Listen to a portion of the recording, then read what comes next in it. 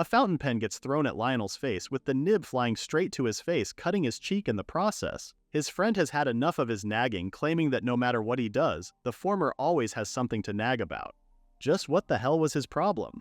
Lionel tries to calm his friend Luke, reasoning that he's not always complaining about everything, but Luke can only see black. And what did Lionel mean he's not complaining?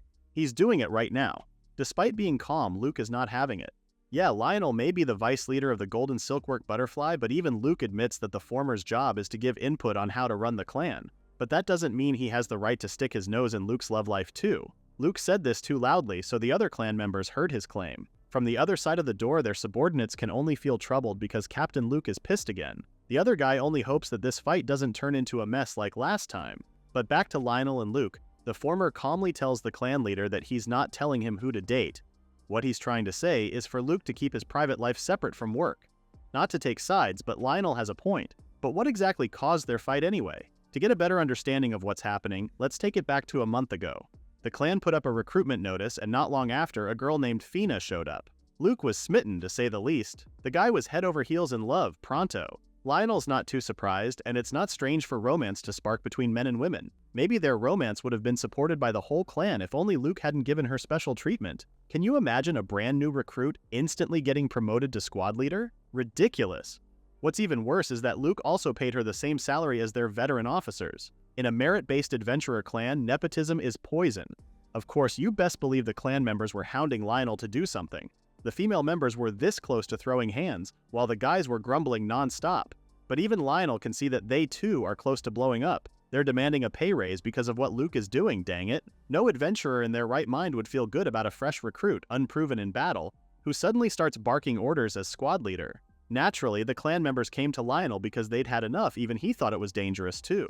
Considering all things in mind, he told Lionel that if she's serious about the girl, then he should just marry her and retire. Upon hearing that, Luke blew a gasket.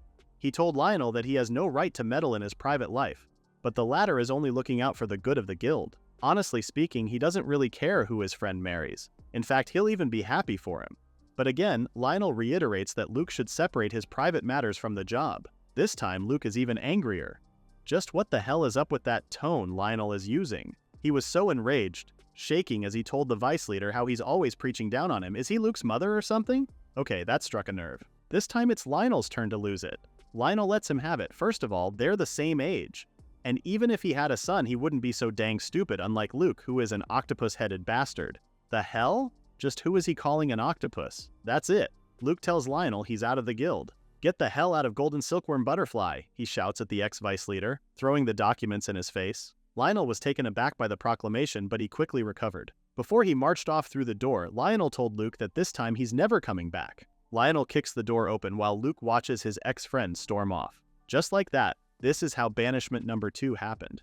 Actually, this wasn't Lionel and Luke's first fight. Golden Silkworm Butterfly was a clan that the two of them built over 10 years ago. They poured blood, sweat, and tears to make it grow. The two continued to face one peril after another side by side until one day, they finally became one of the leading adventure clans in the city. However, Lionel was kicked out of the clan for the first time. Similar to what happened just now, he called out Luke, but this time it's because of the latter's reckless spending. Once the clan grew, Luke picked up practically every vice known to man. Booze, gambling, women, and the like. He blew guild funds like there was no tomorrow. Of course, once Lionel pointed that out, Luke banished him in a heartbeat. Funnily enough, karma came back in the form of Luke, begging Lionel on his knees to come back to the guild, just 6 months after the latter's exile. Lionel had a lot of things to say, but when Luke told him that there's no vice leader like him with such a sorry look on his face, Lionel swallowed everything and came back. Well, it's because a part of him knew that his friend Luke may be a fool, but he's no villain. Our protagonist really believed that he could admit mistakes and change. From then on, they managed to scrape through other troubles before. But in the end, it made Lionel think that maybe he never really had a good eye for people. Lionel makes his way back to the guild, thinking about how he experienced bad bosses and poor judgment of comrades. Getting expelled twice is proof of that. If he keeps this up, then it will just happen again. Maybe it's time to put an end to his days as an adventurer and find another line of work. But fate has a different plan for our protagonist. No sooner had he stepped inside the guild headquarters than he was welcomed with the cries of 3 girls begging Jennifer, the guild rep, to give them one more chance. Huh? What the hell? The girls are already teary-eyed, begging to give them 3 more days. No, just a day is enough, just one more day, they'll even do anything.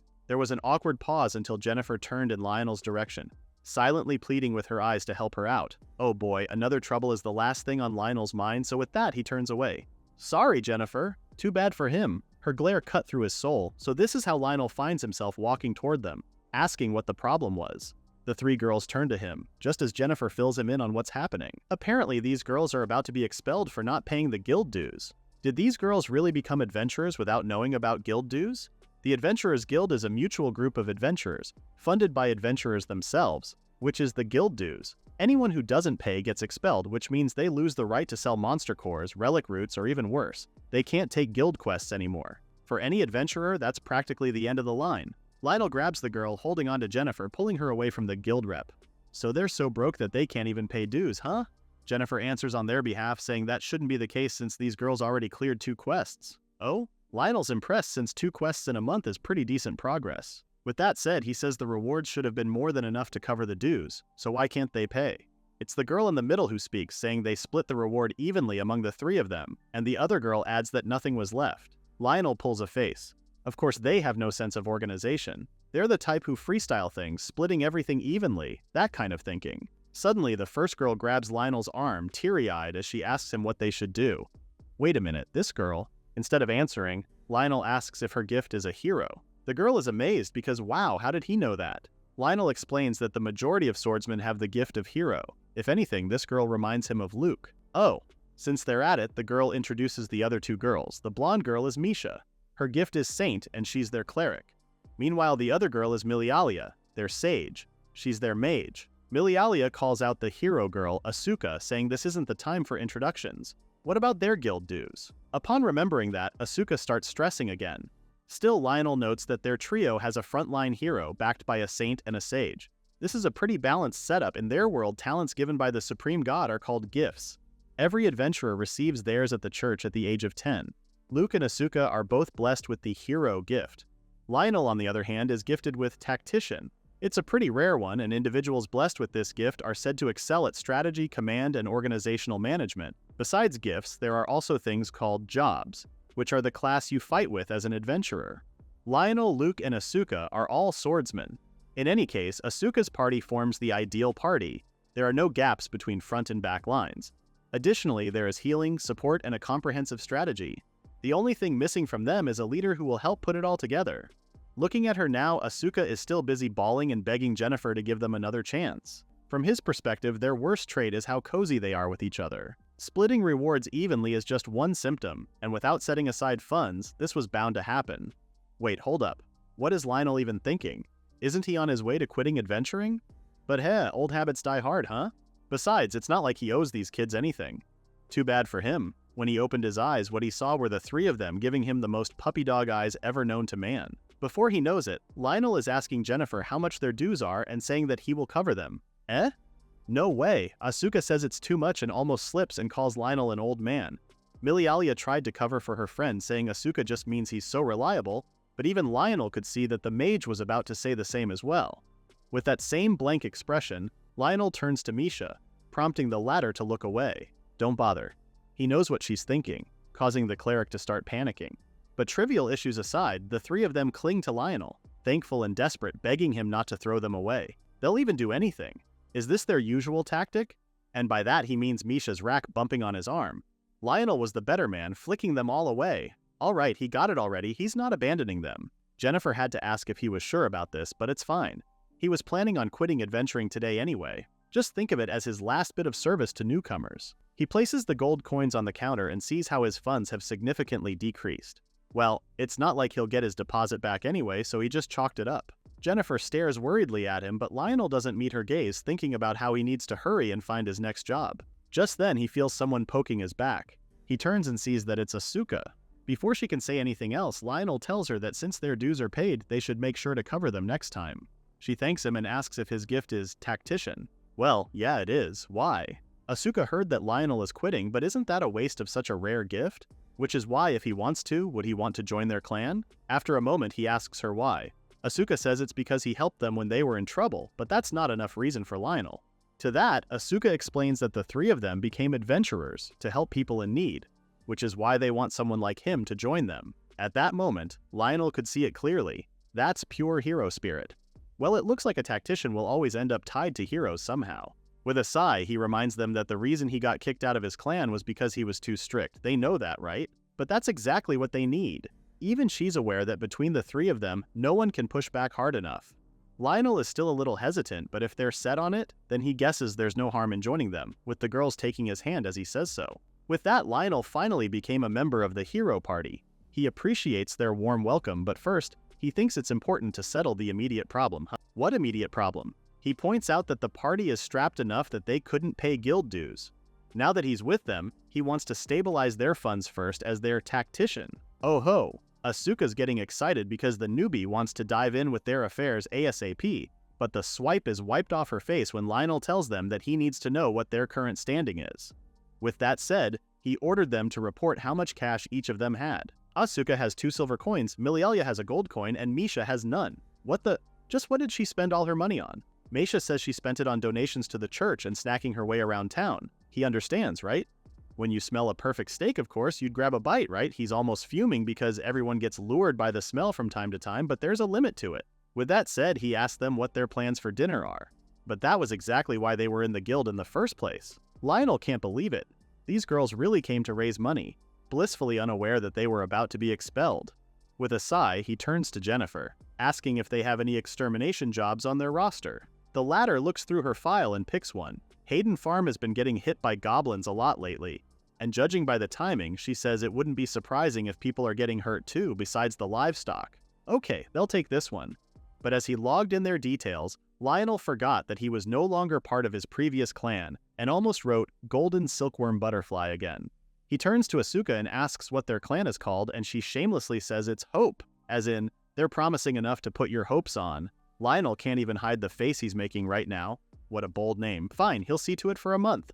But if they're still a promising newbie in a few years, then this is all just a big joke. With that, they make their way to Hayden Farm. Asuka is pretty confident about this mission, saying that it would be easy with this many people. Lionel chastised her, saying she shouldn't get cocky. Sure, a person can take one goblin head on and rarely lose, but what's really scary about them is... Speak of the devil, before he can even finish his sentence, Lionel says this is their cue.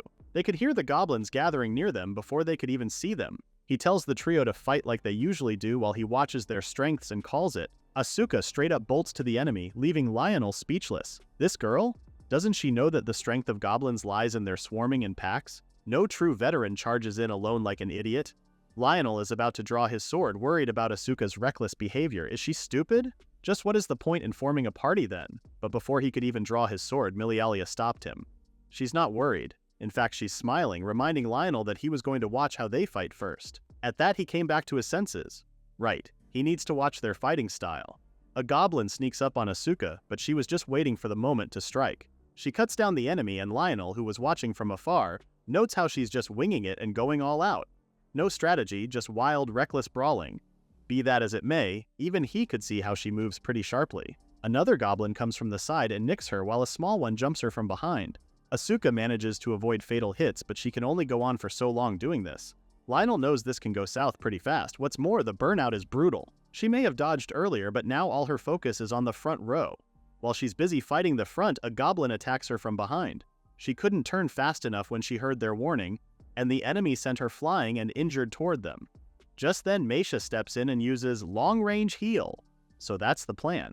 Lionel even thought Asuka was sent too far back for a goblin heal. But the reason for that is so Misha can use her technique on her. Which means during that small window when Asuka is being healed, Milialia lets it rip on the enemies using her mana bolt. After burning some of the goblins, she tells Asuka that the latter has 12 seconds until the volley ends. A newly healed Asuka is up and ready to go. She charges straight to the enemy again while Misha tells Lionel that this is their guaranteed win tactic. Guaranteed? What the hell does she mean by guaranteed? Lionel almost burst Misha's eardrums, scolding her because honestly speaking, they've just been winning on pure luck. Basically, their strategy goes like this. Asuka charges alone, bunching enemies in one spot. Then she pulls back at the right moment. During that gap, Misha heals her and Milialia blows up the clustered enemies. Any stragglers get cut down by a freshly healed Asuka. Rinse and repeat. This is an insane decoy strategy, with Lionel telling them that they'll run out of lives fighting like this. He joins the fray and cuts down the enemies, seeing how Asuka is also starting to struggle. A couple of goblins jump her at the same time, and since there's no time to put her guard up, she accepts her fate. But Lionel steps in and cuts down all of them, asking if she's still up. This time they're back to back as he tells her to keep her eyes up front and not overthink. She can't help but flash a grin at him. This feels like they're comrades, no. But Lionel is too busy fighting, so she should hurry up and do so too. While they're busy at the front, Lionel instructs Milialia to chase the goblins with magic since they're breaking up. The latter does as she is told, while Lionel tells Misha to guard Milialia since one or two will slip their way. The cleric takes down the stragglers while Asuka finally finishes the last goblin. Wait, what? How did that happen? Lionel just joined them and suddenly, they're done in just 30 seconds? The hero has a hard time processing it, but Lionel can only sigh and wonder when these promising newbies will become real hope. Meanwhile, at the Golden Silkworm Butterfly, Luke asks Fina if she wants to fill in and become the guild's vice leader. Is he serious? Does Luke think she can handle it? He assures her that she can. Heck, even Lionel managed it. Dog, your bro was a tactician, that's why he could handle it. But yeah, even Fina knows that it was only possible then because Lionel was kind of amazing. Amazing? Luke frowns because suddenly, memories of Lionel nagging him to get receipts, telling him to dress like a leader, and prohibiting him from drinking past midnight flooded his mind. Lionel seems more like a nagging mom to Luke for sure. But back to Fina, he tells her that Lionel wasn't useless, but he is replaceable, Fina isn't. And that's more than enough for Fina. Sure, she'll give it a shot. Luke will help her out, right? The latter says he will and tells her to move her desk to his office. The two guild members from before heard it all. Didn't those two from above know that sound carries all the way to the first floor? The dark-haired guy, whose name is Nicole, says they're doomed. The other guy tells him to knock it off, reminding Nicole that they pulled through 5 years ago, remember? Nicole knows, and it's because Vice Leader Nell came back then. But it wasn't just because the captain reflected then. One varying factor is that the problem back then was just between the two of them. The light-haired dude, Joshua, thought that the clan was really done for that time. Even Nicole says he never saw Luke and Lionel go that far. Back then, all of them believed that the bond between their big bros who'd shared it all wouldn't break so easily. This is why the third wheel this time, Fina, is a problem. Nicole says that this time it could be worse than 5 years ago thanks to their new vice leader. Joshua tells him to quit saying that, but man, does he wish that their captain would own up to it and apologize. Nicole knows that won't be for a while. Their captain is stubborn and hot-headed, which is why they needed someone like Vice Leader Nell. Joshua remains optimistic, saying that's exactly why he wants the captain to apologize as soon as possible. Once Vice Leader Nell is back, then they'll be their usual selves again. They still might make it in time, so in the meantime, Joshua suggests they keep grinding for quests until then. Nicole stops in his tracks, wondering if it really was that simple. Is Vice Leader Nell the kind of guy who'd come back just because they said they were sorry? A pot hangs over simmering in the makeshift stove while someone's hands are busy washing laundry. Yep, this someone is none other than Lionel, muttering about how nice the weather is today. Maybe it's also a good time to wash the sheets. Suddenly, the door to the ramshackle building behind him bursts open, and there's Asuka vying for his attention. "Look, Nelson!" she cries. But he's more concerned about the door. It's damaged enough as it is, can't she be gentler? To that, she apologizes to Mama Nell. The heck, who's she calling Mama Nell? But more importantly, look at the logo on her chest. Does it look good on her? Asuka had it embroidered. Nell flatly tells her that it looks good, but Asuka's not too happy with his reaction. He's not even faking his disinterest in it. Nell continues to wring the clothes, asking what Asuka wants from her. She wants him to be loving and manly, that's what. He fires back that it's laundry before love and courage, now hand over the sheets. Asuka does as he says with a pout while he hangs the clothes to dry. So why exactly is Nell doing housework? To have a better understanding of this, it all dates back to a few days ago. After a long day, the Hope Clan finally wraps up their last mission. It took a while, bleeding into the night. And it's the last one out of the back-to-back missions they took ever since Nell joined them. He points out that they don't have much choice, or else they'll fall behind on guild dues again. Mission and guild dues aside, aren't they too far out now? He asks if they're any closer to the House Clan yet. Asuka jogs ahead and tells him that they're almost there. It's just right by the river. Unknown to her, he's already making a mental note of how their location is pretty rough. But hey, at least having nearby water is a blessing. Asuka points to a building just a few feet ahead and welcomes Nell to Hope's clan house. Nell doesn't know what to expect, but it's certainly not this ramshackle shack. He was too shocked that the guy did astral projection, still processing whether this dilapidated building is really the clan house. The three of them start taking their clothes off, heading to the bath, but where would the bath even be inside this building when suddenly all three of them jumped into the river? While in their birthday suit, these girls even had the guts to ask if Nell wanted to join and bathe with them. Nell stood dumbfounded like a clothes rack while the girls enjoyed their bath. He starts folding their clothes and setting those aside while Asuka tells him that they have no kitchen. though they usually eat outside anyway. Plus, none of them can cook, even if they have their own kitchen. Nell sucks his breath before scolding them again. Don't they have an ounce of modesty in them? And so that's how Nell has been living for the past few days. First, he's set on making their lives livable. So far, he has built a laundry rack and a stove. He also discovered that the three of them grew up in an orphanage like Luke and him. So yeah, he gets that a roof and a place to lie down is enough mindset. But that's no way to live. These girls deserve better. He starts stirring the stew he's cooking, thinking about how the trio needs to eat and sleep well too. He does a little taste test, but the salt is a bit strong in this one. From the back, Meisha and Milialia arrive, rolling a giant cauldron. Meisha happily announces that they brought back what he asked for, but Milialia is not too happy because it's too heavy. Mages aren't built for heavy lifting, you know? Nell commends them for their good work. Misha, on the other hand, starts salivating with her eyes twinkling.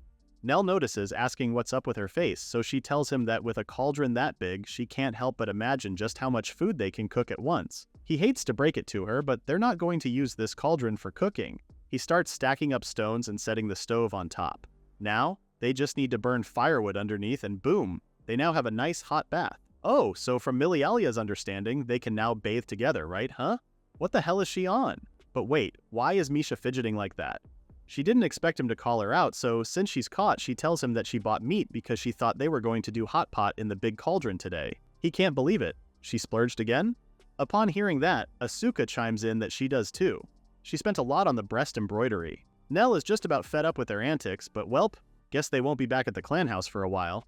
Cut to the next scene, Milialia casts a mana bolt at an open field, while Asuka takes down several werewolves. The only thing is that she almost got caught in the fire, barely evading her friend's attacks. Nell tells her to be aware of Milialia's line of sight, and Asuka is quick to oblige. She charges straight at the enemy again, leaving the latter in a panic. Nell runs along with her, and together they surround the werewolves while Milialia uses her mana bolt on the clusters. The others start running away, breaking up the pack, which is their best chance at attack. Nell tells Asuka to keep pace with him, and he's pretty pleased with how they're adapting so well. It looks like the goblin fight the other day paid off, huh? If there's one thing Nell is bent on, it's to never run a decoy strategy that needs a sacrifice. Adventurers fight to keep everyone alive. Asuka takes down another werewolf just in time for Nell to call out to Milialia. Without him telling her anything, she knows what to do. She uses Mana Bolt on the clustered wolves fleeing the scene. A straggler sneaks up on Milialia, so Nell calls out to Meisha. The cleric is quick on her feet and smacks the wolf away from Milialia. Meisha prays over them because even if they're foul beasts, even the supreme god has mercy for them. After saying her prayers, Meisha uses her long-range heal on Asuka, which is right on time. Meisha checks if Milialia is uninjured, and the latter says she's good. Nell notes how Misha isn't as flashy, but she's the glue that holds the front and back lines together. If she could take command, then Nell could retire. Later that night, all four of them toast to a job well done. Asuka's glad that the meat May bought didn't go to waste, and Nell is quick to quip that they're broke, so there's no wasting ingredients in this house. But now that he thinks about it, Nell is curious why May doesn't gain any weight. Asuka quickly grabs the former's chest and says it's because all the fat goes to her boobs. Unbelievable. Just when Nell thinks that the three of them finally have their act together, they start acting like this. Milialia starts the conversation about how they can handle 30+ monsters now without breaking a sweat. Nell points out that it only works on favorable terrain because at the end of the day, they've been picking fights where the field favors them. It's way too early for them to get cocky. At what he said, all three girls stopped and stared at him. So Nell continues that today they won because it was in the middle of the day and out in the open. There are other things, but those two are the main factors. What makes monsters terrifying is the ambush. As if to prove a point, he quickly draws the stick forward. An ambush is like getting stabbed out of nowhere from the dark. That's the scary part. Lightning hits a nearby mountain, causing a landslide and blocking the road. A man calls out to Luke, pointing out that their path is blocked, so they need to take a detour. The clan leader asks if they can't do anything, but given the gravity of the situation, they can't. It won't budge, Luke calls it. They need to turn back since they have no choice. But in doing so, it'll cost them some time. That's when one of the guild members whispered how this wouldn't have happened if only Lionel were there with them. Luke stops dead in his tracks, then glares at the former. What the hell did he just say? The poor guy had to back up, and Luke warned him not to say stupid crap like that ever again. Fina, who's sitting pretty inside the carriage, saw all of this and worried about Luke, who had his fist balled in anger. Then we have Lionel, who's glaring at the request board in the guild. Jennifer stares at him worriedly. Nell continues to stare and groan for a while, so Jennifer has to tell him that his staring and groaning around the request board are bothering the other adventurers. Finally, he turns to her and asks if she knows any good requests. Good is a bit vague, so Nell had to specify that he's looking for something that will help them fix up the place before the winter, and enough to pay out to secure a proper roof over their heads. That look on his face is scaring her, so Jennifer flips through the request to see if there are any that tick those boxes. Well, how about charting the ruin they just discovered?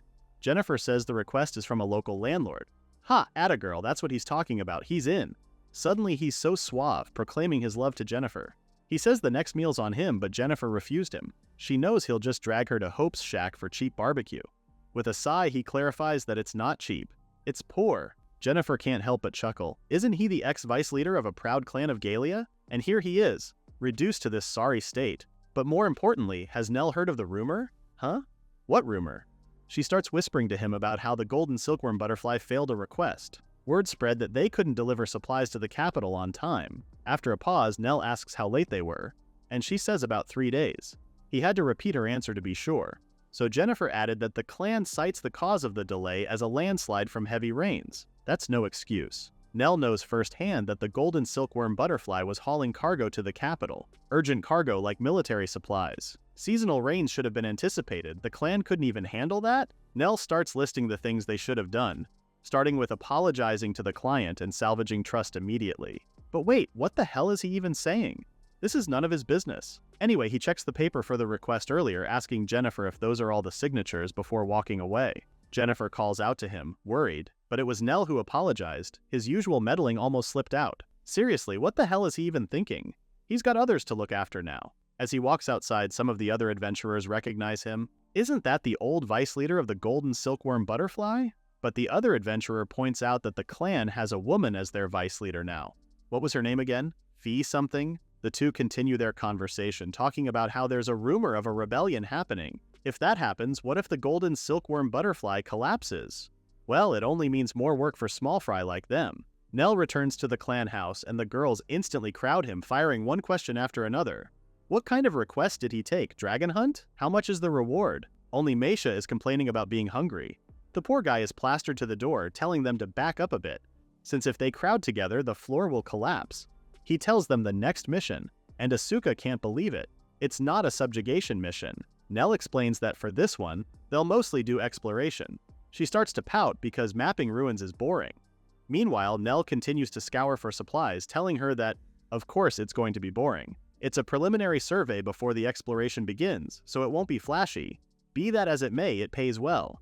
Untouched ruins often mean treasure left intact, and at the mention of that, Asuka starts getting fired up too, because does this mean there are monsters left intact too? Unbelievable, this girl is such a battle junkie. Anyway, this is the reason why they need to prepare for the worst, and at the mention of that word, Milialia asks if he's referring to something like a monster ambush. She's obviously worried, and Nell says they have to be ready for that too. She turns away, and it makes Nell wonder if he scared her too much the other day. Their little clan made it to the site soon enough. Nell checks the urban ruins from where they stand, saying plenty could be living here. Asuka's all excited that her blades are itching. He tells them that more blind spots mean full surrounding vigilance. First, they need to form ranks, and Asuka's hand shoots up so fast claiming she'll take point. Nell tells her no, prompting her to ask why. He explains that this is their first exploration mission. What's Asuka's plan moving forward? Plan? She intends to just walk straight in. So he had to ask, what if there's a trap underfoot? Even he can't always predict what era's tech they'll find without looking inside. With that said, safety first. Asuka understands what he's saying, but she wants him to trust her. She'll trust him and the others, so he should let her lead from the front. He was taken aback by her sincerity, but crap, he almost stunted their growth. In the end, he caves in and says he'll cover their 6. The foursome made their way inside the ruins, taking ginger steps. After a little while, there are still no monsters. Nell notes how it's too quiet, so if there is a monster, maybe it's an intelligent one. Asuka tells him not to worry because she won't drop her guard, she just did. Anyway, Meisha just laughs along. She'll be counting on their captain. Milialia is unusually quiet, thinking about what Nell said. Those intelligent monsters. She starts worrying, but at the same time reassures herself. It's fine. Asuka is at the front, so she'll cut them down like always, while Milialia will back her friend up with mana bolts. Just then, Asuka spots a hulking figure a few feet from them. She tightens her grip on the sword and charges straight at the mannequin-like monster. She strikes it head-on, but what is it? Nell instructs Asuka to keep her distance, just as the monster attacks the latter. This time, Asuka tells Milialia to stick by Mei, which the latter does. Eyes up front. not knowing a monster is sneaking up behind her. Milialia looks at the last minute, just in time for Asuka to pull her back, just as Asuka leaps high in the air. If she can't cut it, then she'll just smash it. She did hit it with a thunk, but nothing happened. This monster is still intact. How come that didn't work either? Nell finally speaks up and tells her that it's a golem. She'll need way more force to even crack the thing. While the golem is nursing its head, Asuka notes how she needs more force and turns to a frozen Milialia. The latter is close to a crash out because Asuka's attacks aren't landing. And a golem? She has never seen anything like this one. She's so taken by fear that she can't make out what Asuka shouts to her. In her panic, Milialia accidentally casts Mana Bolt, much to Asuka and everybody else's surprise. Asuka gets out of the way just in time. She actually wanted Milialia to cast Mana Enchant, not Mana Bolt. As the flames start to dissipate, the golem remains standing. This just caused Milialia to panic even more. Her Mana Bolt has no effect at all. Nell grabs Milialia by the shoulder, causing the latter to turn to him with her staff up, ready for defense. He lowers her staff and tells her to calm down, then instructs Misha to buff Asuka. The cleric casts Holy Light Shine on their swordsman, signaling that she's good to go. Asuka thanks her, and this time she manages to cut the golem in half. It crumbles to the ground a moment later, with Asuka showing them a V sign for victory. Nell commends her for a job well done. Meanwhile, Milialia wordlessly watches them as she tries to calm herself. After a while, Nell approaches her, asking if she's feeling better now. Milialia says she's much calmer now and apologizes for what happened. She's always had a problem whenever things don't go exactly as she imagined and ends up freezing up, not knowing what to do. Admittedly, she can't react instantly like Asuka, nor can she look out for everyone else like Meisha, so what good is she to the team then? Nell pats her on the head and tells her not to worry about it. After all, no one is perfect when it comes to unexpected situations. He didn't judge her at all because, unlike swordsmen who train their bodies for reflex, mages must read the arena. They need to understand the situation and pick the right spell. So when it comes to an unknown monster, Milialia is up against her worst possible match. Nell continues to assure her, saying she'll get used to it. But until then, she can rely on him. She only giggles at him in reply, which made Nell wonder if he came off too pushy with what he said. Asuka comes running to them, calling out to him with urgency. It's Meisha! Their swordsman says the latter is hungry, with Meisha dramatically saying she can't hold out any longer. But being the prepared mother hen that he is, Nell hands her a pemmican sandwich. He warns her not to eat too much since it's made of pure fat. But that's more than enough for Meisha, thanking their Mama Nell and even saying she loves him so. Milialia watches them with a smile because Nell really is like their mom at this point. He may not show it honestly, but he's a little touched, though he said they could at least call him their older brother. While he's looking away, Meisha has already finished the pemmican sandwich and is asking for more. But Asuka is excited to get back to exploring since Milialia's fine now. But these girls, really, at least it's good to know Nell's current clan isn't short on personalities. The foursome resumed their exploration later on, and along the way they encountered more golems. This time, Milialia didn't freeze up. She took action and cast Mana Enchant on Asuka, allowing the latter to take down the golem. Looking at their fallen enemy, Milialia can't help but feel sad and wonder just who these golems were protecting the city from. What was the point of guarding it now? Nell replies that she can just look at it this way, because the golems held the line, the monsters didn't wipe out their party. Thousands of years later, they still have their culture and customs. That analogy prompted Milialia to ask if he's a secret romantic, but Nell says he's not. If anything, he's just grateful that because of the golems, it means the treasure's still lying around. Asuka has bigger problems than that, though. She finds the golems' movements too simple. If it were up to her, they would have more attack patterns. Like they should shoot beams from their eyes or something like that. Nell can only sigh because this girl really is a total battle junkie. Their exploration of the ruins wrapped up soon. After they returned to the guild, they all headed back to the Hope Shack.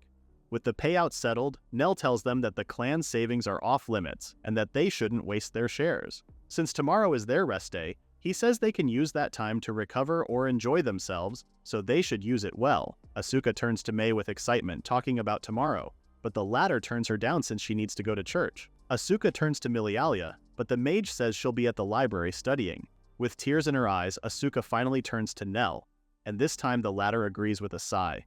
She beams because tomorrow they're going on a date. A date, huh?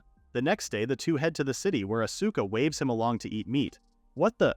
She's just like Meisha. That's because for Asuka, meat is just ice, or whatever that means. But more importantly, she's impressed by how the houses in the city are pretty huge. Nell says it's built that way so only the wealthy can safely live within the walls. Did he say safely? So does that mean they have no leaky roofs or rats running around? There's no waking up to squeaking at night. That's a pretty sad way of thinking now that he heard her say all these out loud. Okay, Nell has decided. they're going to get a cat. Instead of getting excited, Asuka is worried because Nell is not going to raise it for food, is he? The hell? Of course not. Just what does she take him for? The cat is for catching rats, of course. Sure, it's another mouth to feed, but with a cat in the house, there won't be any chewed-up supplies. So with that, they head to the pet shop. Just like that, the two spent the day leisurely, checking out new gear and eating good food. And Asuka even thought a maid outfit would look good on Nell. Finally, they went to the pet shop to pick their newest four-legged friend. But they ended up back in the guild's cafeteria. Why wouldn't they? Access to that place is a perk of being a registered adventurer. But to Asuka, that just translates to being the cheapest option. Right, Mom? Nell can't believe the nerve of this girl. Did she just call him a mom and stingy at the same time? He believes that the food at the guild cafeteria is genuinely good and not cheap. He takes a bite of his dish and notices the kick of spice, making a note to ask about the blend later. Nell thinks this could add more variety to their meal, while Asuka looks at him with a sheepish smile. This is exactly why Nell is their mom. But yeah, Asuka still prefers meat though, which made Nell comment on how all three of them are carnivores. Upon hearing him say that, Asuka raises her hands doing claw-like motions, telling Nell to let her eat him sexually. You can imagine just how fast Nell scolded her and got up from his seat. No vulgar words at the dinner table. Just then, Jennifer spots them and hurries over to their table looking worried. She informs them that an urgent request just came in, asking them to report to the front desk tomorrow. Meanwhile, at the Capitol, Luke is being grilled by their client. The latter tries to reason that the heavy rains forced them to take a detour, but their client refuses to hear his excuses. The older man can't believe how one of Galia's top clans missed a deadline by 3 days. The older man continues that it looks like their clan has forgotten the weight of being royal contractors. Luke starts to become frantic when he hears that. The older man can't be serious, can he? They were late for just 3 days, for goodness sake. He still doesn't get it, does he? This time, the older man raised his voice, stressing the fact that adventurers like them live freely in this kingdom, drinking and boasting, only because the royal knights shield them. Fools like them may not understand it, but in war, victory belongs to those who command time. Had they been able to strike first, then the royal knights would have already crushed the rebels by now. The older man has had enough. Clearly, this job was way too much for Luke and his clan to handle. With that said, the golden silkworm butterfly will never be seen in the capital again. Luke just felt the weight of the world cave in on him. Back at their headquarters, he slams his drink on the table, cursing because just remembering what transpired makes him sick. What's worse is that their client even slapped them with reparations.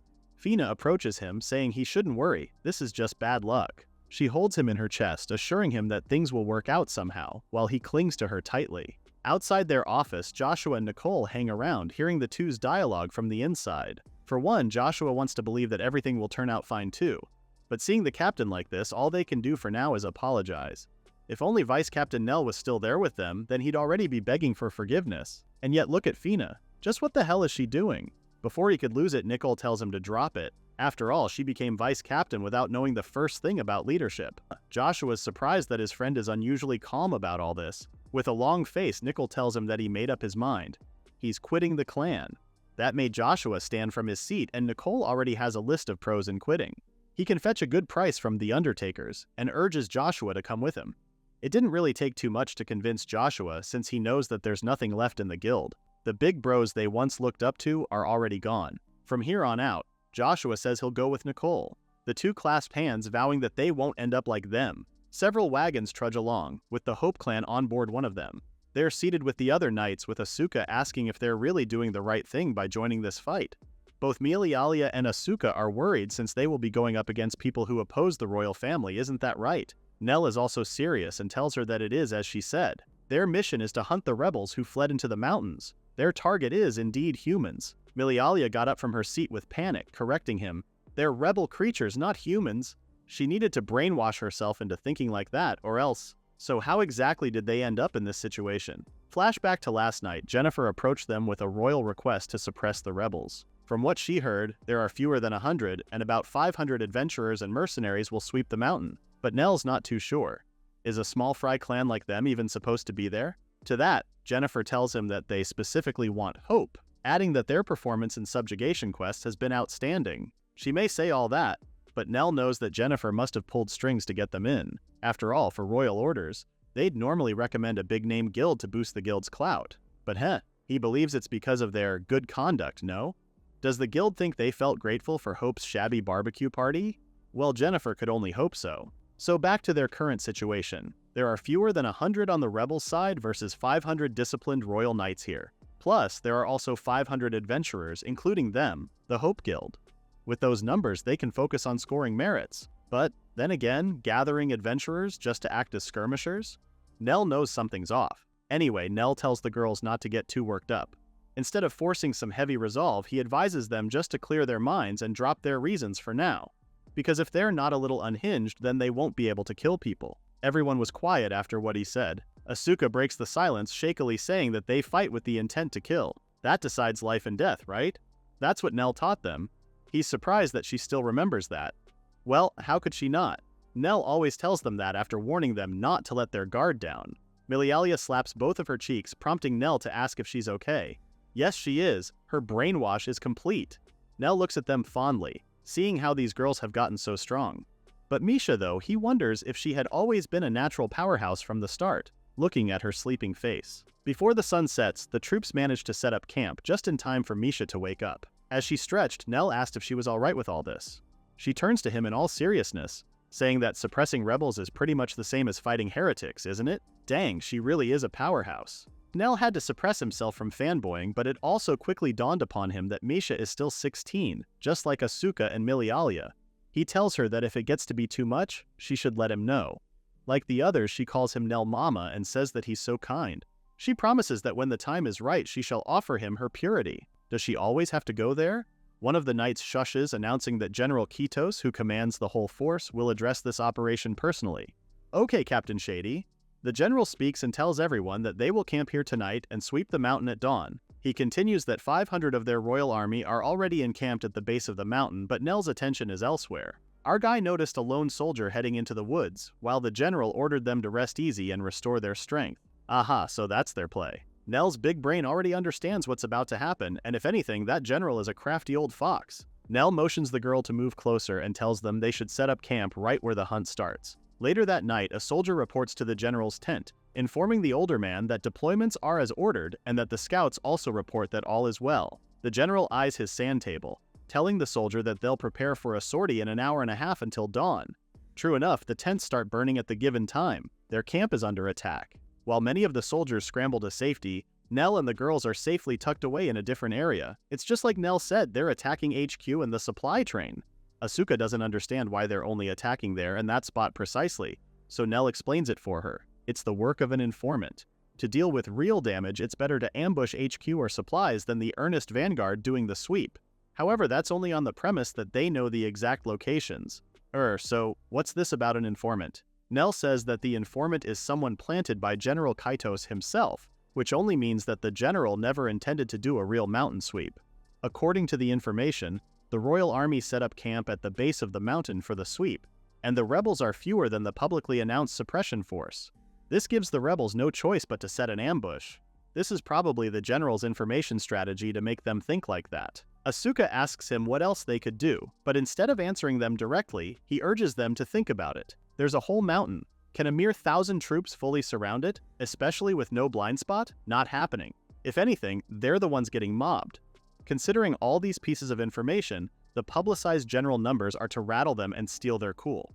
For that reason, the Hope Clan and the others were called, not as the real fighting power, but to inflate the headcount. Asuka can't believe it, they're being used as bait. So does this mean that they never expected anything from them in the first place? Well, to put it bluntly, yes. On the bright side, General Kylos is not a flower-brained commander who builds a plan around hired thugs as a core strength. This still pisses off Asuka, but it's a good thing that Nell already has a safety plan in place. Of course, Nell already has a plan to earn credit from here. The question is, are they in? The rebels and the knights are going at it with full force, dead bodies everywhere. But the latter refuse to cower. On the other hand, the rebels are also set on taking as many of the king's dogs as they can.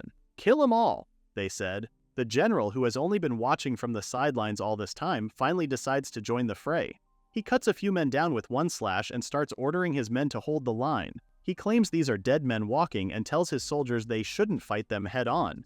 Instead, they should surround, drive, and dogpile them.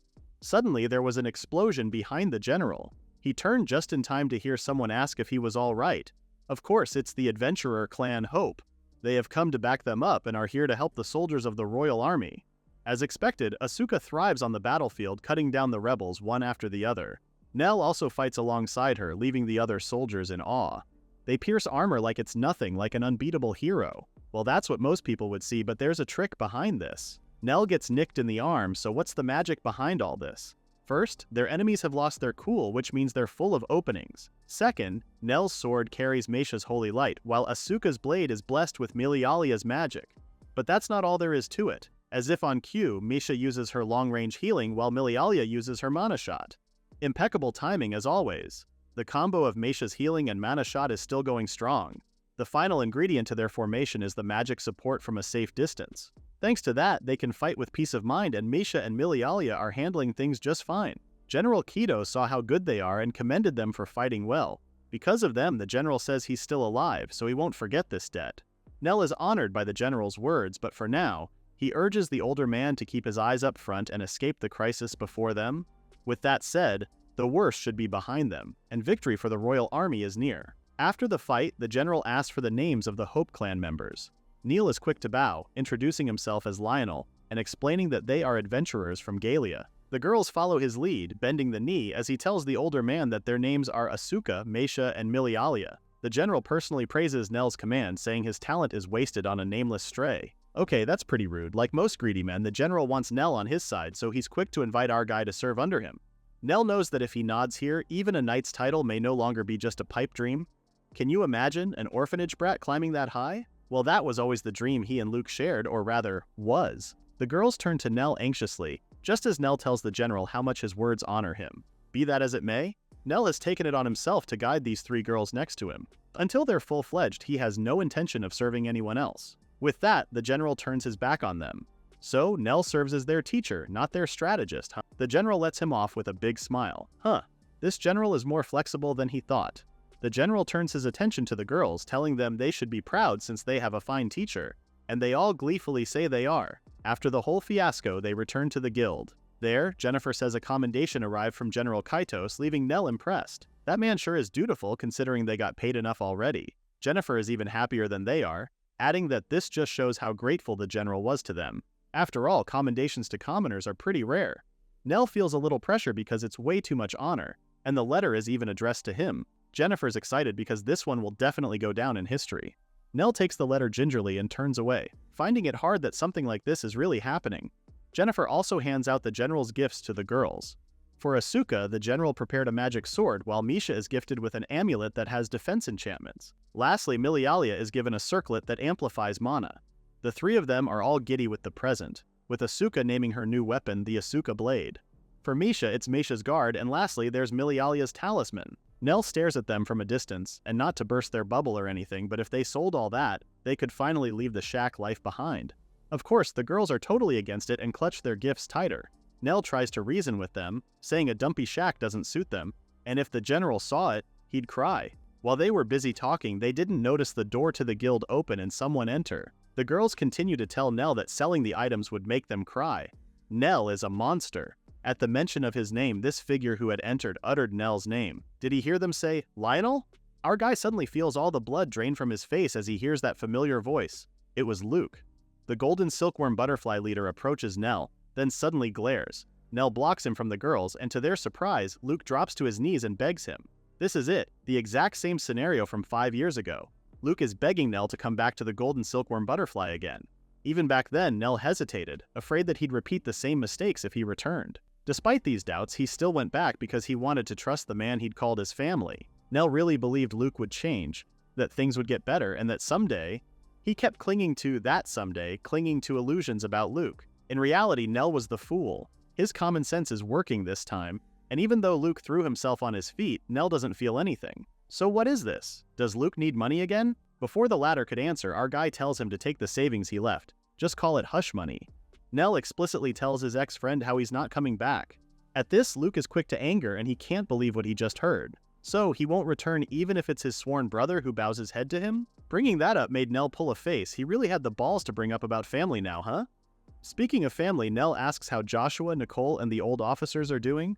Again, before Luke can answer, Nell already knows that they all quit. He looks at Luke with disdain as he keeps on asking about the others. Oh wait, there are no others. Luke is left with only the vice captain, right? That's it. Luke has had enough of Nell's sharp tongue. He grabs his sword, angry at how cocky his ex-vice leader is getting. But no sooner than he did that than the girls inserted themselves between them, protecting Nell. Asuka tells him head-on that if he's going to draw his sword, then they're going to make this old man regret doing so. The girls position themselves between Nell and Luke, with the latter shell-shocked at the way they stood up for his ex-best friend. Asuka still has her arms out, asking Luke if he knows what will happen if he cuts someone down while inside the guild. Even he should know the repercussions of such actions, shouldn't he? From behind, Nell notices Asuka's whole body is shaking. But it's not just her. All three of them put their lives on the line. Then what does that say about him and Luke? Isn't it pathetic? Admittedly, Nell knows he and Luke are the ones who lost their cool. Just then, Jennifer calls one of the guards, and with gritted teeth, Luke turns and leaves. Nell tries to reach out to him while Asuka apologizes to him, thinking that she may have been too nosy. Nell pats her on the head. He assures her that she helped, and he's grateful for that. Asuka was about to ask about Luke, but Meisha held her back, urging their friend to wait for now. Their cleric had to remind Asuka that Nell was kicked out of his clan for being such a nag. But does she really think that issue alone is enough for Nell to pull a face like that? Asuka lowers her head upon realization, but Meisha thinks they'll just wait until he's ready to tell them someday. Meanwhile, there's Nell, who's busy apologizing to Jennifer for the commotion they caused. Anyway, Meisha tells Asuka that they should keep Hope as Nell's home. Oh, his home, yeah, that could work. Asuka believes Meisha is right, but hey, no sneaking ahead, okay? Both Meisha and Milialia noticed how their Nell mama is a bit more biased toward Asuka lately. Obviously, the lady swordsman tries to brush it off in embarrassment. Just what the hell are these girls saying? Meanwhile, we have Luke, who walks with his head down in the streets. He's reminded of the last time the guild members begged him to bring Lionel back. Even they knew that they wouldn't be able to finish off the reparation fees for the kingdom. Luke suggests they sell off the furnishings just to get by, but that's exactly what they're doing right now. While the members are busy racking their brains, there's Fina, who stands quietly at the back. Just then, she has decided. She takes off the butterfly claw clip from her hair, just as Luke tells them that he'll bring Lionel back. Hell, he'll even grovel if he has to. That's when Luke noticed that Fina was no longer there. It's over for him and the guild. Because of the royal damages, their headquarters were seized, and by then, it was still not enough to cover the fees. Luke walks along the city streets with his head down. He's got nothing left. Not fame, not fortune, not comrades, and not even his best friend. Hell, not even a lover. As soon as he thought of that, a familiar hair blew right in front of him, along with a yellow butterfly. Luke looked up to watch the butterfly when he saw it. Before him, Fina was happily smiling, clinging to another man's arms. Next, everything happened like a blur. Fina turns just in time to see Luke draw his sword out of rage and cut off her right arm in one stroke. He would have been ready to do more had the soldiers not stopped him from killing her right then and there. This infamous incident became a ballad sung at a local tavern called The Butterfly at Sunset. With that, the bard wraps up his song. Other adventurers began talking about the downfall of the once great golden silkworm butterfly. They never really thought the clan would end up in a song like this. Still, it wasn't exactly epic enough for verse, and the clan didn't really have any real villains. Be that as it may, it was pretty obvious that they were all fools. Speaking of fools, that one fool got hauled off, right? They wonder if he will be receiving the death sentence, but another claims that the fool is the luckiest bastard alive. So where exactly is Luke being held? The poor man's chained up in the dungeon, which is fairly lucky for him, by the way. Because Fina survived, Luke dodged execution, but there's no denying the fact that the crime he committed is heavy. The folks at the tavern were wondering what kind of penalty awaits him. Could it be hard labor for life? But yeah, just like the ballad's title, this was one hell of a downfall. On a lighter note, let's get back to the Hope Shack. A certain paw playfully pats the flap of a letter when the cat hears its name called. Lion King. Not a moment later, Nell picks up the feline, coddling the kitty and saying he should only punch mice. Milialia looks up at him judgmentally. For some reason, Nell acts like some dad whose family only plays with him on the weekends, so he's stuck in bed. Okay, but did she really have to drag him like that? Rude. It's true, though. Milialia points out how he's stuck here moping at home instead of gambling or hitting the brothel. Why does Milialia have a bad Nell headcanon? But more importantly, Nell scolds her for pushing adults into having bad habits. Relax, she's only messing with Nell. If anything, Nell is in the way of her cleaning, so it would do her good if he just played somewhere else. Nell feels hurt. Why does this girl treat him worse every day? Plus, he's broke, so how exactly can he go out and play around? That's when Milialia noticed the open letter on the floor. She reaches out to pick it up, but Nell puts his hand over it, explaining that it's a letter that would embarrass him if someone else read it. Wait, could it be? Milialia stares at him wide-eyed, asking if the reason he's broke is because Nell is spoiling some girl at the brothel. In her imagination, he's acting cool and all that, and then proceeds to cry on Nell's chest. How could he act like this? After all that time preaching to them about frugality, he's going off to some woman after all this time? Nell didn't even bother correcting her idea of him. So to avoid the ruckus, he decided to leave the Hope Shack and head straight to the guild. There, he takes Jennifer's hand, once again proclaiming his love for her. But actually, he just wants her to treat him to tea. Jennifer pinches his hand away. Didn't he already pull this stunt on her before? But other than that, she's more interested in that new kitty they adopted. Nell is also teary-eyed from how hard she pinched him, but she's firm on not treating him today. He can always go for the water spout at the training yard, right? Aha! Of course, there's the training yard, but wait a minute, Nell feels like everyone's been acting pretty cold around him lately. Jennifer ponders over this. But no, she doesn't think so. She does think that everyone's just trying to grow more without relying on him. Ouch! Now that brought tears to poor Nell's eyes, so is that it? He's not needed anymore? Jennifer couldn't believe this drama queen, so she pushes him off and urges him to get that parched throat hydrated so he can think this over slowly. Nell headed to the water spout at the training yard, and yes, that water did refresh him. Life has been restored at last. That's when he noticed two adventurers sparring just a few feet before him. Oh, that's Asuka! The girl lunges toward her opponent but stops before the latter's blade could reach her. She quickly evaded his enemy's swings, with Nell noting how her movements have become pretty good. Looking at her now, she's like a totally different person from 3 months ago. If it's her, then maybe. Nell continues to observe Asuka's spar from a distance. She finally notices him standing there. Asuka, being Asuka, took her eyes off her opponent and waved to him instead. Of course, that earned her a solid bonk to the head. Anyway, she wrapped up her session soon after, and Nell started nagging her pronto. Resting is part of training too, you know? She can only smile sheepishly and admits that she feels like she'll only get weaker if she stops. Nell sighs. He gets it, okay? But he would appreciate it if she didn't sneak around behind his back to train. If she gets hurt, then it defeats the whole purpose of training. You got it, Nell mama, Asuka cheerfully replies. But Nell still nags her with a threat that naughty kids who worry their moms get punished. But is it really a threat? If anything, Asuka would happily take on his punishment if it meant getting spanked in the bum.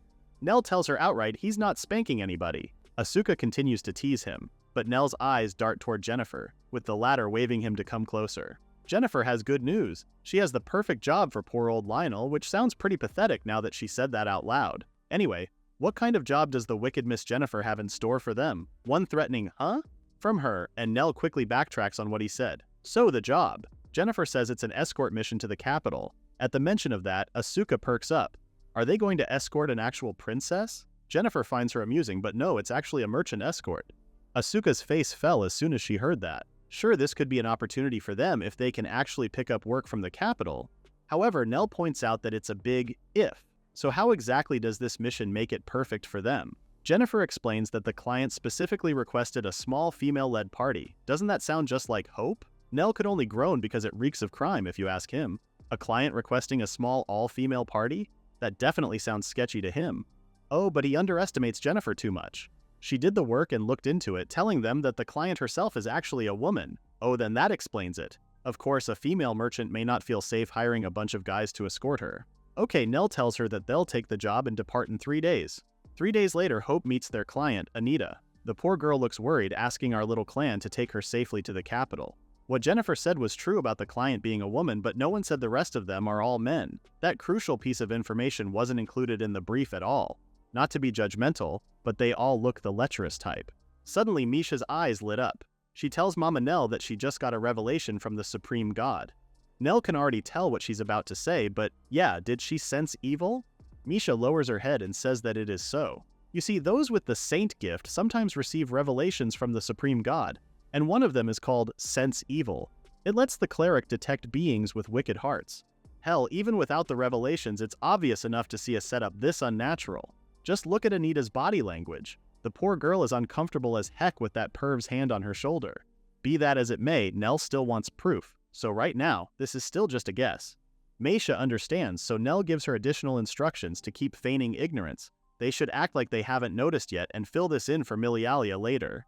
Since Asuka can't keep a straight face, Nell says he'll be the one to talk to her once they make a move. Of course, there's also the matter with Anita. They have to save her too. Nell agrees, saving her was part of the plan from the start. Misha smiles because this is exactly what she expected of their Mama Nell. She already knew he'd say that.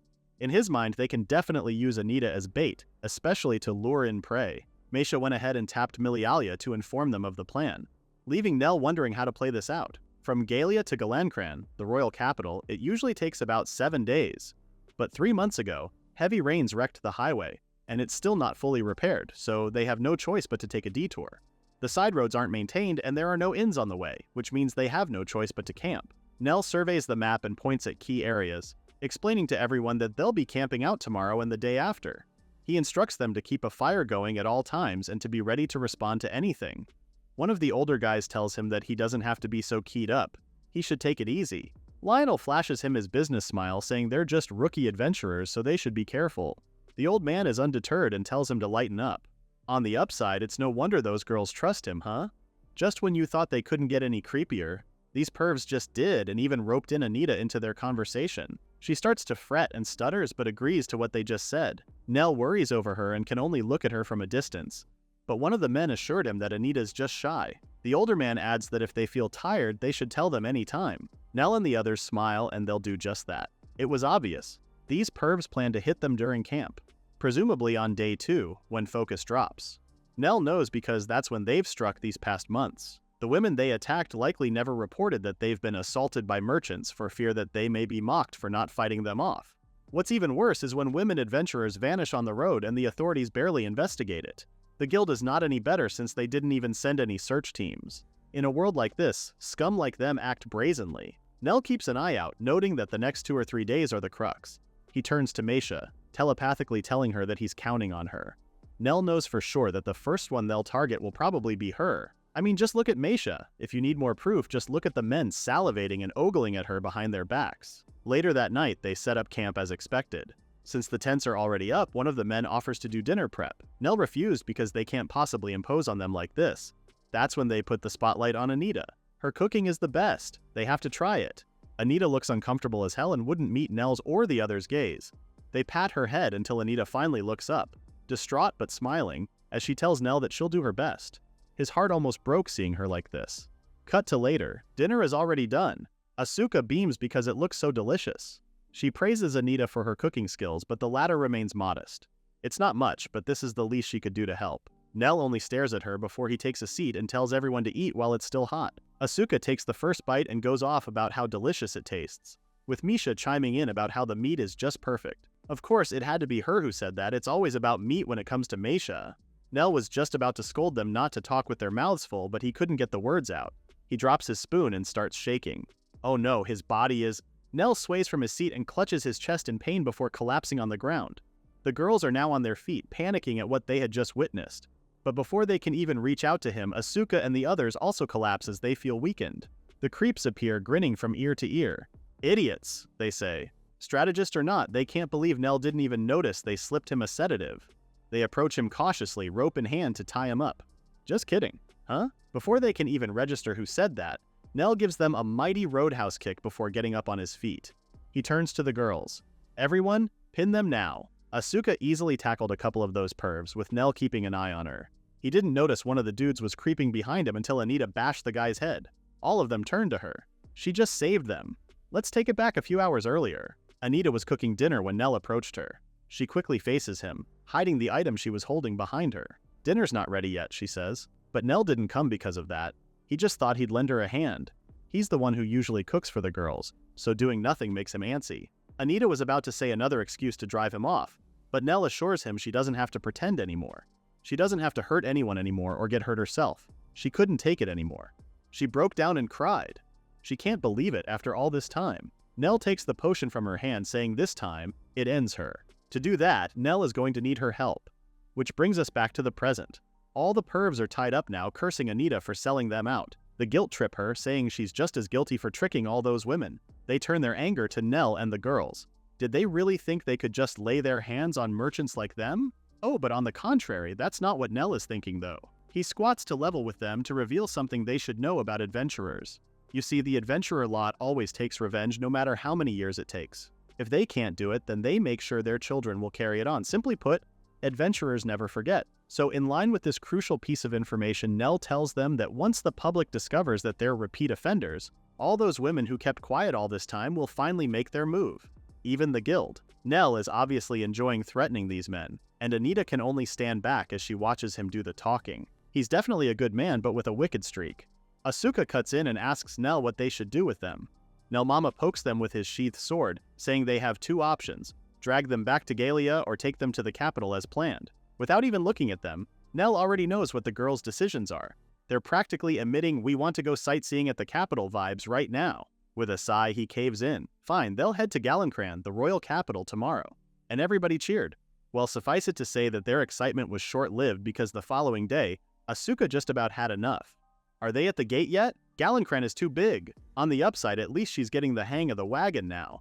Nell assures her that they're almost there. Just look. The welcoming guard is there.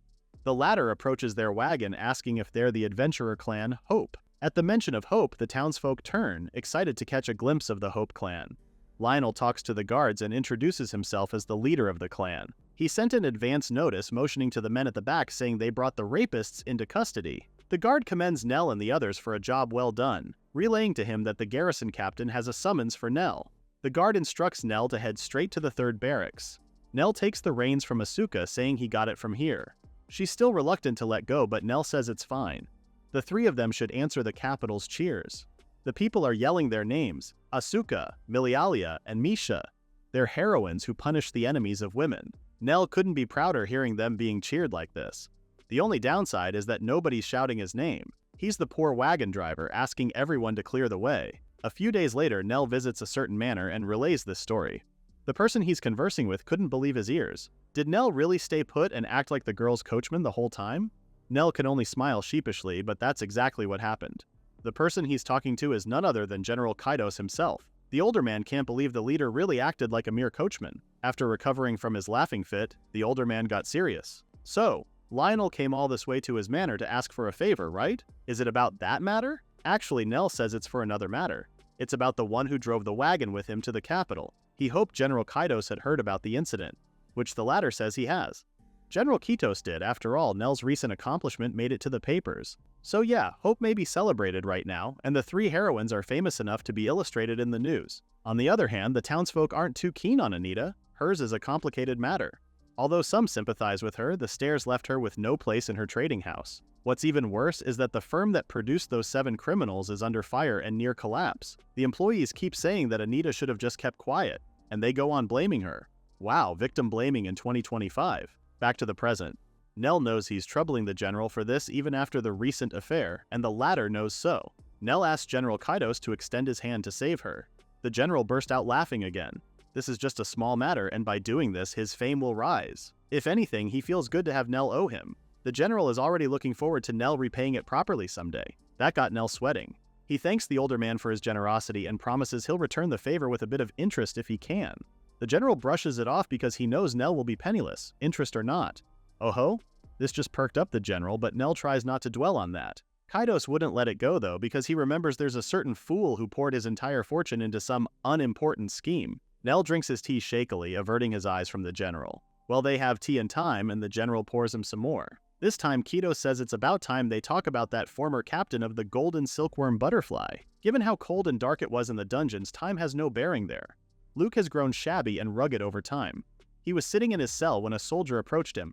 "No, 314, get out, move," the guard told him. To his shock, the guard continues that he was granted amnesty and will meet a dignitary who will lift his sentence. While the guard continues to instruct him to bathe and make himself presentable, Luke can't believe his ears. Wait, he was granted amnesty? Just what the hell is going on? With that, the guard left him by himself, saying he'll come back after a while.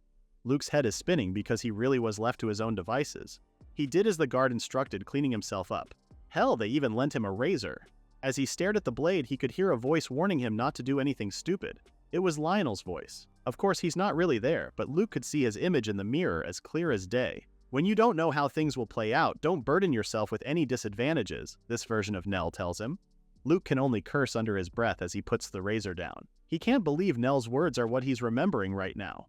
Before he could ponder over it, the guard returned and told him it's time to go. Luke meets with the person who granted him amnesty, and it's none other than General Kaidos himself. But first, the older man had to clarify if Luke was the same Luke from Golden Silkworm Butterfly. When Luke said he was, the general simply told him that his sentence was lifted. Furthermore, the high-ranking official instructs him to offer thanks for His Majesty, King Morrison's grace. In his mind, Luke wonders if the man before him has the clout to petition the king. As far as he knows, he doesn't know anyone like that. Still, Luke did as the older man instructed. He bowed his head and expressed his deep thanks. "With respect, Your Excellency, may I ask, was this amnesty granted at someone's recommendation?" Luke asks. "Mine, any problem with that?" was General Kaidos' curt reply. Luke didn't push any further because that one line alone tells him that someone asked him to do it. And Luke knows exactly who that someone is. He's fuming, gritting his teeth because he knows exactly who that someone is. He was so mad his fists were shaking, trying to contain the intensity of his rage. General Kaidos notices this and doesn't say anything, but Luke is still pissed as hell. So is he playing hero and pitying me? Then why ignore Golden Silkworm's crisis? And now he shows up to rub it in, Luke thought. "It isn't much, but keep it. You'll need money to get your life back together," the imaginary Lionel tells Luke as he hands a small pouch of gold coins to the latter. The latter can't believe he's receiving another handout for him because there's no way in hell. Just how far will Nell go to make a fool out of him? And yet, all Luke can say is, "My deepest thanks." So back to General Kaidos' summer home.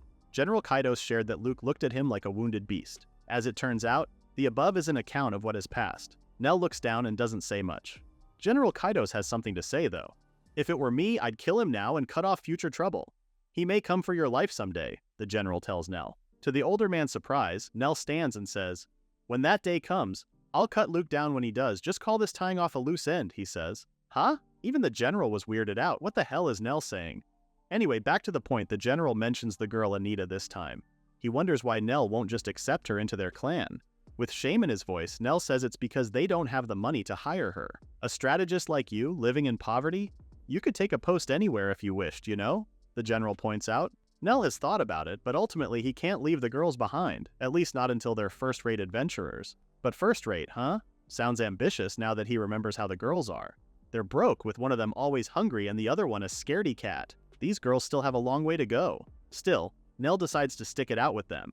"You don't understand, he's their mom." General Kaidos sees how much poor Nell is suffering. I mean, being a mom is a tough job, so he asks if Nell wants him to post a direct request. Of course, it's a hard yes for our MC. That's what he thought, and yeah, Nell may have easily agreed, but this direct request General Kaidos has for them makes no sense. Their job is to clean a vacation home, but what's even more peculiar is that the general is paying more for that than for goblin hunting. Asuka couldn't care less what the request is because the general helped Anita, gave them a job, and before that, he even gifted her a sword. He's already Asuka's second favorite after Nell. Milialia, on the other hand, is a bit worried, because after everything the general has done for them, this would mean that they need to rush and help the general if something urgent happened to him, right? To that, it's Misha who answers. It's true that Nell and the general are close, but it's not all upside. She explains to the two that if the general falls or gets accused of treason, then they'll get dragged in too. Misha and Milialia exchange a worried look before Asuka comes bursting in, telling them that they're overthinking it. She laughs heartily, telling them that they'll start to get bald if they keep overthinking it. Nell grabs his full head of hair, terrified at the idea of getting bald and hoping that Asuka is also right. Cut to the next panel. Asuka is shouting in frustration. "Stupid General Kaidos, I hate you." Nell reminds her that that's not what she said about the general earlier this morning. But in Asuka's defense, nobody bothered to tell her that they'll be cleaning such a big estate. Unlike her, Milialia and Misha already had an idea that it would be something like this. With a high payout like this, they figured the request wouldn't be so easy. Well, no use moping around. Misha and Milialia both remove their clothes, with the latter volunteering to sweep the second floor. Poor Nell is once again exposed to their unnecessary exhibitionism. The poor guy had to fumble around with his hands over his eyes, asking why they undressed. "Why?" he asks. "It's so they don't dirty their clothes." Sure, they can bathe when they get dirty, but the thing is, they don't have a change of clothes with them. As if that's a good enough reason. He karate chops blindly, only for his hand to wedge in between Misha's melons. Nell pulls his hand away as if he got scalded by hot water, uttering gibberish at that. Anyway, he can't believe they just went here without a change of clothes. Does he really have to inspect their belongings too? Milialia starts picking her clothes from the floor, telling Nell that he's seriously mistaken. It's not that they didn't bring a change of clothes. These are literally the only clothes they have. "You can't wave a sleeve you don't have," she tells him with a smile. Then there's Asuka, who goes full-on birthday suit, revealing how they borrowed money to gear up for the first job they ever got. Nell is in panic mode because why is this girl also taking off her underwear? But wait, huh? Did they just say they're in debt right now? Rather than answer him, the three girls dash straight to the general's summer home, eager to get started on their cleaning tasks. Okay, fine. They should at least get started on cleaning. While the girls were busy making the interior spotless, Nell was outside weeding the grounds. As troublesome as those girls are, you can never say crap about their teamwork. It's top-notch. He only wishes they could keep that bond forever, not realizing his thoughts had wandered over Luke. That topic aside, Nell admits that the yard is pretty huge. Looking at his surroundings, it dawns upon him that he and General Kaidos really live in two separate worlds. I mean, who else owns a villa at the scenic Lake Mikasa? Speaking of the lake, Nell mutters to himself how he wants to swim in that lake. Asuka must have some super hearing skill because the second-floor window bursts open with her yelling, "Let's all go and play, Nell!" By now, he's unfazed by her outbursts and points out that they're still on the job. However, they will be staying in the villa for the next 3 or 4 days, so they need to stock food and supplies. Most importantly, he tells her that they also need work clothes for the 3 of them. But we're fine like this," Asuka replies, then quickly adds, "But swimsuits would be nice." Suddenly, Meisha and Milialia join her at the window with their cleric once again getting excited at the thought of food. "I wonder what the local specialties are," Meisha excitedly says, and it also made Malalia wonder what this region is famous for. The 3 girls were already excited talking about food and things they wanted to buy, but Nell could only mutter to himself that he was not allowing them to splurge. In the end, the 4 of them got ready to head back to town to buy supplies. But just as they were about to leave, they failed to notice the eerie heads bobbing over the lake, watching them intently as they went. "Why? Why did you betray me?" The image of Luke's forlorn face that quickly shifts into fury jolts Fina awake. It was just a bad dream. She sits up on her bed looking out the window as she remembers it's been 3 months since Luke attacked her. It's not really the time to be haunted by nightmares, given how she needs to think about how she's going to survive from now on as a disabled individual. Maybe dying's the only way, she muses to herself ironically, when the very topic of her nightmare appears on the window looking down on her. She smiles bitterly, asking the man she once loved, or did she? If he broke out of prison just to finish her off. He throws the pouch of gold coins on the bed, telling her to use it for living expenses since he can't support her for life. Still, there are at least 200 gold coins in there. But Fina ignores this as she stands and tells him she's disappointed in him. "You hate me, don't you? Then kill me.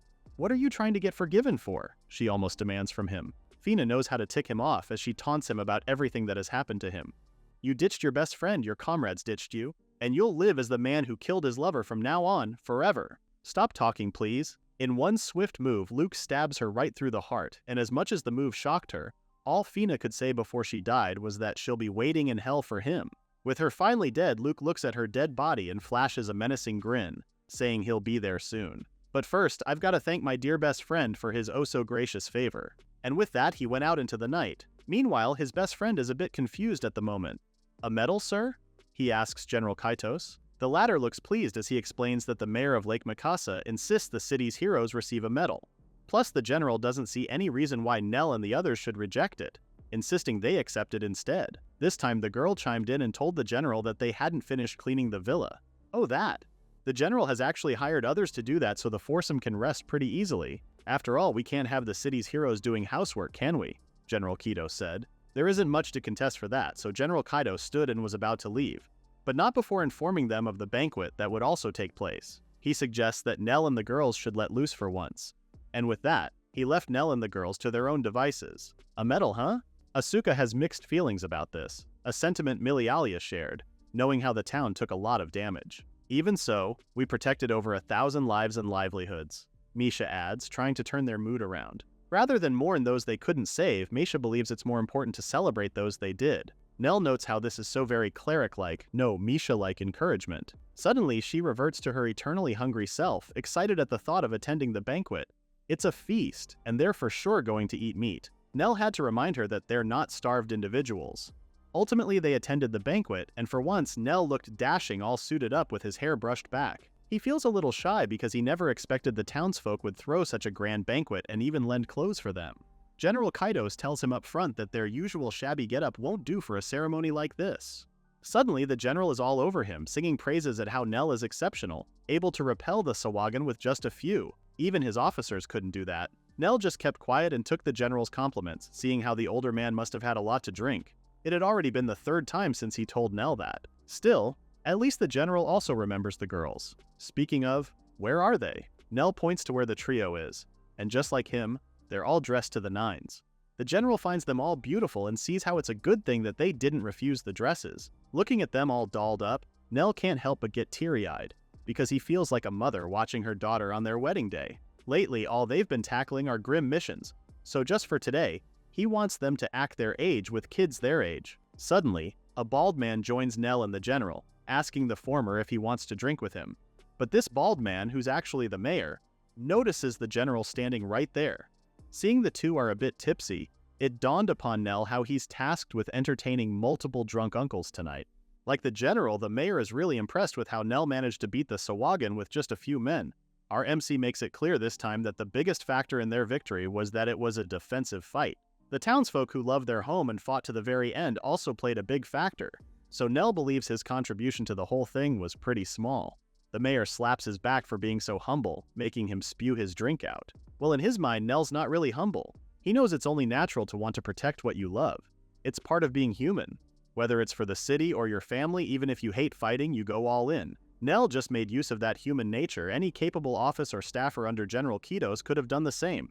Crap. All this drinking just made Nell go into analysis mode. Fortunately, General Kaido speaks again and pulls him out of his thoughts, saying that it's because of Nell and those hero eggs that the trio get to grow free. The mayor noticed that Nell hasn't eaten anything yet, asking if he's not just going to spend the night drinking. Yes, I'll eat. With that, our MC hurries to the table, thinking about how he almost ended the night on booze alone. Rather than drinking, he was just holding a glass and greeting people. As soon as he takes a bite of the meat, his expression changes. This is delicious. This dish is not just quality meat, there's a tang in the sauce, and what's that? Onion and wine? This plate proves that the world runs on meat. He was shaking with excitement, thinking how he wished he could take it home. General Kaidos appears by his side, saying that once things settle, he should head back to Galia. There was seriousness in the older man's tone as he relayed to Nell that someone had broken into the guild infirmary and murdered a patient. The victim was a woman adventurer named Fina. Wait, did he just say Fina? Luke's Fina? With her body like that, she could never return to adventuring. Even normal life would be pretty hard on her. She'd paid more than enough already. Couldn't Luke even forgive her? Speaking of Luke, somewhere in the city, trouble is brewing in a guild elsewhere. What the hell did you just say? An intimidating guy asked the man who just stormed into their vicinity. I said, hand me the head seat of this bandit outfit, Luke demands. The other guys are starting to panic, but the bald man refuses to bend to his demands. And how dare this man come storming in here alone? He and a few others dash straight to Luke, but with just one swift motion, he cut the bald man's head off straight from his shoulders. They can't believe Luke just sent one of their men's heads rolling. So this is the level of a bandit chief, Luke says. He steps on the man's dead body, asking if they want to serve under him or die. Nell is back at the guild, and right now Jennifer hands him their rewards. She thanks him for completing the merchant escort, seeing how they never imagined that the merchant group was plotting to attack women adventurers. With that said, Jennifer tells Nell that the guild accepts oversight responsibility this time, so on top of the fee, they also added additional money for damages. Through her smiling facade, Nell already knows she had this lined up. From the looks of it, Jennifer likely intended to smash those criminals from the start, and the victims must have come to her. But the thing is, the guild can't very well trap merchants on suspicion alone, so they put the arrow on them. Well, what choice did Nell have? So he decides to just go with the guild's storyline. But more importantly, there's something Nell wants to know. About Fina, was it Luke? She asks Jennifer in a quiet voice. Jennifer tells him that the culprit can't be stated for certain since there's no proof. However, the body suggests a highly skilled killer, and that there were no signs she resisted. Nell asks if there's any trail after, but Jennifer shakes her head no. However, she tells him there is one thing. There's a bandit organization that runs the underworld, whose boss was just replaced. Does Jennifer think that the new boss is Luke? What made her think that? Unfortunately, she doesn't have solid proof, just a woman's intuition. Intuition? But then again, when it's a saint's intuition, one simply does not shrug it off. With that said, Nell says he'll just keep that in mind as he joins the girls. Back at the Hope Shack, Nell looks at the unfamiliar face looking up to him. Do cats multiply? He asks rhetorically. Asuka grabs the new cat and says, this one is a girl. Nell actually knows it's a girl, so he grabs their own cat, scolding him for being such a lecherous Tom. With a roof over its head, food, and water, the Hope Shack is already a castle to this cat, and a castle's lonely just by being itself. Can we please keep her? The girls all turn to Nell with puppy dog eyes, and of course, how can he say no to that? All right, we won't kick her out. They can keep her as long as they tidy up around the house, making the girls groan. Cleaning again? Nell turns and tells them they should do it right while he's out. Huh? So where is he going then? Ned just tells her that he has something he needs to do. Are you covering those three's debts? Are you for real, kid? An intimidating man looms over Nell. The former explains that they lend at 10% monthly interest. If he can't keep up with that, he'll either be food in the sea or undergo forced labor underground. The man then moves to massage his shoulders, telling Nell to cough it up to the last coin. At least that was his imagination of what the girl's creditor looked like. He didn't expect the person to be a nice-looking old lady sitting before him. Nell bows his head and apologizes for introducing himself late, saying he's the one who leads the girl's clan. So you're like their mother.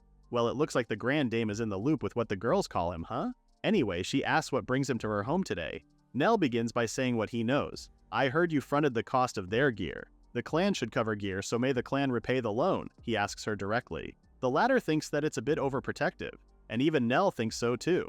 He tells her that the clan will cover it this one time, since when they went to a resort just recently, it pained him to see that the girls didn't buy clothes for themselves because they still have debt. Besides, without this lady creditor, the girls would still be fighting recklessly, like when they first met. The trio only managed to live through it with proper gear, but without it, Asuka would have been dead long ago, and the backline soon after her. Nell owes this lady that much for preventing the girls' deaths. The lady, Lady Mary, gets up from her seat and tells Nell not to spoil them too much. He looks at her quizzically while she looks for the promissory note. Then, when she finally found it, Lady Mary tore it to pieces.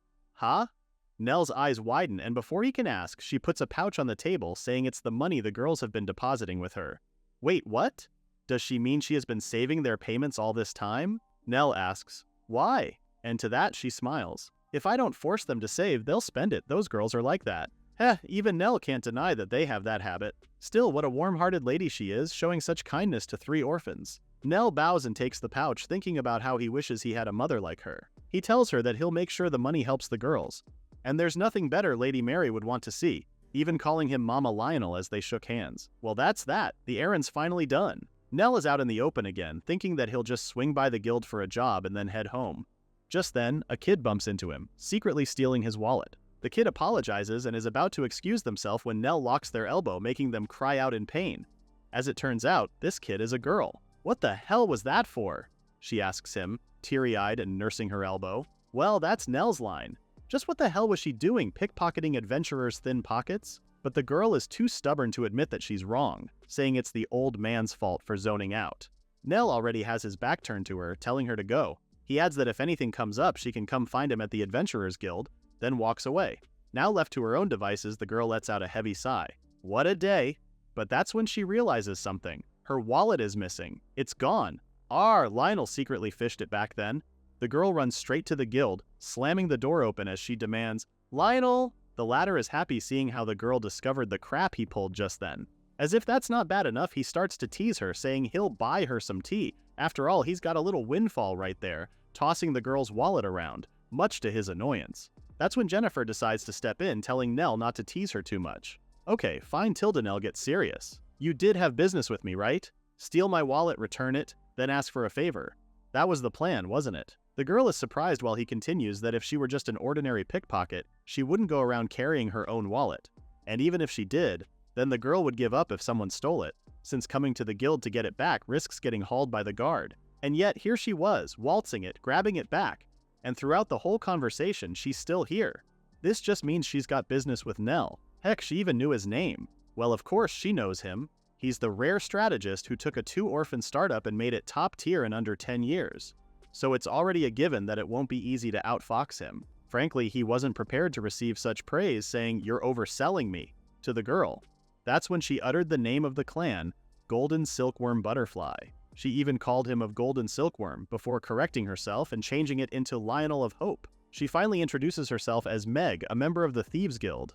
She also apologized for the stunt she pulled earlier, as she said, "The Thieves Guild, huh? They're not officially sanctioned, but they're viewed as a necessary evil that the authorities ignore. After all, the guild keeps petty crime from exploding and scoops street kids into pickpocketing or sex work.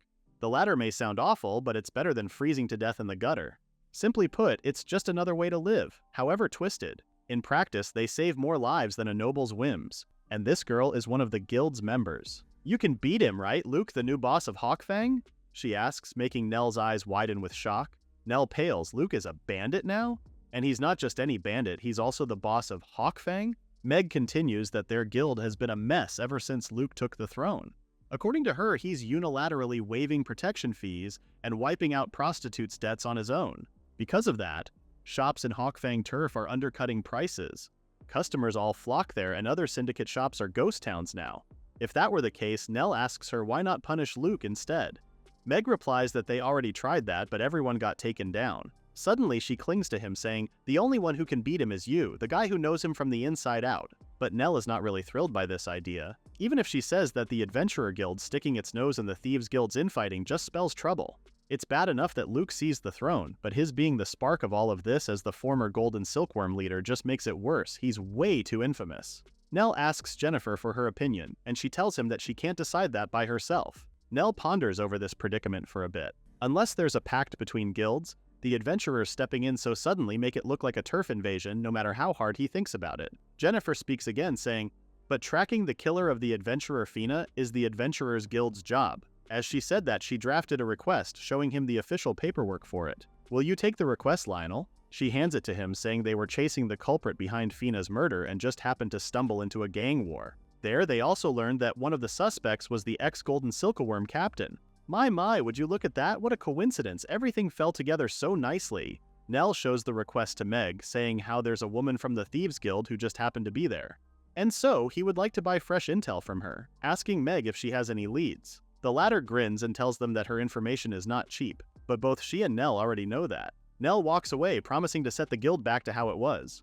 Those were pretty big words, but later that night, when Nell was by himself, he couldn't help but mull over everything. Looking at the fire he just made, even he admits to himself that the one who wants everything to go back the way it was might be him.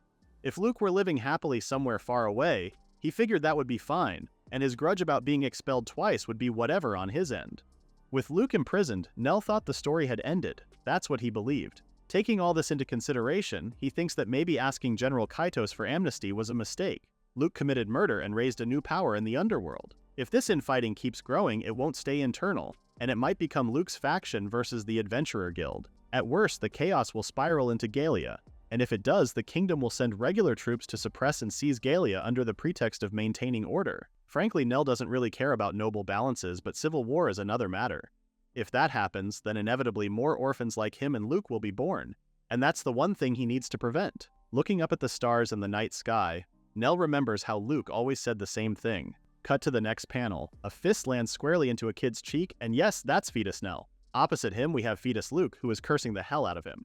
"Cutting in line again and always doing it when it's my turn. What's your deal?" Luke demands. But Nell remains slumped on the ground, with Luke trying to wring some answers out of him, only for the latter to fall face first in the dirt. His shoelaces are tied together. Nell is already up on his feet, telling him that he was so focused on felling the horse that he didn't even notice his own footing. "Boar brain," Nell teases the other. "And cutting in line? Please." Nell blames it on Luke, seeing how the other is always spaced out, so that's on him. This ticked off Luke pretty badly, because how come Nell's acting like he's above him when he was just picked up a day earlier from him? The hierarchy should be clear, right? Is Nell's only answer. To that, Luke angrily points out that there's no hierarchy in an orphanage. The two square up again as Nell continues to fire back, calling Luke a jungle king who's always playing big boss this time. They were so wrapped up in each other that they didn't notice the older lady approaching them.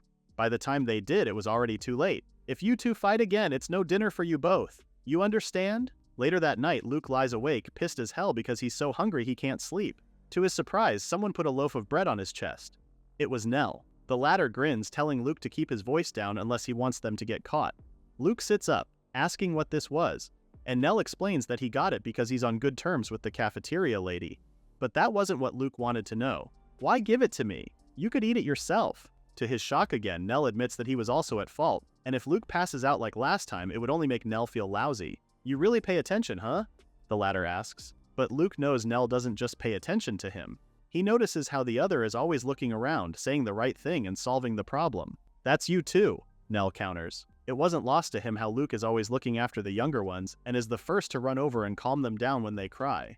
To that, Luke says it's because he just wants to help people who are in trouble. With a determined look, he tells Nell that he's not just giving up because he's an orphan, vowing that one day he'll be a first-rate adventurer and make the one who looked down upon them eat their words. "I want to help kids in trouble all over the world," Luke proudly proclaims. Back to the present, Nell stares at his own reflection in the dagger. Maybe it's the alcohol, but all he does is keep recalling the past. If he couldn't even foresee this as a sorry excuse for a strategist, then at least he needs to take responsibility for unleashing the beast that Luke had become. He remembers how they always ended their fights in a draw, making him wonder if he can actually win against him. They're both swordsmen, but raw power and speed are Luke's edge. For him, sure, he has foresight and a tactical eye, but this isn't like their usual childhood tussle. Nell mutters to himself about how he needs to bring Luke down, even if it means stabbing each other dead. That's not okay. He hears a voice from the window. He turns to see the girls looking at him with worry etched on their faces. Nell remains calm, saying how he thought they were asleep, but Asuka is already at it. She noticed how he's been acting weird since he got back, so she was worried he was cheating and came to check. Did she really say cheating? To his shock, she jumps off the window and lands straight into his arms while she continues. You're muttering with that serious face. What kind of daughter just sits and watches when her mom says she's risking her life? There's no way we're just watching. Asuka clings to him, telling Nell that he should talk to them. We're your party, remember? Don't decide it all by yourself. She starts getting teary-eyed, hitting his chest as she practically begs him not to treat them like kids and leave them out of this problem. As if Nell could say no to that. Alright, he got it. He apologizes and begins by saying, the truth is, there's something I need to ask you all, since the girls insisted on getting involved. Nell took the liberty of sharing his predicament with them, and they listened with worry and intent. After everything is said, the first words Asuka says are, "It's that important? Why did you keep it to yourself until now?" In his defense, this is personal, and Nell points out that he couldn't drag them into this. To that, Asuka reminds him of what he told them before, that to let them perform, the clan should handle their gear. Following this logic, it's only right that the clan should solve the members' problems together. Additionally, keeping their motivation up is also the clan's responsibility. Huh? Isn't that a bit of a reach? But Asuka and the others are never ones to think in the usual ways. Nell can only sigh because he never expected his own line to be thrown back at his face. On the inside, though, he feels so touched to be blessed by daughters who are far too good for him. Anyway, back to important matters, Asuka asks how they plan to find the bandits' hideout. To that, Nell already has an idea how. Cut to the Thieves Guild, Meg frowns. So, you brought a whole crowd? She asks Nell while looking at the three girls before her. Despite her demeanor, the three girls went ahead and crowded Meg, introducing themselves at the same time, putting too much pressure on the former. Meg had to literally back them off, as she tells Nell that they have no idea how many are waiting. So yeah, the more heads the better, but the den is located deep in the slums. Walk in like it's a field trip, and you'll be ringed by assassins fast, she says. But Asuka and the others remain unfazed. They know, and that's exactly why they're making a big show of it. In the end, Meg can't help but also break out into a smile, saying, "You folks really fit the name Hope perfectly. Alright, now that everything is settled, Hope team, roll out." Later that night, Nell and Meg find themselves in front of an abandoned mansion. According to the latter, the place was supposedly a noble's manor ages ago, but it has now turned into a slum.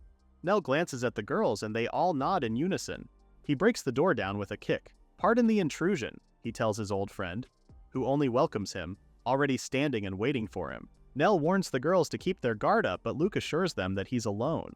Nell is puzzled by this, but he didn't have the time to ask, seeing how Luke already has his hand on his sword. The latter throws his scabbard away, telling Nell they should settle this right now. On the other hand, Asuka offers to hold Nell's scabbard for him, which he gratefully accepts. In the old Night Tales, it is said that the sword is life, and the scabbard is where life returns. So entrusting you with a scabbard means, I will surely come back.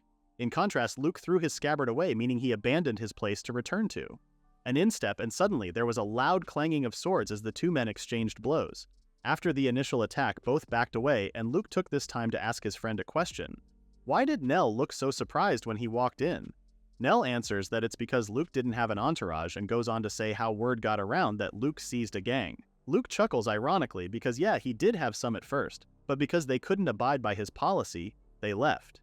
So that's what happened. Nell finally understood his friend's plan. Luke defied the Thieves Guild's line on purpose, stirred up trouble to clear the crowd, and got word to the well-informed guild so someone would call Nell. Even Nell has to admit that this was a nice setup done by his friend, and Luke is more than happy to receive such praise from a strategist. A strategist moves assuming the worst, isn't that what you said? Luke tells him.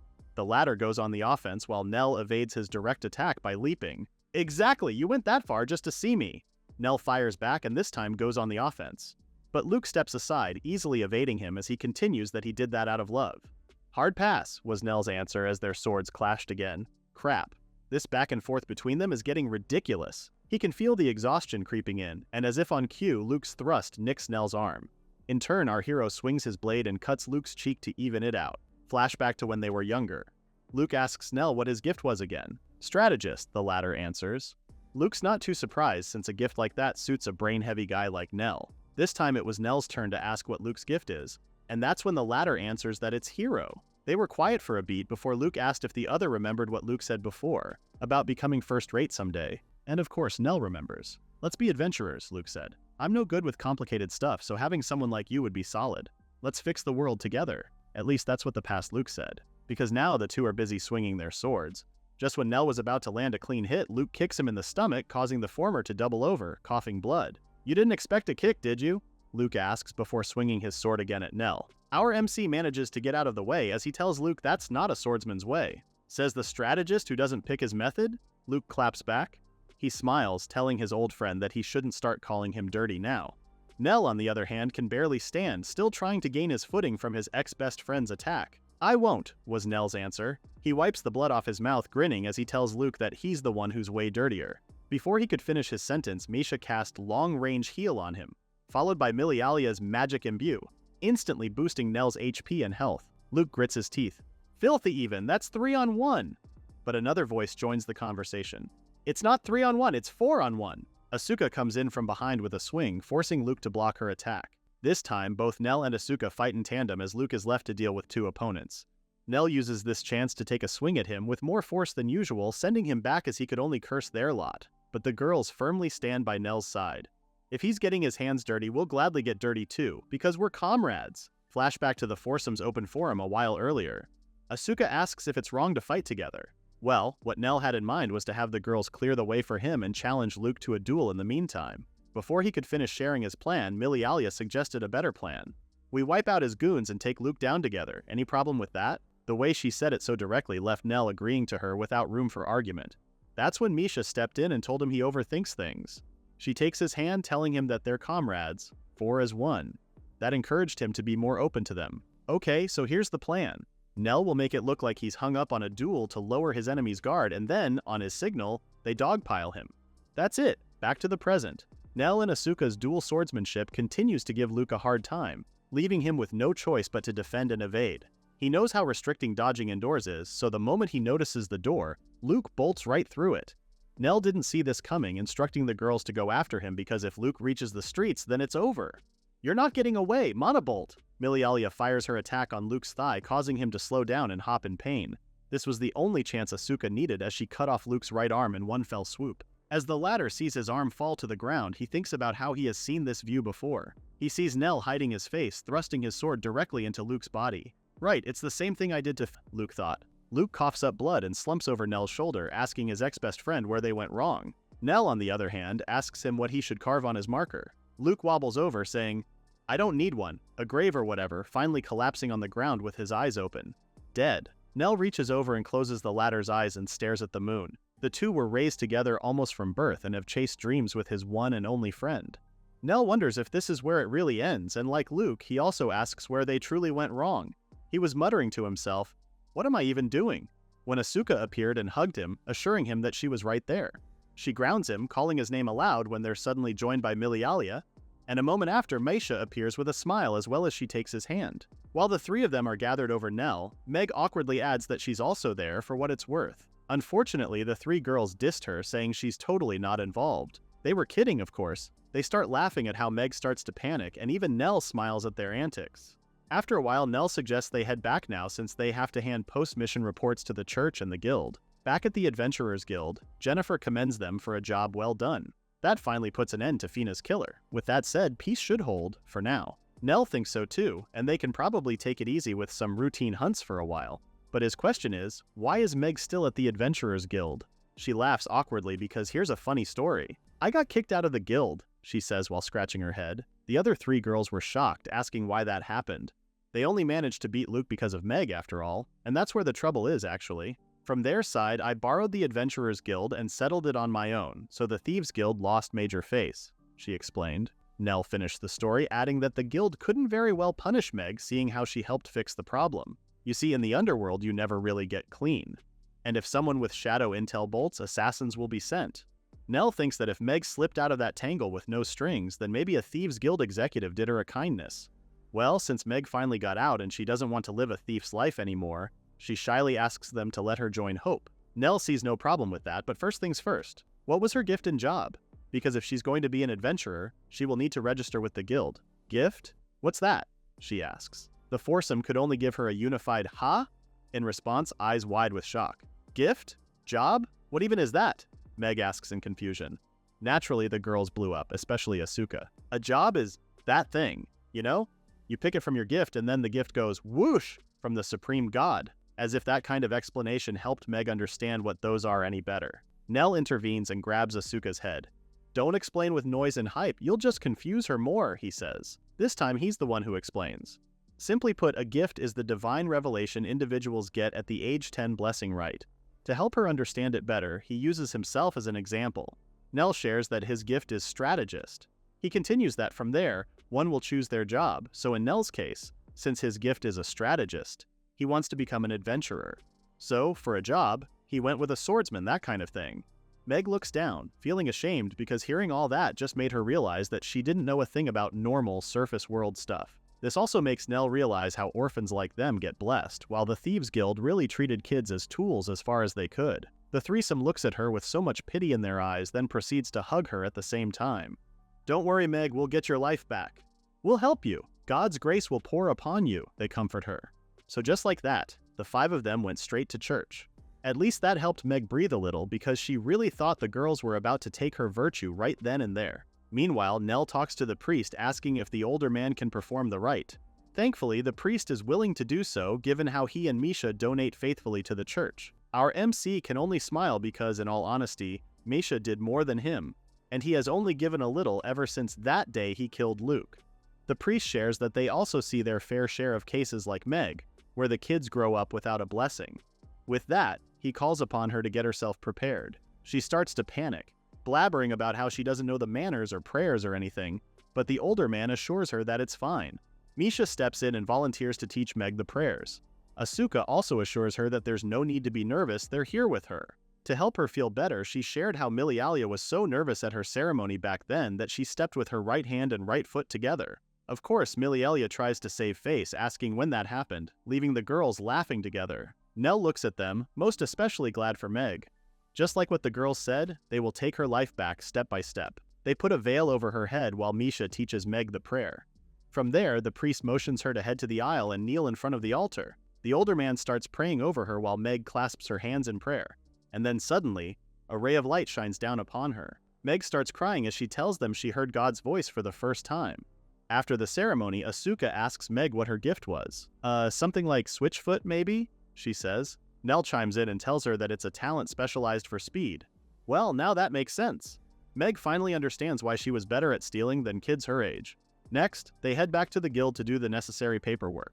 Jennifer hands her the paper and advises that she list her job as scout since thief or pickpocket sounds bad on paper. After that, she says they should proceed with her adventurer registration by filling out the form in her hand. Ah, right, I can't read or write, Meg admits to them, embarrassed. Nell is quick to jump in and verify the information with her first.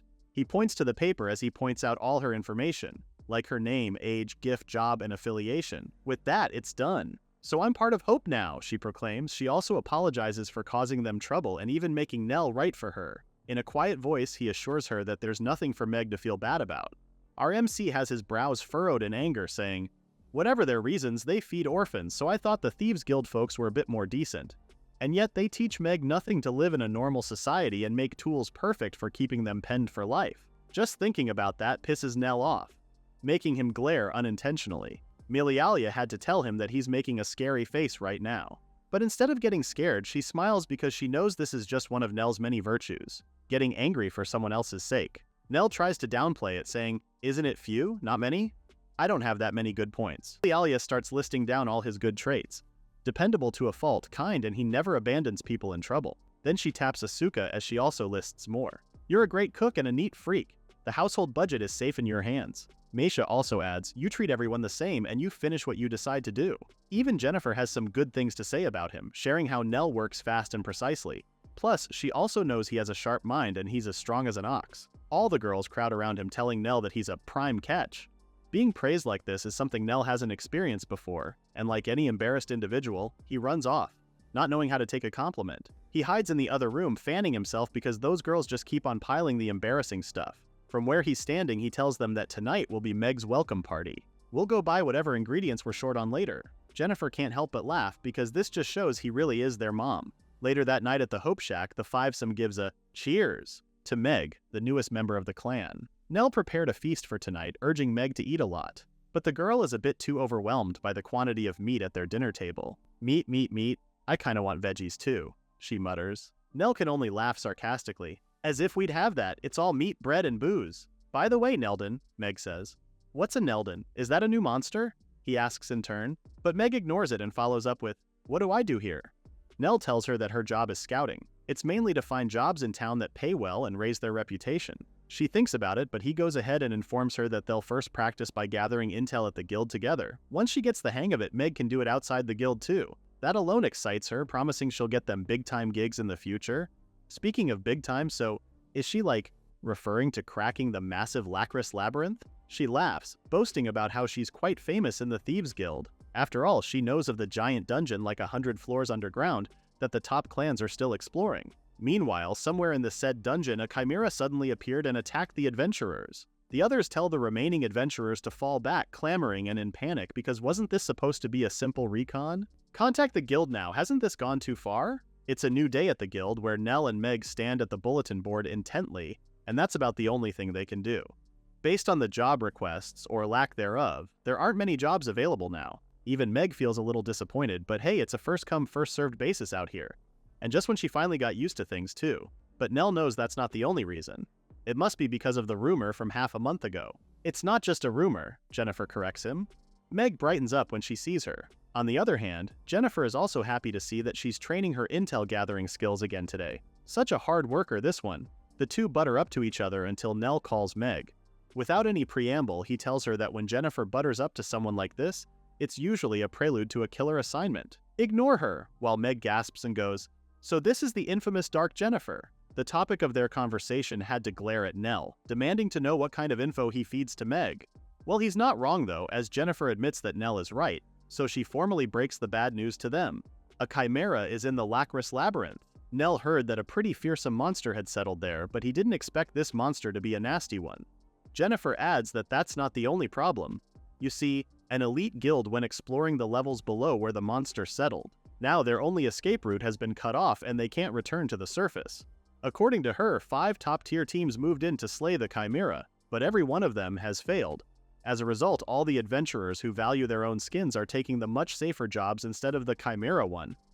Can't say we blame them. The chimera is said to have a goat's head that fires magic, a lion's head that bites through rock, and a dragon's head that breathes fire. Plus, it also has a snake tail with lethal poison. Anyone who'd want to fight that all in one package of a monster is probably nuts. "Meg," she says aloud. And that's exactly the brand of crazy Nell is, checking and signing the document, seeing that he filled out all the signatures. The jokes really do write themselves, no? Meg starts yelling at him, asking him how he can decide this on his own. "Are you trying to die?" But Nell has 4 daughters to feed, and the other jobs just won't cut it. Spoken like a true mom. The labyrinth has been sealed for half a month, and the trapped teams are weakening without resupply. But that doesn't mean Meg's out here to martyr herself on some dumb justice kick. Well, Nell thinks the same. Still, even when Jennifer pushes brutal gigs upon them, she gauges their skill and won't hand them what they can't clear. "Besides, I'm not alone, I've got 4 reliable partners," Nell says. With a smile, he adds how the 3 have grown remarkably, and there's also the promising new rookie with a lot of potential. That shut Meg up, leaving her blushing as she asks Jennifer if Nell is always like this. "He's a total gift charmer, huh?" Jennifer sighs because what makes this scary is that Nell doesn't even notice he's like this. Just like that, the 5-some head to Lacris labyrinth. Meg hides on the corner as a giant mutant rat stands on its hind legs on guard. She throws a ball-like item at it, then heads back to join the group. She informs them that there are 2 poison rats in the back room. "They didn't notice, so I rolled in poison bait." Nell turns to Milialia, instructing her to blanket the room with magic bolts and not to bother aiming. Soon the rats are on the ground, paralyzed. As Nell continues that after a 1-beat delay, he and Asuka will rush in. "Magic bolt," Milialia casts. The attack hits the rat head-on, with Nell moving in along with Asuka. Just like that, they took 2 poison rats down without a hitch. "Phew, that was surprisingly easy," Asuka claims, so Nell had to correct her that they were just finishing them off. Milialia thanks Meg because nobody got hurt, thanks to her scouting. Meisha feels disappointed that she didn't get to do much, but that's also a good thing. Nell, on the other hand, has his eyes forward. Let's keep pushing to the target floor. They do as he commanded, and fast forward later, Meg cuts off the mana stone of their nth poison rat. This has to be the 100th mana stone now. Still, do dungeons spawn this many mobs? Nell answers that this density is abnormal. He relays how he faced something like this during his golden silkworm days, but it wasn't this hard. But Meg's attention is on the mana stone she's holding. With how many stones are dropping, she had to admit that this might be more efficient than stealing after all. "That's right, war is super efficient, Meg," Asuka happily chirps. She goes on to add that if Meg works hard, she can get some neat goodies like this, her magic sword. Asuka proudly tells her that she got it from General Kaidos after crushing the rebels. This got Meg all fired up, wanting to have something like that too. "Nell, Mom, are we close?" Milialia asks. If memory serves him right, Nell thinks so, it's just a little farther ahead. They should be able to see the Grand Hall's doors soon. She asks if there are more monsters because of the Chimera, and he says he's not sure, but that seems logical. A powerhouse moved into the 10th floor, so that made the guys in the upper floors bolder. But something about that doesn't sit right, Nell adds. Meisha thinks that maybe the cause and effect are reversed, making both Milialia and Nell turn to her. Like a mother pushing a baby in a pram. How is that a sound explanation for all of this? So is she saying that if there are no parents, there won't be a baby? Milialia also had to clarify if this is like the effect coming before the cause or something. Like the chicken and egg situation, right? Nell Karate chops Meisha in the head and scolds her. This is no time for riddles. He still ponders about it, saying that it's not a case where the monsters got stronger because the Chimera appeared, but the Chimera just happened to be included among the already amped mobs. If that's the case, then it's a whole load of trouble. A moment later, they came upon a grand double door that made them wonder if this was some kind of omen or something else entirely. Just then, Milialia and Meg feel a heavy presence around them. They know the Chimera is looking at them. They've already been spotted right away. "So it's already in battle stance, huh?" Nell says without any fear. Being the logical one, he points out that as long as they know it's coming, then they've got options. He and Asuka will charge in first to disrupt it. The moment there's an opening, Milialia will take out one of its heads with magic. While recovering, Meg blinds, Meisha binds, and they finish as usual. With that, they open the door to the Grand Hall. "Move out!" The dragon head instantly breathes fire at them, which the two evade. As soon as they got their footing, Nell instructed Asuka to flank right. She did as he commanded while he ran the other way, with each head on the side following them as they ran. "Ice Lance!" Milialia aims her attack at the lion's head, stabbing its head and body, leaving the whole creature howling in pain. Just then, knives came flying and struck both the serpent's and the goat's eyes, this time making both heads screech. Her switchfoot came in handy as she snickers, telling the monster how they got a little scratch on their eye. She high-fives Meisha, who's next in line. Now, the cleric gets ready. "At last, it's my time to shine," says Meisha, conjuring magical chains as she says so. Meisha casts chains of restraint on the Chimera, binding the monster, while Asuka uses this chance to attack its goat head. As soon as she lands, the monster's snake head goes after her from behind, only for Nell to cut its head off in one go. Unfortunately, Meisha's chains start to break as she gives a heads up that they have 3 more seconds before the monster becomes loose. Both Asuka and Nell are busy dealing with the monster's lion paw that keeps trying to stomp them, while Milialia casts Ice Lance to impale the beast. As soon as the ice forms, it breaks and sends debris of ice that hits the monster's head, making it distracted. The dragon head slips, and in a desperate attempt to counter, it is about to unleash its fiery breath. Too bad for the creature. Meg quickly impales its snout to the ground, preventing it from directing its attack at them. She tries to do more damage, but the dragon head has a pretty tough neck. With its snout impaled, the dragon couldn't help but implode the attack within itself, causing a massive explosion. "This is our chance. Press the attack," yells Nell. With the dragon head gone, Nell and Asuka work in tandem to take down the goat head this time. The lion's paw manages to take a swipe at Asuka's thigh, but thanks to Meisha's long-range heal, she recovers quickly. Nell also gets swiped in the stomach, but he grits his teeth and bears it. After all, Meisha can't keep up with healing consecutively. Let's finish this in one go. The 4 of them get in formation, with Milialia casting the first move, Magic Bolt. Meg follows and supports her attack, this time attacking the goat head's nape while Asuka and Nell deliver the finishing blow. With that, the Chimera finally collapses and drops dead to the ground. As soon as their kill is confirmed, Asuka turns to Jelly as she feels relieved that they actually won. She was so into the fight that she didn't realize she got nicked in the head. Meisha cradles her, applauding Asuka for a job well done. Beside them, Nell also slumps to the ground. Even he can't believe that they actually won against the Chimera. But wait, where's Meg? Mana Stone. Mana Stone. Meg proclaims excitedly as she slices through the Chimera's body. With a monster this big, the stone's gotta be huge. Too bad for her, it doesn't work like that. "Arg, what the hell is this?" she yells in frustration not a moment later while Nell and the others look on. It's no different from a small fry's Mana Stone, is it? The trio crowd around her, comforting the poor thief for her misconception. They feel bad for her for falling into the classic newbie adventurer thing, but at least they all look okay, no? Nell collapses on the ground again, too exhausted to move. "I don't think I'll be moving for a bit," he says, and both Asuka and Milialia share the same sentiment. Well, he actually wants to tell the folks down below that they're all good, but he thinks they should rest and recover for a bit first. To that, Meisha and Meg offer to do the honors, with Meg already planning to secure a promise of reward in place of the Mana Stone. Being the mother hen that he is, Nell had to dissuade her from doing that.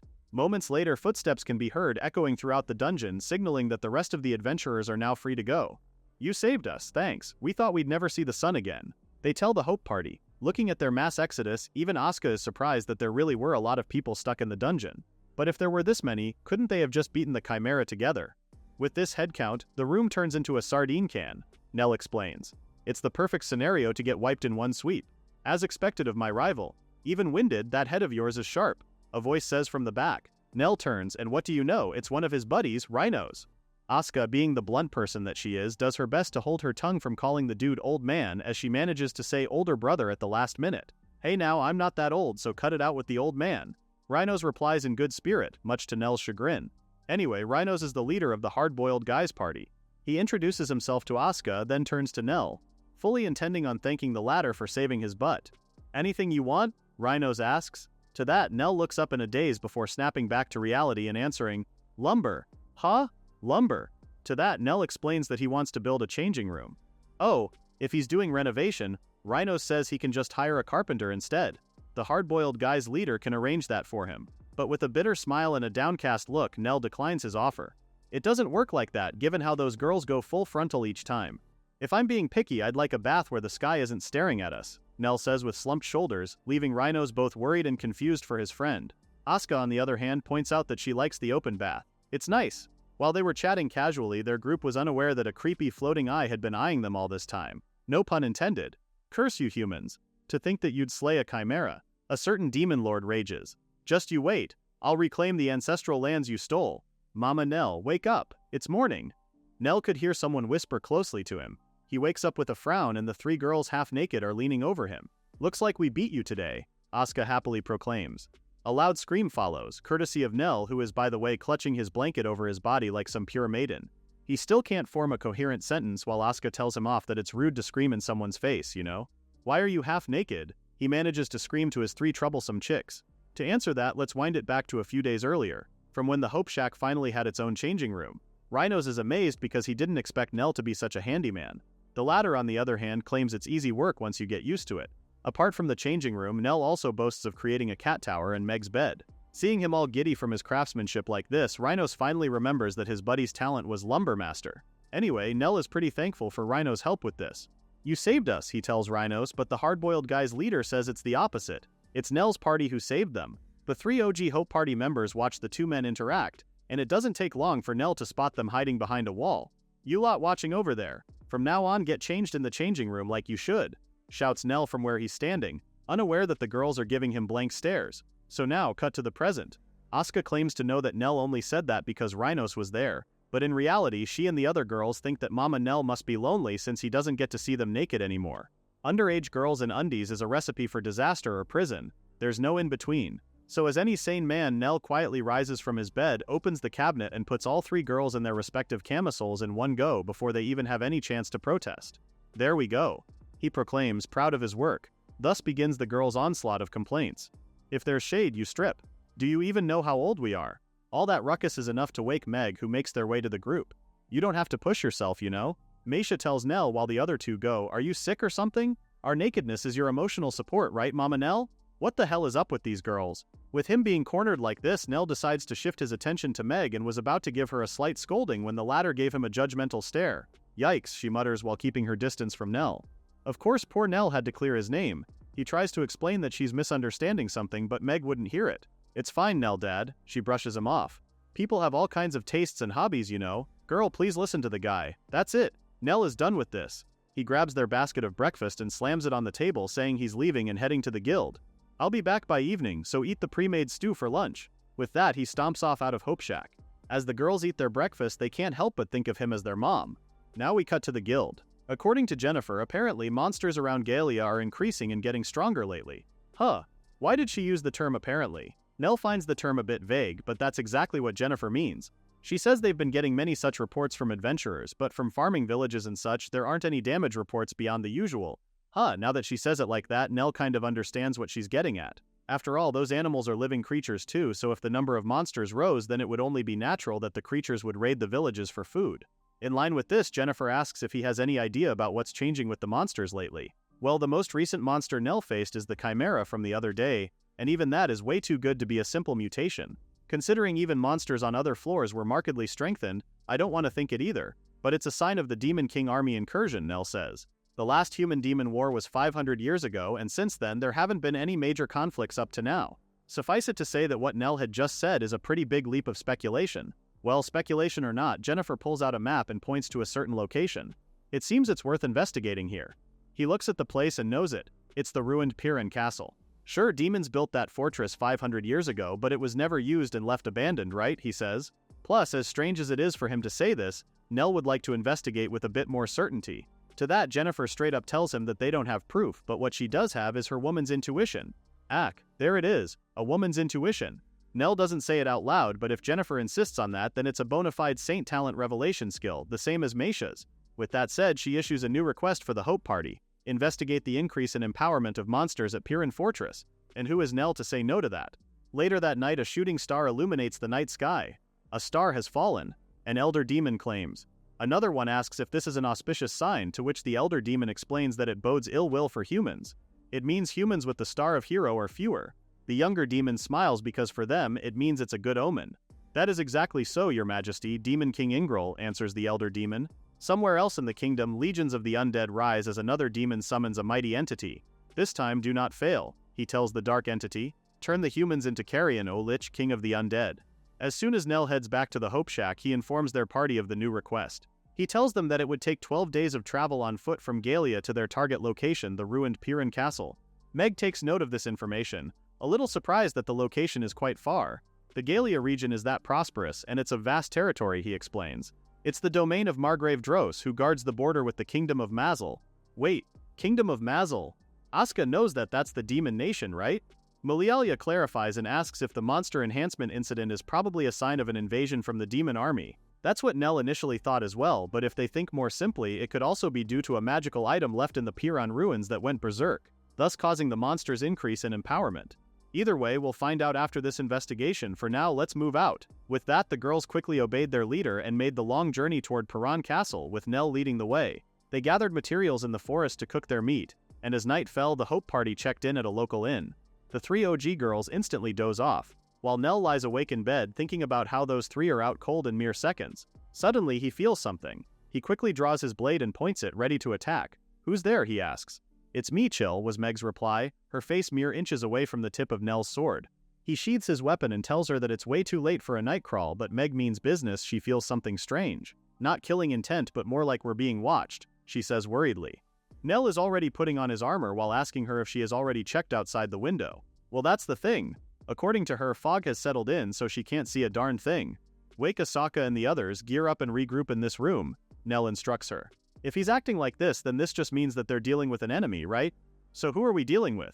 Given that it's the middle of the night with a strange presence and a fog rolling in, Nell believes it's most likely the Lich. The Lich? You mean the undead king? She echoes with a shock. Seeing how her nerves are getting the better of her, he calmly tells her that if they know it's approaching, then they can respond in many ways. It's all thanks to you, Meg, Neldad says, patting the top of her head for a job well done. Good work. After patting her, Meg bolts out of the room saying she'll get everyone. Aw, she's shy. But now that Nell is alone, it made him wonder if maybe he's treating her a bit too much like a kid, no? Anyway, the Lich. Nell looks out the window and sees that the fog is very much present outside, just like Meg said. With no visuals, he wonders how this will play out. At least he knows zombie minions aren't smart enough to open doors or break windows, so the other lodgers at the inn should be safe as long as they stay indoors. Outside, miasma grows thicker, and before long, the Legion of the Undead slowly comes into view. Alright, here it comes. Nell gives everyone a heads up. Meg feels a bit unsettled because of this feeling, which she can't exactly call hostility, and before she could find the right word for it, Meisha chimes in that it's actually envy toward the living. The latter explains that the undead will try to drag you into a cold, dark bog.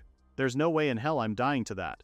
Let's roast 'em quick. Meg replies, a torch already lit in one hand and explosive powder in another. I second this.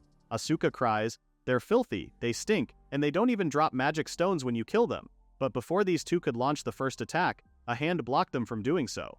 Mama Nell, requesting permission for the opening strike, Mulialia says, her staff ready to hit it.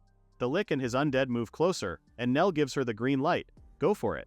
Spear of Fire. Mulialia casts, instantly torching several of the undead. Meg follows it up with an explosive, hitting the undead square in the head that sends it bursting into flames, dragging others along with it. Ha! As expected, fire is their weakness. Good for the party because they don't have to deal with magical counterattacks. Nell gives Meisha the signal, and the priestess does her thing. Sanctuary. She casts, instantly lighting a magic circle in the ground. All the undead within the circle are rendered immobile, so now Meisha puts them to rest. Sleep, ye undead. A bright light illuminates them, and not a moment later they disintegrate to nothingness. Both Nell and Asuka are wide-eyed, amazed at Meisha's skills. Heck, amazed isn't even enough to cut it. Using offensive and defensive magic together in perfect synergy, that's priest-class finesse. These words were barely out of Nell's mouth when Meisha collapses, her mana drained. Or is it hunger? Thankfully Meg shoves a lollipop in her mouth, giving her that sugar rush. Nell still cheers her on for doing a great job. You three rest up. Mother and I will finish this in one go. Asuka proclaims as she and Nell dash straight to the enemy. With her impressive swordsmanship, Asuka easily takes down the undead, clearing a path for Mama Nell. She gives him the signal, with Nell thanking her for it. Asuka uses this chance to request something obscene. Pay me back with a hot kiss. Nell had to look away, embarrassed, but he still tells her that he'll do so when she's an adult. And that's more than enough for Asuka. Running into a hero right away. Talk about rotten luck. The Lich mutters as it comes face to face with Nell. Huh? What is the undead king talking about? That's when the Lich lets on that this town was meant to be their starting point for the invasion while adding Nell and the others to their army of corpses. Like hell we're letting you do that. Nell fires back, going on the offensive and taking a swing at the undead king. The moment his sword comes in contact with the latter, the Lich flinches as it feels something off. A holy weapon. Before it can defend itself, Nell goes for the kill and cuts it down squarely. How careless of me. If only my mana weren't spent I wouldn't lose to some brat, were the Lich's last words. As he disintegrates to nothingness, an orb falls to the ground, the only thing that remains of what once was the undead king. Looking at the item, Nell can't help but wonder if it is a coincidence that the Lich's mana had run dry, that they blunted their invasion from the get-go. After their encounter with the Lich, the Hope Party continues to their target destination. Soon they reach the outskirts of the ruined Piran Castle. Melialia consults with the map and it looks like the Lich probably came from the castle, a sentiment Nell shares. There are no settlements between Piran Castle and Milt, which was attacked, which also means there were no humans who turned into zombies. Huh. So this just means it had to resort to summoning magic, no? Nell deduced. Melialia thinks so, since the Lich's mana was bone dry during their encounter. The Lich and its army of the undead were probably trying to recover by feeding on fear and other negative emotions, eyeing a mere post town as their first victim. Still, it's scary to think what would have happened if they ever reached Galia. And by chance, at this backwater inn town of Milt, there happened to be skilled adventurers, so the army of the undead was stopped. By chance? Melialia echoes. Well, if they call this by chance, then life would be so easy, no? Just look at how carefree Asuka is. Well, there's no point in overthinking it, she says, they can just chalk it up to being lucky. Meisha thinks so too, adding that it isn't complicated at all. Lady Jennifer must have received a revelation as well, she adds. Well, if Meisha says it like that, then there's no room for debate. Back to the current situation. Now that they're here, what now? If they're going to infiltrate, Meg offers to be their scout. As she was about to head off, Neldad dissuaded her from doing so. Infiltration is not feasible, we don't know the layout inside or how many are hiding there, he explains. We don't even know who controls the castle in the first place. With that said, the only way for them to go is to go through the front, boldly. Solo charge. Asuka cries out, but Nell Mama quickly shuts her down, saying that's not what he meant. Melialia questions his plan of action, and if anything, going through the front is more of a plan Asuka would do. Well, it's the lost traveler's tactic. Nell explains. If the Lord is decent, they won't abandon people in need. If they occupy it for evil ends, they won't just let witnesses walk away. With that said, whether the intent is welcome or assassination, they'll have no choice but to bring the Hope Party inside the castle either way. Oh well, if that's the case, Asuka has one concern: does their outfit make them look suspicious?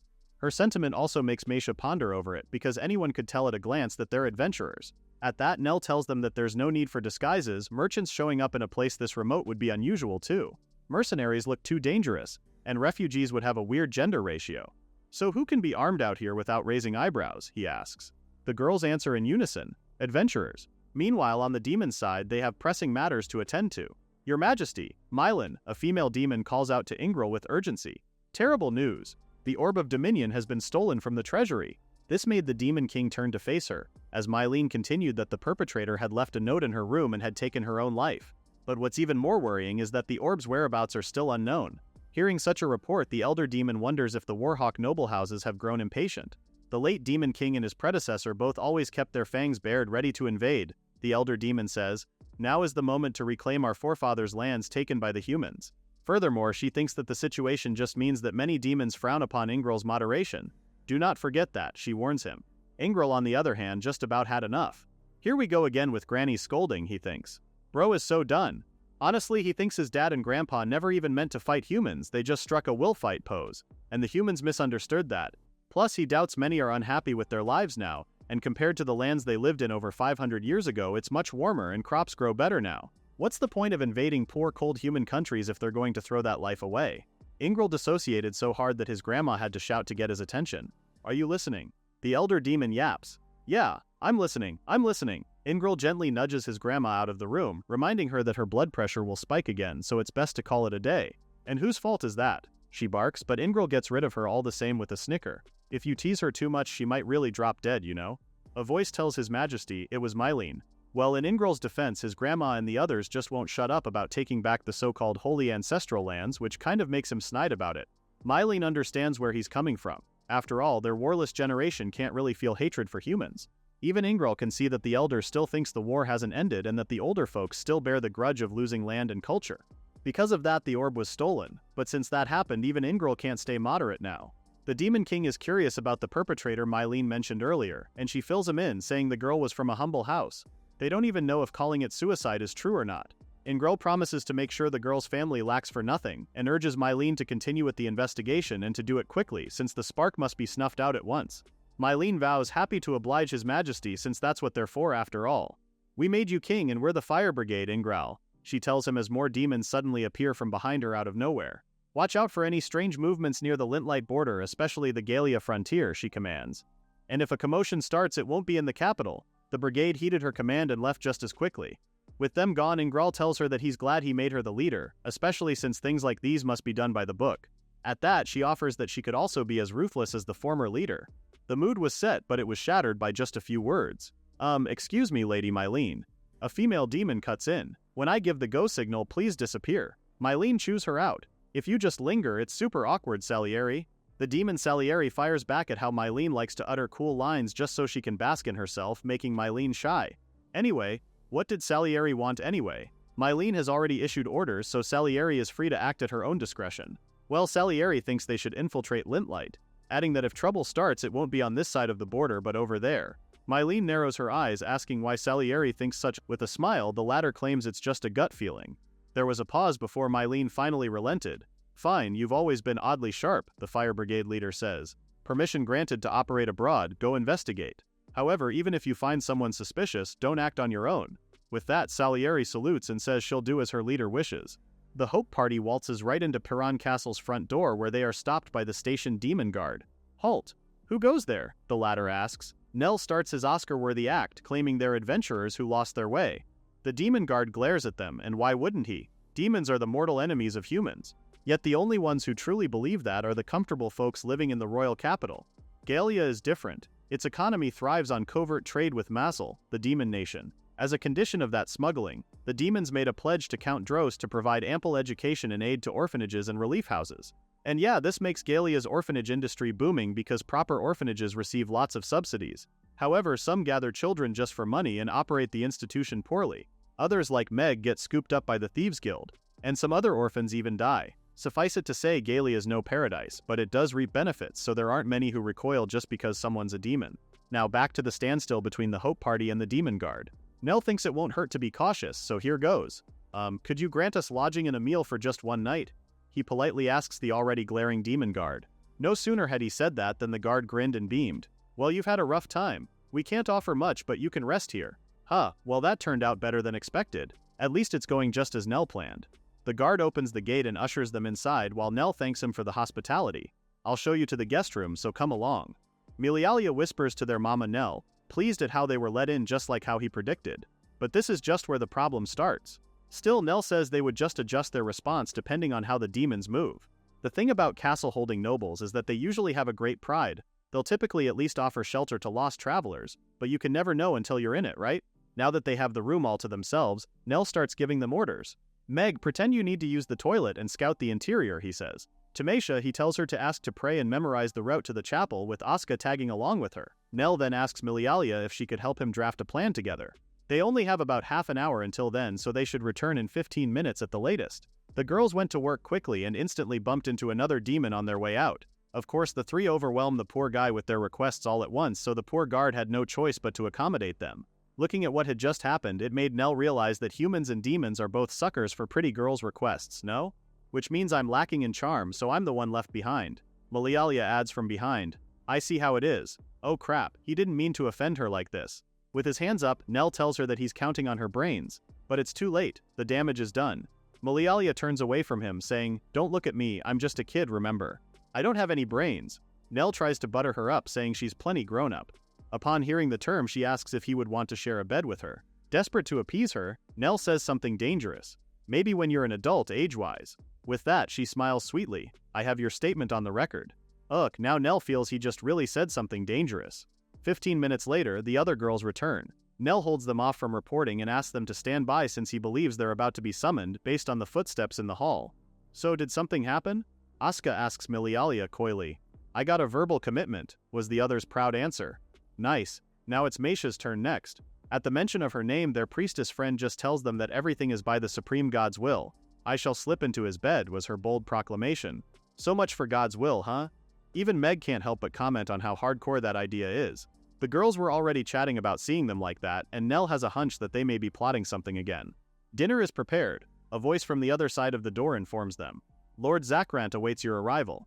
Finally, it's time for them to meet the big boss of the castle. Welcome to my castle, adventurers. An older but gentle-looking demon pleasingly greets them. Nell bows his head, showing gratitude at how the lord of the castle rescued them and even honored them like this. Our hero is simply speechless out of gratitude.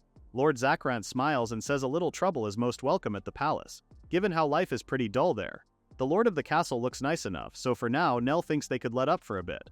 Our hero bows, introducing himself as Lionel from the Hope clan, and proceeds to introduce Asuka, Meisha, Meg, and Malialia.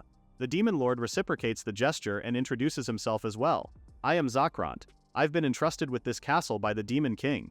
The elder demon says, I'm a descendant of the demons. Nell's ears perked at that, echoing, descendants, so the former explains that his father was charged with guarding the castle 500 years ago.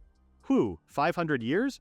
That's some loyalty Zakrant's father has right there. From a stranger's perspective, they must see it as loyalty, but Zakrant admits that they're actually the descendants of demons who fled because they hated the war. With that said, he proceeds to tell Nell and the others the history of what happened between the humans and the demons. 500 years ago, the demon army and humans decided to struggle at the Battle of Summel Plains. Back then, Paran wasn't a main battlefield, deserters expecting defeat flocked here, he relays. My father, the previous lord of Paran, harbored those deserters and spared needless bloodshed. Later, the demon army lost, moved south, and founded a nation. Humans suffered heavy losses and couldn't pursue them, hence why Paran was left behind. Supposedly, they meant to rejoin once things cooled down. But the demon king died of war wounds, and a succession followed. From there, Zakrant says the humans fought among themselves and partitioned the lands, and before they knew it, a century had passed with no chance to offer fealty. In time, the humans' fear of demons waned, and the demon kingdom forgot those deserters from a century ago. As a result, they just stayed in Piran. They could obtain what they couldn't produce via trade, and around 80 years ago, the current demon king took the throne and started covert trade with Galia. Because of that, the nearby humans know Zakrant and the other demons live in the castle and choose not to make a fuss. Huh? So does that mean the Lich didn't come from this castle? Asuka asks up front. Nell panics a bit because his girl is way too blunt. Huh? Those guys? Zakrant says they were headed towards the human town, and that a while back a certain someone visited them. Now is the time, the Darth Maul-looking demon from a few chapters ago exclaims. To reclaim our forefathers' land stolen by humans. The time of crouching ends. If you're any sort of demon, join me. Zakrant answers him with a flat no. Huh? Have you no pride? The first demon questions. To that, Zakrant replies that they are not submitting to humans. After all, they've already chosen to put their roots down at the castle, and with that said, he asks the first demon to leave. The latter tries to kick up a fuss, but before he could do so, Zakrant threw him out of Paran Castle, literally. When Nell heard the last part, he couldn't help but think how comical that was. Anyway, the demon lord is pleased to know that Nell and the others beat that creep so they can relax now. Well, this is heading in a different direction than Nell expected. So here's what's confirmed. Paran has stood for 5 centuries and been inhabited, and the Lich that attacked the in-town came as far as Paran. Malialia can't help but comment that this comes as a shocker but lays down all the facts first to keep it simple. Paran Castle and its residents are unrelated to the monster's changes. However, their commission did tell them to head to Paran Castle. Malialia doubts that encountering a Lich on the way was factored in, so at least that one was incidental. Nell says they could just treat their encounter with the Lich as a fluke, but if anything, there's one more thing that bothers him. Why did the one who approached Zakrant and then controlled a Lich to attack Piran but got repelled choose a Lich? After all, the undead king is clever and hard to control. If he were going for a siege using Cyclops who are known for their brute force, or even wyverns striking from above would be a better fit. Miliala has a hunch that it might be an experiment. An experiment? They're testing progressively stronger monsters to see how much control they have, like the Chimera in the Lackless Labyrinth. It could have been used as part of that experiment, right? Well, if it's like that, before Nell could even reply, the castle starts to shake. Speak of the devil, and it shows up, he mutters, already aware that a group of ogres is attacking Piran Castle. Enemy attack. The watch from the tower rings the bell as he sees the ogres approaching from the forest. Zakrant and Nell also head outside to confirm it with their own eyes. From the looks of it, their opponent seems to have a very high learning ability. One of the Cyclops picks up a boulder and hurls it at the castle wall. Nell checks the damage, saying it's only a matter of time before the walls are breached. Zakrant, on the other hand, feels apologetic for dragging Nell into their problem, apologizing as he says so. Since an invasion has been hinted at, humans can't claim to be uninvolved, was Nell's reply. We'll join the fight. The Demon Lord appreciates the offer, but seeing who their enemy is, there's little they can do against that lot. Being the strategist that he is, Nell doesn't share the sentiment. If anything, he believes the Cyclops' objective is to seize Piran Castle. He can tell based on the Cyclops' method of attack. They're targeting the walls and gate with stone throwing only, he explains to the curious Zakrant. If they didn't mind destroying things, then they'd lob shots in a higher arc to hit the interior. The reason they don't do that is that they want this castle as their base to invade the kingdom of Lintlight. Basically, the enemy is just using the Cyclops as giant siege engines, and Nell already knows a simple counter to that. He moves closer to Zakrant and whispers that he has a plan. After a while, the Demon Lord slowly smiles and then proceeds to give orders to the castle guards. Everyone, head to the armory at once and deploy the heavy ballistae. The guards quickly did as he commanded, and as soon as the weapon was set up, they fired the giant spears, instantly killing the Cyclops by the dozen. Zakrant orders them to continue firing, and before long, each Cyclops is riddled with holes. Don't relax yet, prepare for the next Cyclops. Zakrant barks. But Nell stops him, saying no more Cyclops are coming unless, of course, wild Cyclops are just swarming around the area. With that said, there's no benefit to feeding in forces piecemeal, so you could say those 4 Cyclops are all they have. Their magical asset, the Lich, failed and the brute Cyclops force failed too, Nell mutters. So the enemy has relearned that there are no clever tricks in a siege. Zakrant then asks him how their enemy will respond this time. Nell smiles. With an orthodox approach, pour in masses of infantry, break the gate, flood in at once and seize the defensive points. The usual method. But the thing about sieges is that they cost attackers heavily, and any competent commander would avoid them if possible. But see here, the enemy doesn't need to care about losses. Zakrant finally follows his logic and continues what Nell is saying. Their troops are monsters. Suffice it to say, hundreds of monsters dying won't hurt the enemy. This now poses a threat to the castle because if the enemy attacks in numbers, Piran will eventually fall, and if it drags on, then their stores won't last. Zakrant thinks long and hard, wondering what the weakness of a siege defense is. But unlike him, Nell is not too worried. The esteemed strategist believes it won't drag on, and when the Demon Lord asks him, Nell says, it's still a secret. Stringing it out a bit makes it feel more valuable. The way he withholds information for excitement elicits a laugh from Zakrant. The latter even starts hitting his back. There it is, the old "you'll see when the time comes" line. What a classic strategist. Anyway, Nell suggests they start repairing the gate. Below, the demon foot soldiers are quick to patch the holes, hammering and sealing the holes with lumber. Suddenly, they hear deafening screeches coming from the forest. Goblins. The demon soldiers urge their fellow demons to fall back inside and evacuate at once. No sooner had the first goblin entered the threshold than it was cut down in 2, thanks to Asuka's swift movements. Make way for Lady Asuka.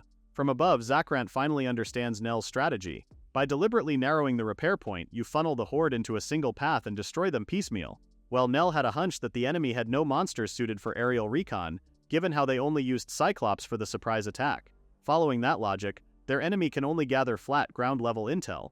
So if only the main gate were open, they'd see a trap, but a hole we're desperately patching won't look like one. Back to the battle below, one of the demon soldiers gets slashed by a soldier, but the pain only lasts for a second before he is instantly healed. Of course, this is thanks to Meisha's long-range heal.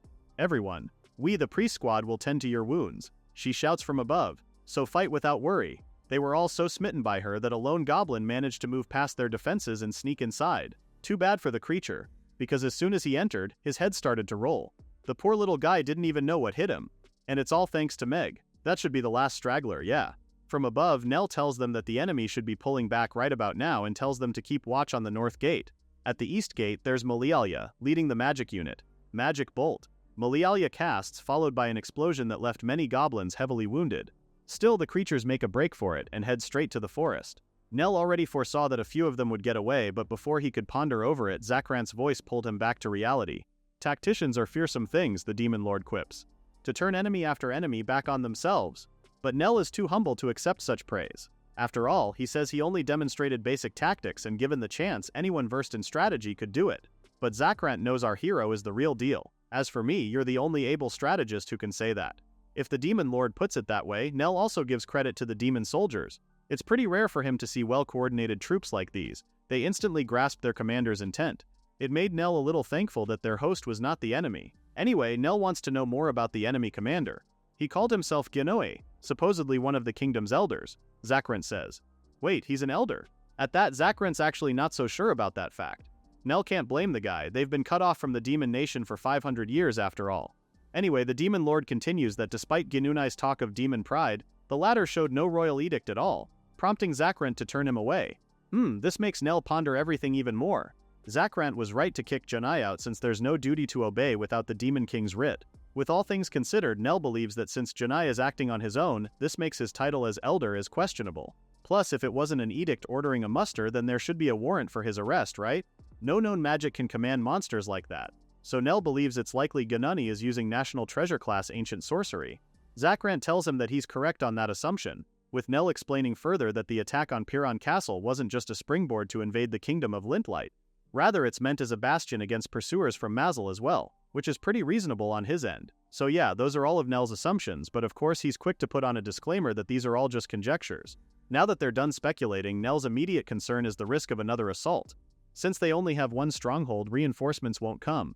All will be lost if stragglers raid the towns, just like what the Lich told him before. That's why Nell decided that they'll sally forth and cut down this Genai guy. Asuka's happy to get back in action, but Milialia, ever the brains of the group, has one valid concern. If we leave the castle, won't they pounce on us? That's a pretty solid question, but Nell believes their lot will be fine. So far the enemy has failed twice already, and one of those times they lured the enemy into a trap and thrashed them. If we show them an opening, they'll suspect a trap, Nell explains. Humans and demons think alike in that regard. This also gives Nell and the others room to lay one more trap. He asks Zakrant if they could borrow a few warriors and scouts from the Demon Lord, and the latter is more than happy to oblige. Zakrant is curious to know what the plan is. But don't tell me, is it a secret again? The Demon Lord quips in good humor. Yeah, something like that was Nell's only response.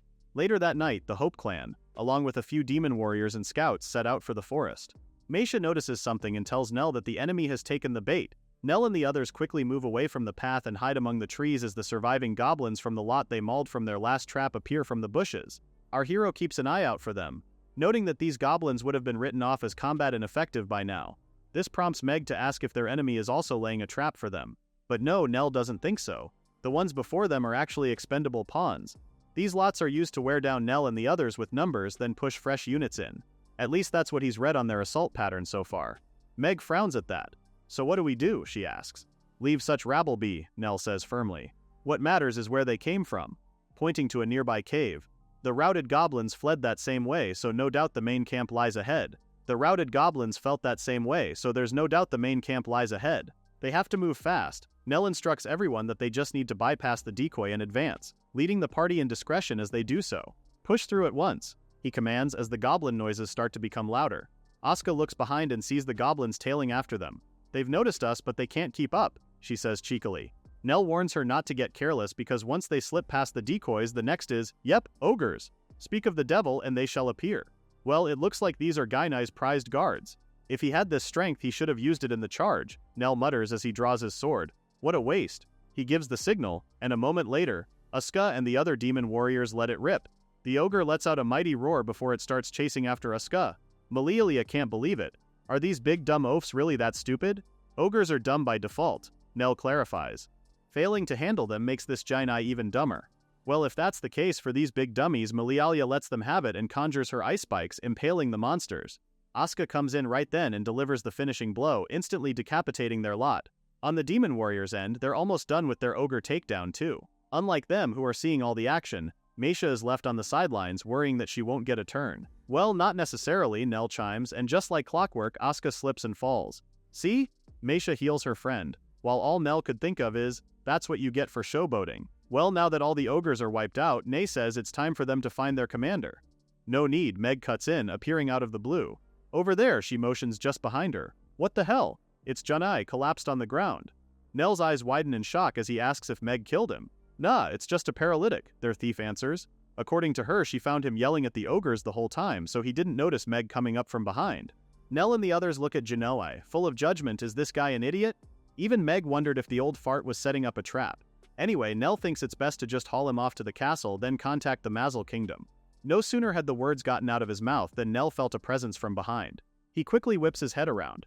More enemies? I'm not an enemy, the unexpected figure proclaims. Call me Salieri. I'm here to nab the guy lying there. What's more, she urges them to just think of her as a hound of the Mazel Kingdom. Here's a little something about Salieri. This dark elf girl was often misunderstood since she was a child. This was mostly because she always looked terribly sleepy. Stand up straight, don't space out. The adults would often proclaim, nagging her over and over again. Despite her looks, Salieri excelled in both studies and combat and was on par with her peers. And yet her evaluations never improved. There came a point when Salieri even started to hate her own face. But then one day, a sudden realization hit her. This came in the form of a colleague asking to swap his farm inspection assignment for her border security one, citing that the former is peaceful and boring. It's perfect for you since you're always zoned out, right? The other guy claims. From here, Salieri changed her thinking. Her sleepy look is a weapon. Now back to the present. Everyone's back at Piran Castle, including Salieri. Right now, she had just finished introducing herself again as part of the Mazel Kingdom's special unit, the Firebreakers. We handle anything from assassination to reconnaissance, you know, she happily divulges, leaving Asuka so impressed with them. Meg, on the other hand, is feeling iffy. Isn't it careless to blab about that? Are you really one of those Firebreakers? Rather than answer her, Salieri just smiles. Acting dopey lowers people's guards. That's the method, right? Nell says, seeing through the Dark Elf's act. Nell can't help but be wary of her. After all, she might also be plotting something else. Salieri steps into his personal space right then. Fewer than 10 people spot that on their first meeting with me, she claims. You look fun to be around. Suddenly, a hand bars her from moving any closer to Nell. It was Asaska's. From Nell's back, Meisha wraps his arm around him in a possessive manner while Milialia takes his hand in hers. What are you guys doing? Our poor hero asks, confused at what was happening. From behind the door, Zakran chimes in saying, that's my line, Lionel. Of course, Nell is quick to explain that this is just their usual playful fit. The demon shouldn't mind them at all. More importantly, he's curious where Janai is. The latter informs him that Janai is safely confined in the dungeons, while Salieri quickly cuts in, asking the demon lord to help her with drafting the report to the royal government. First, the events leading up to the battle, and keep it as detailed as possible, please, she requests. Nell and Zakrant exchange looks before our hero gives him an approving nod. From there, Zakrant laid everything out to Salieri while the latter jotted it all down, including this incident. From Zakrant's side, Nell eyes her warily. So it's about Piran Castle's continued existence and the 500-year blank, he thought to himself. It's hard to imagine they'll pass any judgment now. Salieri notices Nell looking at her, then lightheartedly tells him to knock it off. Nell did as she told, apologizing as he did, as he added that he had always had a harsh look. Hearing him say that makes Salieri pleased, because this just shows they're more alike than they seem. Anyway, back to business. She has no authority by herself, so she'll just lightly note Piran Castle's existence and its lord in the report. After, she summons a winged carrier to send the report to the border fort. As she attaches the message to the creature, Asuka can't help but fawn over it. Like, honestly, same. How can you not? It's literally so cool. As soon as it flew away, Nell asked her how long it takes for them to receive a reply. It can fly to the border fort in 2 hours, but from there it goes by relay horse. So let's say about 5 days, Salieri says. Ooh, Asuka continues fawning over her, amazed that the border is much closer than she thought. Unlike her, Nell pales. No, this is not right. He fears for Salieri for a bit because who goes around stating distances? She shouldn't have done that, not in front of them, humans. Still, he's unsure if she's being careless or if she's calculating. With a sigh, he only prays that the Demon King is wise. Salieri assures him that it's fine. What's more, her cousin is the Demon King's secretary. Meanwhile, at the Demon Kingdom, Mylene heads to Ingril's chambers, bearing news that a report from Salieri has arrived. Oh, the Demon King didn't expect that it would arrive so soon. Mylene huffs, proudly telling His Majesty that her cousin may look like that, but she gets things done. Ingril reads the report, and the more he does, the deeper his brows furrow. That's when he reveals to her the contents of the report. Even Mylene frowns at the idea of meeting the Lord of Piran. The peculiarities of the report go on because it's also stated there that the one who's responsible for the capture of Ginuni was actually a human adventurer. What's more, Salieri suggests that they should invite the Lord of Piran Castle and the human adventurers to the palace to present thanks. This is really quite the whirlwind for Ingril.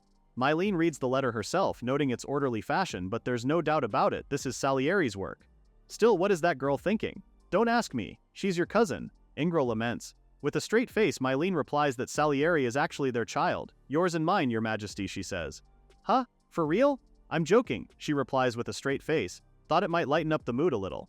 Ingril is stressed enough, his heart can't take that. Anyway, to more important matters, Mylene asks how they should proceed with this. Even Ingril himself mulls over this. In his mind, it's as Salieri says they must honor those who rendered service, which means inviting the humans and Lord Piran to court, holding a ceremony and granting rewards. But the thing is, the former are humans of the enemy Lintlight Kingdom. As for Piran inviting in effect the head of an independent city-state, they can't just do that lightly. The adventurers we can invite as individuals apart from any nation, Mylene chimes. This really just confirms that this is their only option, as Ingril has feared. But the main issue is the Lord of Piran. Their response will heavily depend on how the latter views future ties with the Mazal Kingdom. Ordinarily, Ingril and the others would plan carefully by council, but unfortunately Salieri already stepped in. Negotiation is beyond her, I presume. Ingril says. Sure, she's excellent as a firebreaker, but negotiation and such isn't her forte. One of Ingril's advisors, who we didn't even know was there, chimes in that if they send the wrong minister while humans are present, it could get messy. That leaves them with no choice. Mylene volunteers that she shall go herself. Ingril's mood instantly lifts. My soul friend, he cries. She corrected him, saying that she's his lover, not a friend. At that, Ingril becomes stressed, reminding her not to go as a lover. She should go as a secretary. Mylene already knows that herself. Ingril worries too much. She makes her way to the door while Ingril trails worriedly behind her. Don't try to make it interesting, okay? Honestly, what does His Majesty take her for? Did he already forget the joke she made about their secret child? Poor Ingril is distressed as hell, and it's evident on his face. Anyway, he tells her that she's the most trusted subordinate he has and how it feels wrong when she's not there. I'm counting on you, Mylene, he says. Hearing that made her smile, telling Ingril not to worry and leave it to her. While waiting for His Majesty's reply, Nell decided to use their time productively by patching what they could at Piran's castle. It will take days to repair the walls damaged in just a few hours of battle, he says with a sigh. We need not only time but money. Seriously, war is good for nothing. Money can be earned again, Zakrant says, suddenly appearing behind him. Goods can be reproduced or bought again, but lives aren't like that. He continues that in every respect humans and demons alike cannot be replaced so long as blood runs in them. To this, Nell adds that they must treasure people even if they pay a vast price to raise them. Now the only thing that puzzles Zakrant is why the strategist grumbles over something like repair costs if he understands something fundamental like that. Because I'm poor, was the latter's solid answer. The demon lord can't exactly help with that, so just like in any awkward situation he decides to reroute the topic. The envoy from Mazal should be arriving soon. At least that much is true since it's been 15 days since they sent the report. And oh, speak of the devil, they see two figures approaching from a distance. A pleasure to make your acquaintance. The dark elf bows. I am Mylene, secretary to His Majesty, the Demon King Ingril. Zakrat and Nell also introduce themselves shortly, and our hero is quick to discern that this is the cousin Salieri was talking about. Mylene doesn't beat around the bush and goes straight to business. She tells them that the Demon King is undecided regarding Lord Piran and the disposition of this land. But first she tells them His Majesty would like to learn their wishes. Well, wishes or not, Zakrant wants to confirm something. His Majesty wishes to officially treat Piran as a vassal, yes? He states that they can't very well become a full part of Mazal now. Mylene tells him that it is the case. From the side, Nell thinks about how it would cause friction even within Mazal. Unilaterally attaching another nation's territory is the kind of thing that sparks war. Fine by me, was Zakrant's quick reply. We'll become a vassal. Was Nell, Salieri and Mylene's unified answer. I said we'll become a vassal, Zakrant reiterates with a smile. While we're at it, let's decide the tax rate as well. Nell can't believe this guy. This isn't something one should decide so casually. Zakrant continues that their forebears merely stayed to avoid a useless war. If the current Demon King wishes for peace with humans, I want to support that, he adds while looking at Nell. For Zakrant, it's only proper to submit. There isn't anything wrong with his logic, is there? No, your wise judgment merits our deepest thanks, Mylene says with a bow. Looking at Zakrant like this, Nell's pretty impressed. For one, he knew the Demon Lord wasn't just easygoing. He was not one for petty bargaining tricks, and was a bold and very straightforward man. His loyalty hinges on coexistence with humans, so if the Demon King betrays that, then Zakrant will defect without hesitation. Nell knows the Demon Lord will take each issue on its merit, hard and unshakable as granite. Looking at Mylene, Nell thinks that she must have sensed that too. Speaking of Mylene, she informs them that she came to arrange their invitation to the capital, but now, setting aside that premise, she personally wishes to present Zakrant to His Majesty Ingril. Now Mylene is pretty sure that they can both clasp hands and weave the future as friends. With that, she goes down on one knee and respectfully invites Zakrant to the Mazal Kingdom. The Demon Lord tells her that there's no need for such courtesy given how he's just a country lord. Then to Nell, he tells the strategist to come along too. Our hero can only sigh once again at the development of these things. Later that night, Asuka is a bouncing ball of energy. We're off to Mazal starting tomorrow, she exclaims excitedly. Then there's Meisha, who's already drooling while thinking about the delicious foods they have at Mazel. Unlike them, Meg's a little regretful, thinking that she should have brought more pocket money. We can't exactly earn along the road by pickpocketing anymore, she sighs. To that, Asuka suggests they hit some bandit gangs. Those dudes might be hoarding treasure, right? Looking at Asuka and Misha, who are both raring to go, Nell had to remind them that they're not going to Mazel for fun. Plus, why are they all on his bed? Anyway, where were they? He was still busy talking to Milialia. Piran Castle predates the founding of the Lintlight Kingdom, which makes things complicated, she tells him. Right. So demons originally built a castle on land that belonged to no nation and lived there. Then the humans founded a nation without noticing. Nell and Milialia's worry is that if Mazel makes Piran its vassal and it becomes public, conflict is inevitable. It's like their territory was shaved off unilaterally. But the major difference now is that the Mazel Kingdom backs Piran Castle. Milialia asks if this means Piran's safety is guaranteed, but Nell says it is if the upper ranks of Lintlight have any sense. Do they have sense? Our country, I mean, she asks, unsure. To that, Nell also answers her, unsure. I hope so. In his mind, he knows that the reality of the situation is that rebellions are spreading everywhere, which seems to prove otherwise. But there are fine men like General Kaitos at the core, so a swift overthrow shouldn't happen, hopefully, right? All this hard talk is boring. Asaka springs up from behind Nell, but he easily ducks, making her land on her face. If you're bored, then head back to your room, he answers stiffly. It's bedtime for good girls. Instead of following, both Meisha and Asaka start to gang up on him, claiming they're good girls who can't sleep unless they're with Nell. Enough. Our hero throws all four of them out of his room, slamming the door shut as he bids them good night. The next day, as they were about to depart, Nell had his hesitations. Looking at Zakrent, who has no escort, he asks the Demon Lord if he's really okay to head to Mazel without any. It's on foot to the border, you know, Nell reminds him. But Zakrent is confident since he has Nell, and that's plenty enough for him. Salieri chimes in, reassuring Nell that she's coming too so he can ease up a little. Even Asuka vouches for Sally's strength, knowing she's pretty strong because they sparred. Wait, Sally? He can't believe Salieri and Asuka are hitting it off pretty well. Admittedly, he was suspicious at first, but it seems that the Dark Elf girl was just acting per her profession. But wait, speaking of profession, Salier's gift is hero, and her job is magic swordsman, if he remembers correctly, right? This pleases Nell because it widens their strategic options. She and Asaka could form a two-top with Nell focusing on command in the center, or they can run a double caster formation with Milialia or pair with Meta to field two skirmishes. Just thinking about it is enough to get Nell humming, while Meisha moves closer to him. And what about me? She asks with a pout. Your position is fixed since you're the linchpin. And that was more than enough to send Meisha beaming. Well, with their numbers, Nell finds it hard to settle down since he can't help but think in terms of big battles. Meanwhile, somewhere else in the kingdom, General Kaitos cuts down his enemy with no mercy. Don't let up the attack, those who betray the state, cut them all down, he commands. At his feet, he notices an adventurer who joined that recent mountain sweep. He finds it foolish that the lad decided to join the rebel army. No, perhaps the truly foolish one is our nation, he thinks, standing tall as he did so.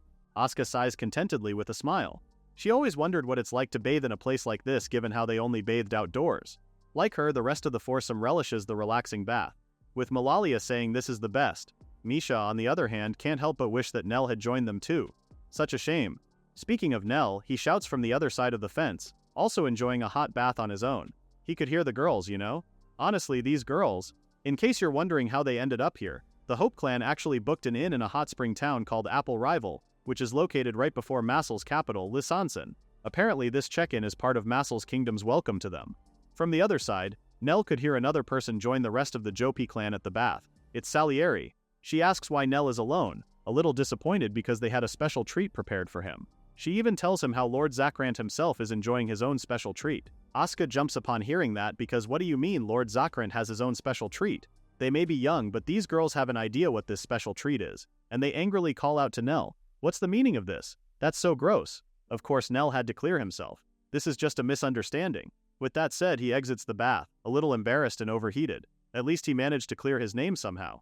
Even this brief moment of alone time is cut short again with Asuka bashing her head against Nell. Mind you, this is how she expresses her excitement, violently. But Nell is more annoyed that she's not wearing her chestband properly. This is just her special service for Mom who held back.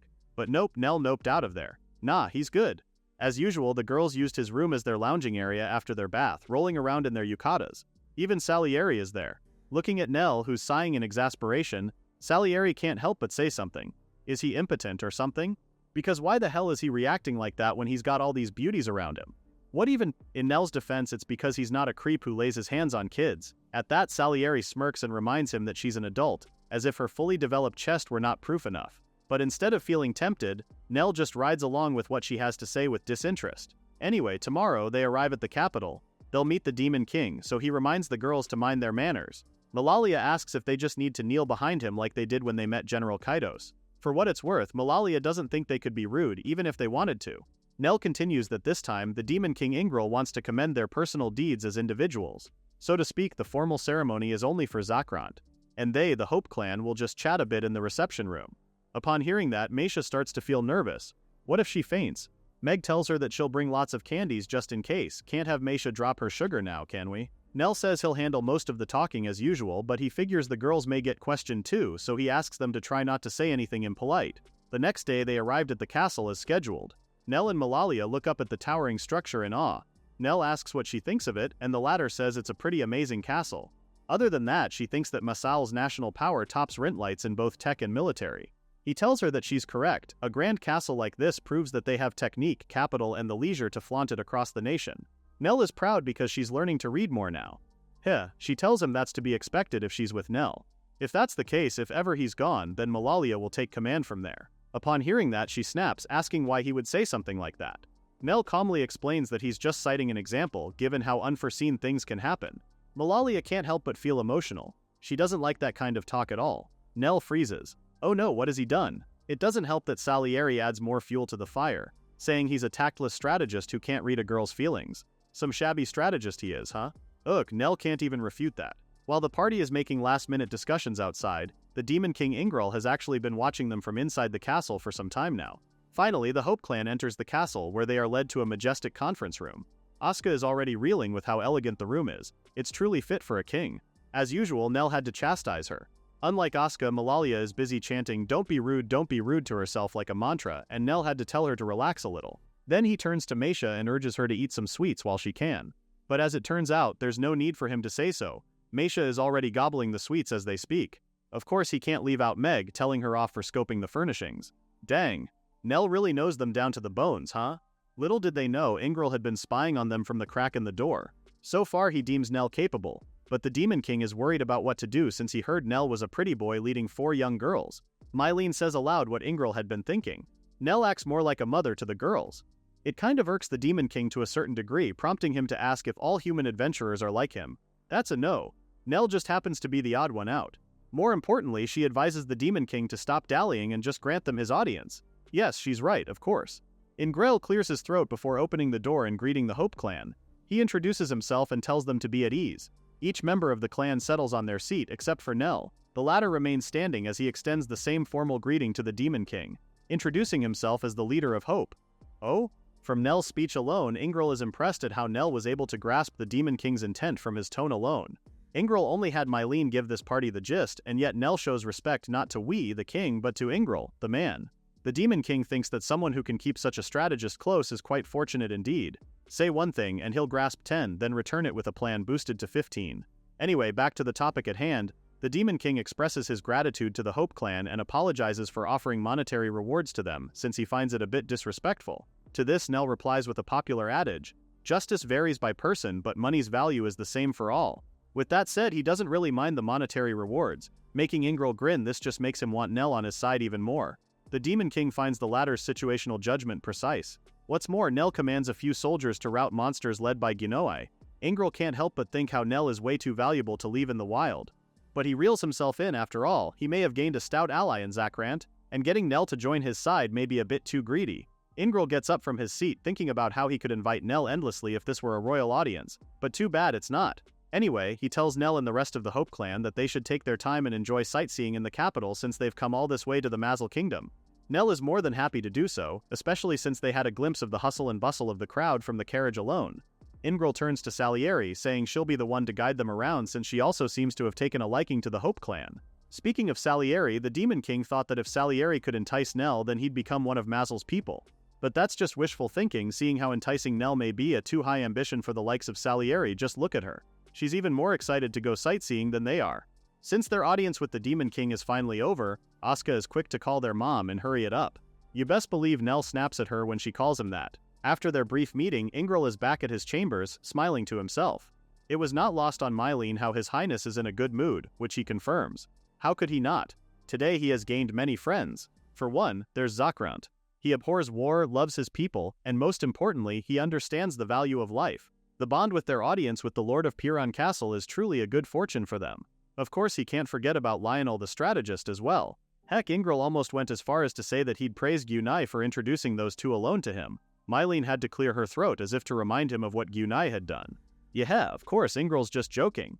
Gyunai has to settle his accounts properly after all. They can't let the death of the maid who used to steal the orb from the treasure vault be in vain. Mylene is almost ready to praise him, but man, Ingrel's head is still on Nell. Man, he really wanted to secure a strategist on his side. Mylene asks how long he will mull over that since they already have another problem on the horizon.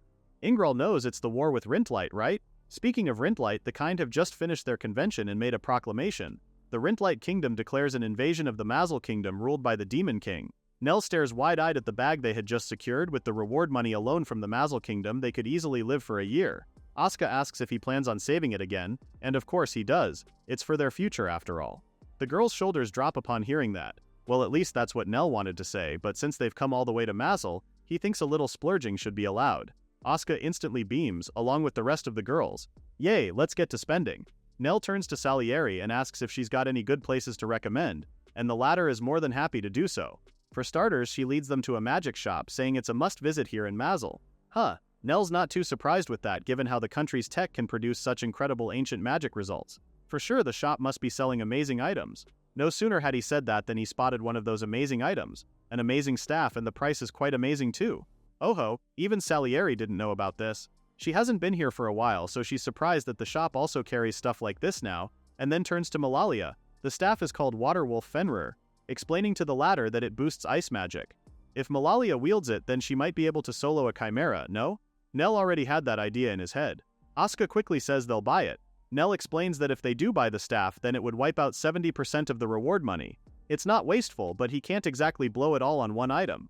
At that, Meisha's puzzled because why not? It's a rare find.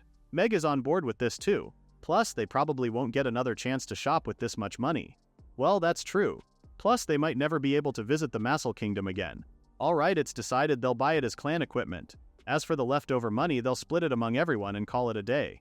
He turns and asks everyone if they're good with that, and the girls are more than happy to do so. After buying the staff, they continue walking through the city square. Looking around, you can feel the Demon King's policy of mingling with everyone, walking the streets without barriers. Salieri asks if Nell discussed this with His Majesty, and he tells her that he didn't. He actually just read it, and so did Ingrel in his own way. In his mind, he felt the Demon King was eloquent and not one to be carelessly handled. He probably figured if Nell couldn't read between the lines, that was that. Salieri replies that she doesn't get it, or does she? And Nell still can't get a read on her. But whatever. All this hard talk makes one hungry. Meisha in particular. Yeah. Nell had a feeling she was going to say that. And speaking of food, Salieri's got a place to recommend. That night the Hope clan plus Salieri lounge in bed with a contented sigh in their underwear. Actually, they're dang near getting a stomachache from how much they ate. But the place is not bad, right? Nell says it is quite good, and he's not going to comment on this ridiculous setup they have right now. Asuka, for one, has always wanted to get full-on cake alone, and it looks like her dream came true. Even Meg taps out, she's good without sweets for a while. Unlike them, Meisha is reeling because that was pure bliss. It's like the kingdom of God was right there. Nell had to tell her to mind her words since the supreme god's going to smite her for what she just said. Just then they hear a knock on their door. Nell gets up and grabs his sword as he answers the door.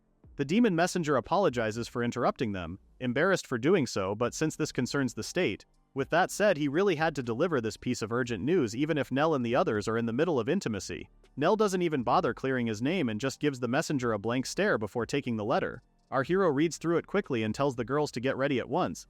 The letter is an urgent summons from Demon King Ingrel himself. The Hope clan quickly meets His Highness, with the latter already expecting them. He thanks the party for their quick response to his call as he reveals to them that during yesterday's council, King Morrison of Rintlight decided to invade the Mazel Kingdom. The girls are shocked, and Nell could only narrow his eyes. To make up for political failures with the military, they'll invade the Mazel Kingdom and distribute its wealth to try to quell the Lord's discontent. Of course, Nell doesn't really believe that this would truly end the rebellions. Even Ingrel is aware that the king's goal is to distract the populace from the frequent uprisings. On top of that, they're probably also aiming to sap the power of disgruntled lords by forcing them to send troops, meaning the first to be thrown in will be Lord Tros, the Garia Margrave. Nell adds that Lord Tros would have to brush off the sparks that fall upon him, and many soldiers will die. What's worse is that a lot of civilians will get caught in the war and end up dead. The Demon King explicitly tells Nell that this is not what he wants. With that, he hands the Hope Clan leader a letter of state to deliver to General Kaitos in Written Light's capital. Huh? How did General Kaitos factor in this? Did he hear that right? The Demon King just mentioned General Kaitos' name, right? Why did the general's name come up? In this latter state, does that mean it's a royal edict? Finally, Nell pieced it together. General Kaitos is in contact with Mosul. While all of these thoughts run through Nell's head, it was pretty obvious based on the look on his face that the former is well acquainted with the general, as observed by the Demon King. To that, Nell only says that he and the general have history, and then turns to look at Salieri. Sensing his wariness, Ingril assures him that the news didn't come from the general this time. But this time even Nell is impressed because Masel clearly has the upper hand here. The said kingdom is already aware of the capital's events the next day, even though they're over a month away from the place on foot. Anyway, back to more important matters. Ingril asks Nell if he's up to the task. The latter turns to the girls, and they're already smiling and nodding. With their blessings, Nell humbly accepts the Demon King's task. Well, now that's settled, Ingril tells them he'll have a ship prepared at once, and calls Mylene. He didn't need to instruct her since she already knew what to do. At the mention of the ship, Nell frowns. Won't traveling by sea take longer? Ingril only smirks and crosses his arms, saying Nell will understand once he sees the ship. Okay? The party leader then tells His Majesty that they'll return to the inn and pack in the meantime. But before that, he has to ask Ingril something. Where did His Majesty meet General Kaitos? Ingril recalls the first time he met Kaitos was back during a skirmish, dating 30 years ago. Back then, a much younger Kaitos fought Ingril and lost, his sword breaking in half. He admits defeat. He offers his head for the Demon King's taking. But to his shock, Ingril restores Kaitos' sword instead and hands the weapon back to him. Kaitos is apprehensive and angry. Why? Is his life not worth taking? The Demon King says that's not it. He was just impressed by Kaitos' martial valor for taking a head-on fight in this situation. With that said, he asked the young Kaitos what future he carries and if he would show it to the Demon King. From there, Ingril and Kaitos hit it off, talking about the future, and began corresponding since then. In his mind, Nell almost found this story cool, but then Ingril undercut it. It makes him wonder if it's a demon folk thing. Just then, Nell's eyes were set on something past the Demon King as they heard something approaching. Well, would you look at that? It seems the ship has been arranged. Nell stares wide-eyed because he didn't expect an airship at all. Ingril boasts that it's built with the finest magitech the Mazel Kingdom possesses, the sky-sailing Crystalmancer. Given the urgency of the matter, the Hope Clan boarded the Crystalmancer and were sent on their way to the Rintlight Kingdom. The ship's captain announces that after an hour of travel from the capital, they're about to enter the Rintlight Kingdom's territory. Nell finds their travel unbelievable, and yet at the same time it worries him, because who would have thought it's possible to travel from Mazel Kingdom's capital, Lisansen, to Rintlight Kingdom's capital, Galangren, in just an hour? Normally it would take a month's journey on foot to reach the place. The Demon King said he doesn't plan to use this tech for war, but there's a chance other nations could steal this technology. Should that happen, everything they know about war will change. Malalia asks if there is no way to prevent this technology from leaking at all. To that, Nell says the best option is to avoid fighting and not to get involved at all. Unfortunately, they're already in too deep, seeing how they share a border, and the bureaus are thriving. Nell is already thinking about the worst-case scenario. If war breaks out, each side's tactics and technologies will be leaked. Like how an archaeologist studies an entire era from a single ancient manuscript. Strategists and staff officers can infer many things from tiny bits of information and use them in the next battle. Well, they're already flying to stop the war, right? But Malalia doesn't exactly understand how delivering a letter of state to General Kaitos could stop a war from breaking out. Nell says it's because the general is someone who can speak directly to the king. If from the general's mouth it's told to the king that the Demon King wishes peace with Rintlight, then the former just can't ignore it. Malalia then asks if things would really go that smoothly, and Nell only hopes that they do. As things stand, the war against the Mazel Kingdom has been drawn out, so if peace is achieved, the current King Morrison's prestige will rise. Rather than waging a war where victory is uncertain, stacking up achievements of peace would likely silence the discontented nobles. If King Morrison understands that, then avoiding war should be attainable. Grave matter aside, this just also made Nell realize how he keeps getting tied to people with the hero talent, no? There's the Demon King Ingril and General Kaitos, who both fulfilled great deeds in line with their talents. There's also Luke, the one who got warped along the way. And of course there's Asuka, who is still developing. It makes Nell wonder what kind of hero she will grow into. Whatever that might be, he could only hope that she would become a hero loved by everyone. Thinking about all of that got Nell crying quietly because he's worried. Malalia, who's on his side, thought that he was moved to tears thanks to the view from the sky. Anyway, they reach the city by nightfall. The captain of Crystalmancer tells them that they'll splash down on Lake Misakas under the cover of night. Thankfully, the captain handled the landing with practiced ease, but now things are starting to make sense to him. Didn't the general tell him before that he chose this villa because it has a scenic spot? But judging from recent events, it made Nell think there might be more to that, huh? Anyway, Nell thanks the captain for the help and the latter cheers them on. Alrighty then, head count. Nell counts 1, 2, 3, 4, 5. 5, huh? Why is Salieri also lined up along with the girls? What is she doing here? Actually, she hasn't gotten any new orders yet, which is why she decided just to stick around and look after everyone. This works for her because it means she won't get scolded if she plays around with Hope Clan for a little while longer. Nell has his suspicions, though he does fully believe that what she meant by play is to help them out. Just then, Asuka grabs Salieri's arm, adding that it would be great if Sally came along. Now that someone's on her side, Salieri turns to Mama Nell. He heard her, right? What choice does Nell have but to allow it? Fine, he'll allow her to work with the team for a little while longer. With that, they move straight out to the capital. Come morning, the Hope Clan arrives at the capital's entry. From the outside, Meg can't help but comment on how everything looks pretty normal. It's pretty much like an everyday scene at Galia. Nell replies that this is because the capital hasn't started the war's prep phase yet. The earliest they could actually invade is 6 months from now. Malalia turns to him, confirming if this is the best chance to call it off. Well, as far as Nell knows, the capital only decided to invade, so it won't be easy to stop. However, it's far easier than stopping it once the plan is in motion. If they act now, no one will have to suffer a loss. Nell is well aware that this is exactly why the Demon King rushed it and even went as far as allowing them to use his latest craft. Just then the entry guard calls, "Next," meaning it's Nell's and his party's turn.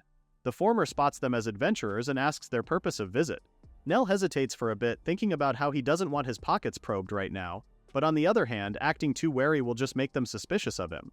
Ultimately, he sticks with introducing himself as an honor guard of Mikasa Lakeside City and the leader of Hope. He explains that they had just come from a job nearby and decided to drop by the capital to pay their respects to General Kaitos. With that, he asks the entry guard for permission to enter. With that, Nell waits with bated breath, thinking about how grateful he is that he has an official title he can state, even if it's just an honorary position with no real authority. The eyes of the entry guard twinkled because he's face to face with the hero of Mikasa. Word has reached his ears of the tale of how the 4 heroes of Hope fought off 100 Sahuagin. Plus, he also knows Sir Lionel in the famous butterfly dancing in the sunset. Upon hearing that, Nell winced, but he brushed it off, seeing how the guard ushered them to enter, excited to welcome a hero visiting the city. From the back, Asuka asks Malalia what the guard meant when he said butterfly dancing in the sunset, and the latter shares that they must be referring to the popular ballad by the bards. From what she heard, it's a tale about the fall of the golden silkworm butterfly that their mama Nell once belonged to. From ahead, Nell could hear their conversation, and in his mind, Malalia is correct, though he finds the story outrageous. It's the story of how Vice Captain Lionel gives up on Luke, the enfeebled leader, and leaves him, taking many comrades upon his exit. That's weird. Nell's pretty sure that in his memory, he's exiled alone. But speaking of comrades, 2 officers were always worried about him and Luke until the end, Joshua and Nickel. Nell wonders if they're doing well, but figures they both would be fine without him, so he didn't think much of them. Well, maybe he ought to ask about the 2 to Jennifer once they get back to Galia. Cut to the next scene. General Kaitos happily greets Nell. He's even more pleased to see that the girls are doing well too, extending his welcome to the whole Hope Clan. Nell quickly talks business and informs the general that he came bearing a letter of state as an envoy from the Demon King Ingril. Upon hearing that, the general became serious, remembering how the Demon King was quite the character. He takes the letter from Nell and breezes through it, eyes wide at the content of the letter. But the general's not too surprised since he expected that much from Ingril, and the letter is very much like him. General Kaitos rolls up the letter, saying if the Demon King is willing to concede this much, then talks might be easier to advance. Nell has no idea of the contents of the letter but figures the terms are favorable to Rintlight. No? The older man wouldn't necessarily call the condition favorable, but more like equal. He hands the letter to Nell, the latter a little wary at how the general would have him look at the letter. But after reading the letter, even Nell is surprised. The letter contains ample sincerity for walking into the future together as equals. There's not even a demand for territory or levies, showcasing that what Ingril wants is for them to stand together as true equals. Nell hands the letter back to the general, saying that with this, they have no reason to foolishly launch the first attack. The general moves quickly, suggesting they meet His Majesty, King Morrison, right now. It's a great opportunity, so Nell should come along as well. Nell pulls a face, and it's evident he doesn't want to come, saying he doesn't particularly want the king to remember his face or anything. The general scolds him for being so unenthusiastic. In Nell's mind, he's not even someone who should be granted an audience with the king. Heck, at best, he's just an honor guard. But the general won't take no for an answer. Nell is coming with him, whether the Hope leader wants to or not. Plus, General Kaitos also wants to introduce the younger man as his protege. With no choice in the matter, Nell approaches Malalia, explaining that the girls need to stay since not all of them can go. The general offers the girl lodgings at his manor, and before Nell could refuse, the older man won't take no for an answer. Besides, it's too luxurious to turn down. Ugh, fine, Nell concedes. He glances at the girls for one last time, saying he's counting on them. As Nell and the general finally meet the king, General Kaitos and Nell bow before King Morrison. Nell introduces himself, saying he's an adventurer based in Gallia and that it's the highest honor to be granted an audience with His Majesty. The king frowns, because why an adventurer? Instead of asking Nell, one of the king's advisors asks General Kaitos why he brought the likes of an adventurer given how they're busy preparing for the upcoming war. General Kaitos replies that he's well aware of the situation. However, he stresses that Nell is the one who brought the good news, which Kaitos is about to deliver, which is why he also brought along Nell to introduce to the king. At the mention of good news, the king cocks his head. The general in turn hands the letter of state to one of the advisors. The latter reads the content, saying how it proposes an unparalleled peace treaty from the Demon King. Again, the king cocks his head and parrots from the Demon King as the general states that there is benefit and no room for the kingdom to suffer any loss. And with that, the king snaps. He went ballistic, calling the general a traitor. His Majesty is angry upon knowing that the general has been dealing with the Demon King. What's more, the king questions how the general wishes for peace even before they fight. These are not words he expected from General Kaitos, famed for his fearless valor. Now the king suspects that the latter has taken a bribe from the Demon King. Of course, General Kaitos responded defensively. He can't believe the king is saying such things. Moreover, he stresses how a brave knight is not merely one who charges into danger, and that it's the same for how a nation should be. His response angered the advisors. They could not stand such insolence before His Majesty. Is it true then? Is General Kaitos swayed by the demon's wicked ways? Not a moment later, they called for the guards and immediately seized both the general and Nell, subduing them at a moment's notice. Although the king indeed sounds emotional, it also holds that what His Majesty had just said is also completely logical. Crap, this is over. So just like that, General Kaitos and Nell are both bound and thrown into the dungeon. The former apologizes to Nell, but Nell says he shouldn't do so. After all, they already discussed the possibility, but no one could have predicted it would really end up like this. The general only stares at him before looking away, cast down. So even the great general is disheartened by the situation, huh?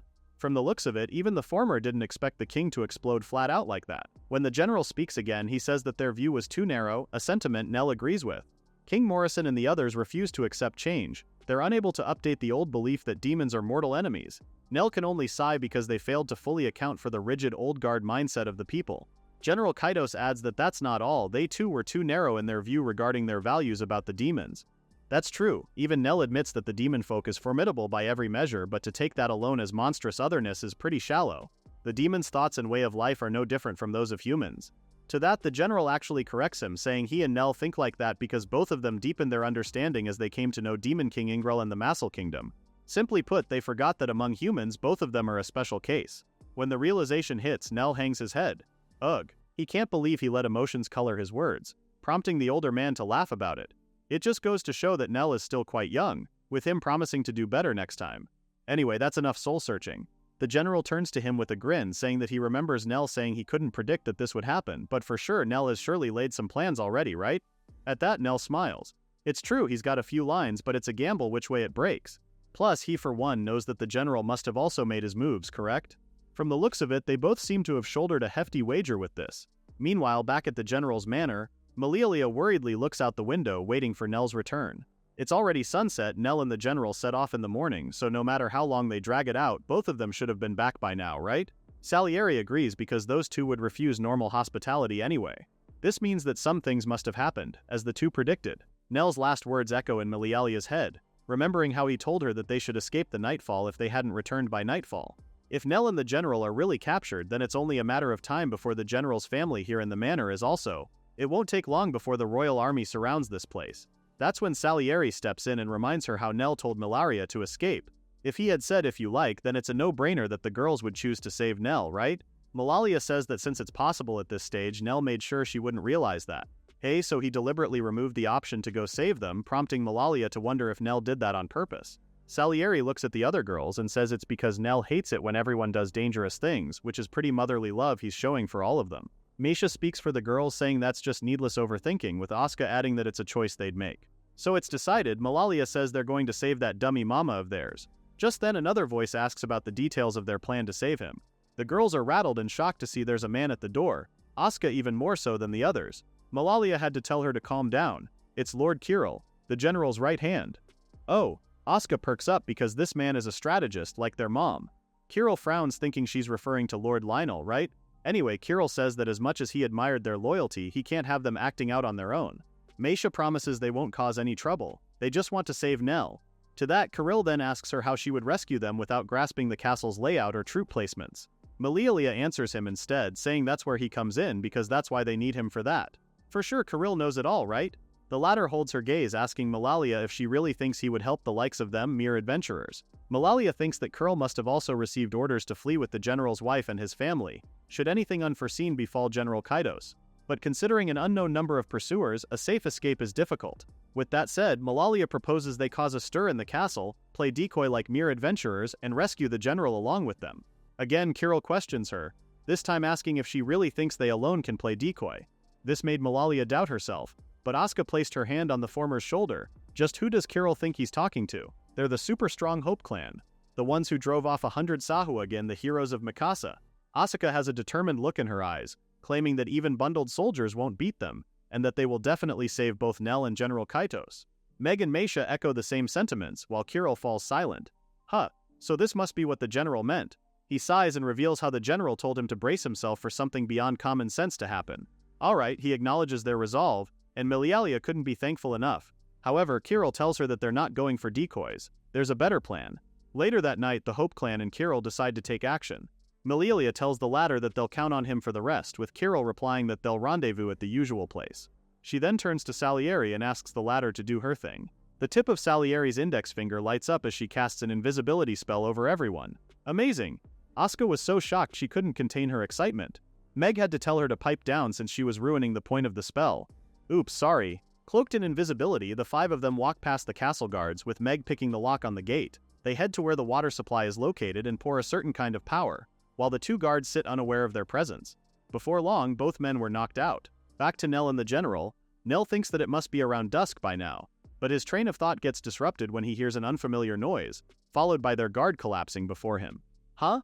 What the? Both Nell and the general stare as the portcullis opens by itself, and before Nell realizes, all five girls cheerfully land before him with a thud. Wah! He's alive! Nell calls them idiots, as he couldn't believe what they had just done. Didn't he tell them to run? The girls can only laugh, because doesn't he know them by now? For sure. Nell knows they wouldn't do that right. If anything, they're just happy that both men are alright. They proceed to cut through Nell and the general's binds, with the latter proclaiming how the girls always save them. Malalia informs him that Kirill prepared their escape, so they should hurry. The general breaks into a huge laugh because even Kirill couldn't best the girls, huh? Speaking of Kirill, Malalia hands a few small bags to Nell, saying the former also gave them a bunch of stuff to carry. Nell checks them out and realizes that the content of one bag is the reason they were able to put the guard to sleep, while the other one is a laxative. He turns to Salieri then and asks she cast the same invisibility spell from before. She easily does this, so now everyone's invisible. Nell says there's a popular saying that goes, a departing bird leaves no trace, but the bird called Hope doesn't do that. So he suggests they dirty the place up and stride out the front. Nell pours the contents of the bag into the castle's water supply, and from there all hell breaks loose at the castle. One of the guards ran up to his superior reporting that there had been an issue. They have confirmed the jailbreak of the traitors Kaidos and Lionel. However, he doesn't get to finish his sentence, prompting his superior officer to ask, just what the hell is he doing? The young man has a strained look on his face, almost doubling over as he clutches his stomach. Finally, he manages to finish his report, saying that some sort of mysterious stomach pains and vomiting struck everyone. Huh? Just what the hell is happening? Is there no one left who can still move within the castle? Nell, the general, and the Hope clan managed to escape from the castle without a hitch. Right now, they're still on the run, on board one of the wagons. It's been 7 days since their breakout, still no contact with the pursuers. It seems the laxative they dumped into the well during their escape did the trick. No? However, Kirill clarifies that its effect lasts at best for a single bout, so it's a little more than a stopgap. They scattered sky carriages in all directions and spread false sightings, but he also thinks they should assume they'll catch up soon. Nell doesn't reply and only looks away. The general grins at him, he knows that look on Nell's face. Nell must be plotting something again, right? Well, he admits that it's nothing grand. Before Nell could even say it out loud, the general granted him permission. He knows that must be why Nell hesitates, which is why he urges the adventurer to use his talents to the fullest. Despite the general's green light, Nell is still hesitant and turns to Kirill, but the latter has no objections since the general has spoken. Nell sighs in relief and the general is more than eager to know what he's thinking. It's most likely that the royal army, thrown off by Kirill's diversion, has lost track of them and scattered units in all directions. Ahead, the forest becomes dense and the routes narrow, which naturally funnels the pursuers to the road. The general asks if Nell wants them to smash them here all at once. He thinks it's impossible given that their numbers are unknown and that the terrain is not in their favor. However, you could also say the same for them. The Royal Arms will be wary of how the general's 120 troops might strike. So, to seize the initiative in that game of probing, he thinks Hope should stage an ambush. If one wants to win without intel, no good plan can bear fruit. The general breaks out laughing once he hears what Nell has to say. So that's what the Hope clan leader is aiming for. The boldness of seeking victory and not flight. Hey, if anything, this just made the general like Nell even more. Nell low-key regrets it. He can't believe he just said something belligerent without thinking. He turns to Asuka in horror, wondering if she had just rubbed herself on him. Anyway, the general goes along with Nell's plan, which is to proceed on horseback while also praying for Nell's success. Cut to the next scene. A bird flies over the troops on horses and Salieri says she found them. The bird, who turns out to be one of her familiars, informs Nell that 10 riders are incoming. 10? So it's a scouting party. Milialia asks him what they will do next, but he throws the question back to her. What does she think is the best course of action now? She tells him that if they leave them alone, obviously they'll find Hope and report to the main force. With that said, she believes they should crush them here and now to delay the enemy's advances. Nell says she is current. Furthermore, he adds that there is no need to let them carry back a report. If the 10 scouts don't return, the main force will hesitate, which would buy them ample time. Even Nell finds that a good idea. Without further ado, Nell turns to Meg, and the latter is already on it before he can even issue orders. As for the troops, their leader instructs the men to find them, even if they have to comb every blade of grass. They rush headlong, unaware of what's waiting ahead of them. Just then, one of the horses tripped into the trap, causing its rider and a few others to collapse. What the? Who goes there? One of the riders asks. To that, Nell replies that it's his one-way ticket to the afterlife. As he and Asuka spring up from behind, Asuka apologizes to the horses in advance for what she's about to do. She cuts them down, forcing the rider to fall to the ground. But before he could get up, Meg stabbed him to death. The remaining army members have their swords unsheathed, calling the Hope clan minions of the traitor Kaitos. But the three of them were no match for Milialia's three-way ice lance and Salieri's salamander tongue, a fire and ice combo. Next panel, we see Meisha is busy healing one of the horses, commending her party mates for a job well done. Milialia sighs, a bit pleased that they won without a scratch, but Asika finds them boring. The royal army is too weak. Nell tells her not to be careless, seeing how the men they fought were just scouts, and stronger ones are bound to show up. He asks Meisha about the horses' conditions, and she's happy to report that they've all fully recovered. Asuka pets the animal's nuzzle, apologizing for what she did earlier to them. The horses are the only ones spared from death, with Milialia saying animals aren't at fault. What she said is true, but Nell has ulterior motives. Captured horses are valuable not just as transport but in many useful ways. Like, if they're sold, they'd fetch a pretty good price too. There it is, Nell's greedy side. But Meg can't blame him because she gets it. In his defense, he's also desperate in his own ways too, Salieri intervenes and suggests they wrap it up and hurry to catch up to the general. They do as she suggested, with Nell returning to report Hope's operations to General Kaitos. The latter commends them for a job well done, and Kirill quickly moves over to the map to show them that they'll most likely be caught in a certain spot. According to the intel he just received from Nell, the latter looks over the map and knows the place. It's about a day from the Gairia towns and the furthest point from which they can still initiate. Under Count Dross's protection, Nell knows that even the royal army can't act easily. At that, Milialia cuts in, worried, and tells him that there's no guarantee the Count will help General Kaitos. Oh, he will help all right. Nell is pretty sure, glancing at the general who's also smiling. That's because they're accomplices. The Count runs an illicit trade with the Massal Kingdom, and the general corresponds directly with the Demon King. If they say that, then the Count won't have a choice. So if the general is captured, the smuggling comes to light and the Count gets hailed in with him. Plus, Nell says they'll want to weaken Gairia's power base. Simply put, a mighty regional lord is nothing but a nuisance. However, Count Dross lacks the force to oppose the kingdom outright, and Milialia finishes the rest. She understands that this is why they want General Kaitos. Conversely, the royal army will try at all costs to take him down before he reaches Gairia, which makes the next move to throw all forces at the last possible point. Nell says that's standard play and could only sigh, because they too would love to have reinforcements. Kirill shares in his lament, though he did send a fast rider to the Count yesterday. Unfortunately, they might not make it in time, so Nell's small group would have to make do with what they have.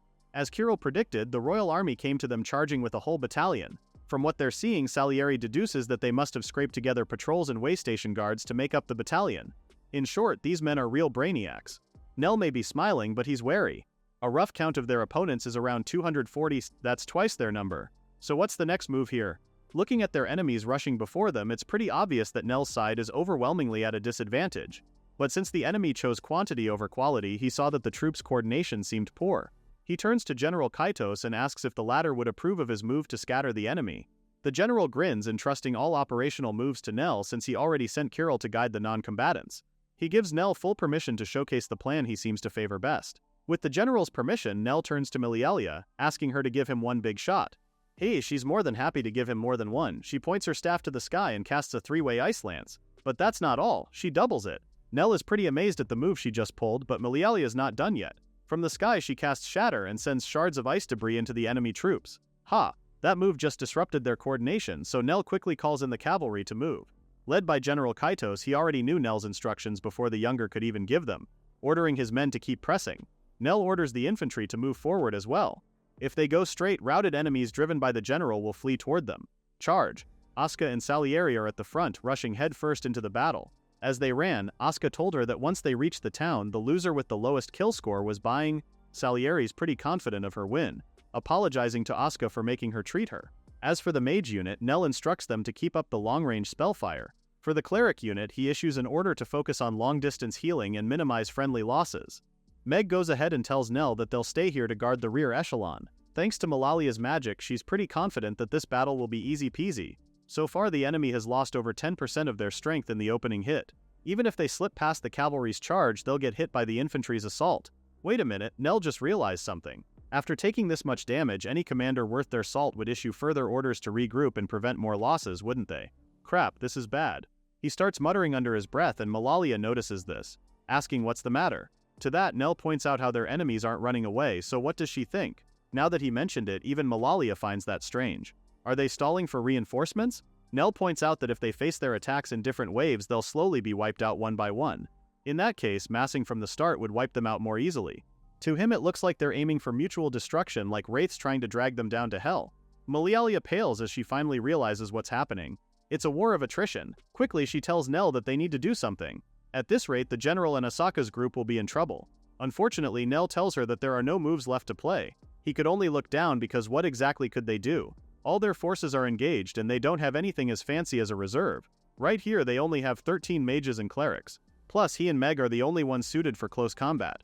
Nell balls his fist harder as he can't help but wish that they had more troops. Like 50, no, even 30 would do. As fate would have it, the supreme god must have heard his wish because from the back a voice tells him that he's in luck. Those very 30 have just arrived. It's Josh and Nickel. The two were happy to see them, with Nickel proclaiming how they're here to help. According to the other, they ran without sleep, so everyone's kind of high and can't handle complicated orders. Nell can't believe the two are here, while another man appears and tells Nell that he has been working these men hard under the clan Undertakers. Nell's eyes widen in shock because it's Nazar, but more importantly, why the Undertakers? Nazar says he'll talk later. For now, he asks Nell, the master strategist, for orders. Right, they're in the middle of a battle. Nell's order is a simple one. Charge and trample the enemy. Nazar acknowledges the order and in turn tells his men to move out. In the midst of the battle, Asuka sees that reinforcements are here. The faces of the general's men light up, with Asuka telling them that they shouldn't let the reinforcements outdo them. Meanwhile, Salieri points her to a certain man who looks to be the commander of the enemy troops. Oho, that guy. Salieri says she'll handle things on this end while Asuka makes a beeline toward the enemy's commander. But her path isn't clear. A couple of enemy soldiers block her way, even proclaiming how they've got an idiot before them who's charging in alone. They thrust their lance at Asuka, but she jumps high and uses the tip of their weapon as her footing. She pulls her sword back, ready to strike, saying she's got no time to waste on small fry. With one swift move, she cuts them down in one go. Asuka rushes straight to the man who looks like the captain and strikes first, eager to take his head. The captain blocks her attack, angry that an insolent brat would dare take him on like this. Ha! He'll cut her down and aim for Asuka's head. She easily evades, bending backward as he thrusts his lance at her. While still leaning backward, Asuka easily cuts his weapon in half, much to the older man's shock. Asuka grins and tells him he's pretty careless for taking his eyes off his enemy, as she did what she promised and took his head. Heh, it's her win. Success, Asuka has taken out the captain-looking one, raising his decapitated head as she said so. As for the other soldiers, they've started to retreat. Milialia turns to Nell, asking if this means they've won the fight. Her mama Nell confirms it. This is their victory, at least for now. General Kaitos issues an order to gather the wounded and hurry back to Gaelia. Nell makes a tally of the casualties, 8 dead and 14 seriously injured. Meisha volunteers to accompany the carriage carrying the wounded, focusing on healing them, and Nell gives her the go-ahead. Looking at it now, their casualties are heavy, but by estimate it's about 120 of the royal troops are dead. Milia finishes what Nell is about to say. Even with that exchange rate, if they'd kept fighting they'd most probably have lost. After all, numbers win in the end. It's how attrition works, which is why Nell says the Undertaker's help was worth its weight in gold. Speaking of, Joshua and Nickel are beaming to hear that. Joshua is beaming at the way their ex-vice captain Nell praised them. Now that the battle is over, Milialia has time to take a good look at them. Who are these folks anyway? Nell tells her that the two are veterans from the former golden silkworm butterfly. The light-haired young man, Joshua, is bold and devoted. Contrary to him, Nickel prefers flexible and tactical battles. The two are complete opposites but make a great team. Nell commends Joshua for his perfect timing because the former really saved their necks out there. Joshua relays how some emissary of the general burst into the guild yesterday yelling about an emergency contract. Nickel continues how, at first the guild refused it, but once they heard Hope was involved, Jennifer took action. At the mention of it, Joshua is reminded of how cool she was back then. He recalls how she yelled, "Let's rip out that insolent Royal Amy's tongue." As grateful as Nell was to their clutch appearance, he finds it hard to believe that Nazar agreed to take on the mission. And that's when Joshua revealed that Nazar is actually a big fan of Nell. A fan? Nazar joins their conversation and confirms it's true. When he first heard about Nell's expulsion from the Golden Silkworm, Nazar wanted to personally recruit him on the spot. But what he didn't expect was that someone else, aka Azusa and company, would recruit him on that same day. Meisha and Azusa caught Nazar's eyes as he said that, and they beamed, saying foresight at the same time. Anyway, Nazar adds that since Nell left and his previous guild fell apart, the former made it a point to yank Joshua, Nickel, and about 10 more into his guild. Joshua didn't know that. So all this time Nazar poached because he had to? Anyway, Nell thanks Nazar for pulling through for him. But yeah, no biggie for the latter. Alright, now that they've paid back Hope and General Kaidos, they should head back to Galea. His men cheered while Nell turned to Hope, suggesting they head back and prepare for the next battle too.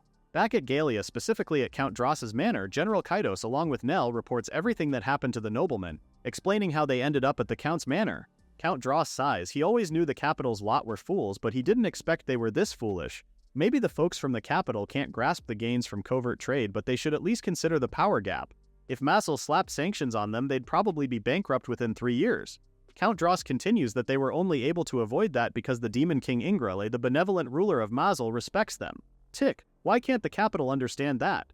Plus, where will they find military forces and provisions? Galea supported the capital even against rebels. At that, Nell raised his hands and asked permission to say something. The nobleman gives him the go-ahead, with Nell proclaiming that Rintlight's real target is probably Galea, not the Mazel Kingdom. Both the general and the count were shocked to hear that. What did Nell mean by that? Nell begins by saying how he has started to wonder about the royal army's clumsiness since they fled the capital. Sure, Hope and General Kaitos' troops were efficient, but the problem lies in what came after. Nell cites that the first oddity is when the enemy scattered pursuit units in all directions. At that, General Kaitos is a little puzzled at Nell's observation, because wasn't that due to Kirill's decoys? Nell says that even if that may be so, the royal troops suspected that General Kaitos had ties with Mazel, thus it was expected that he'd feel towards Mazel, which makes passing through Galea inevitable. They could have committed, say, 1 battalion, which is easily around 5,000 troops. But dribbling out 100-odd soldiers against 100 of Kaidos' elites is absurd. With that, the crown's aim becomes clear. They wanted General Kaidos and Count Dross to meet. Kaidos, colluding with Mazel, flees the royal army and turns to Count Dross. As such, this would make the nobleman a traitor too. This logic gives them a pretext to invade Galea. To that, General Kaidos points out again how their pursuers genuinely tried to kill them, didn't they? Neck continued that the sticking point in his theory was this. If contact were the goal, then a half-hearted chase would do, but he reconsidered. That decision was the captain's personal call. He was rallying nearby units. Honestly, his actions didn't align.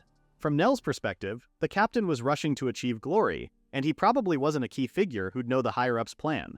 With all that said, the formalities are set, and Nell believes they'll attack soon. 20% of the land, 10% of the people, over 30% of production. They mean to seize all Galea, whose hoard may be half of the treasury. The count sighs. So Rintlight has come to the point of eating its own leg to live, huh?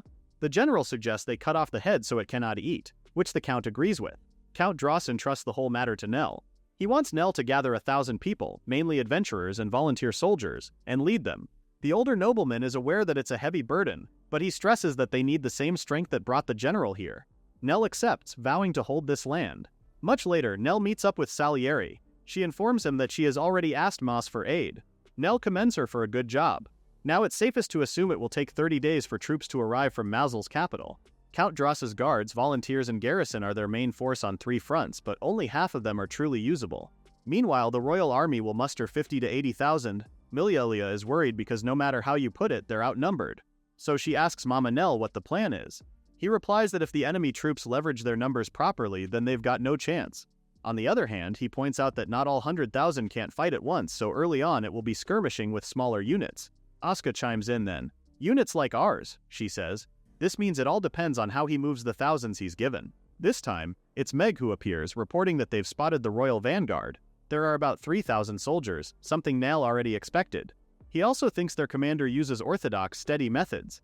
They are too many to ambush with a small force, but if they move enough to match that number, then they'll be spotted. If they want certainty, the only effective method is to put Galia's main force, led by General Kaitos, against them. Malilia's not too keen on that idea, like they're burning the Kaitos main force card right away. Nell points out that's the exact issue, doing that tells the enemy that they've got no reserves. Then they'll force a war of attrition. So Nell suggests they handle the 3,000 themselves. Asuka's on board with that, preemptive strike, but then again they'll be facing an enemy 3 times their size. Anyway, Nell already has something in mind, but before sharing what it is, he gives everyone a heads up that it's a dirty tactic. Later that night at a local roadside inn near Galia, a soldier calls out to the server boy, raising his mug for more booze. At that, the latter approaches them, surprised to see that they're esteemed soldiers. Like any good server, he asks the soldiers if they're enjoying themselves, and they say they do. The server is glad to hear it, given how he stocked good liquor after hearing they were off to slay traitors. The soldiers weren't even fully able to grasp what he said as they started yawning and snoring not a second later. The server grins, and the next panel shows that the signal fire is up. It's time to commence the raid. At the north we have Nazar Company, Joshua Company at the east, Nickel Company at the west, and Salieri Company at the south. Let's wind it back a few hours earlier. Nell finally reveals his plan, only for Joshua to call him out for it as sneaky tricks. In defense, Nell did tell them beforehand that it's dirty, right? Anyway, a host that size can't all stay at inns, only the officers can. This means the regular soldiers will pitch tents along a certain stretch of the road considering the recon team's info and terrain.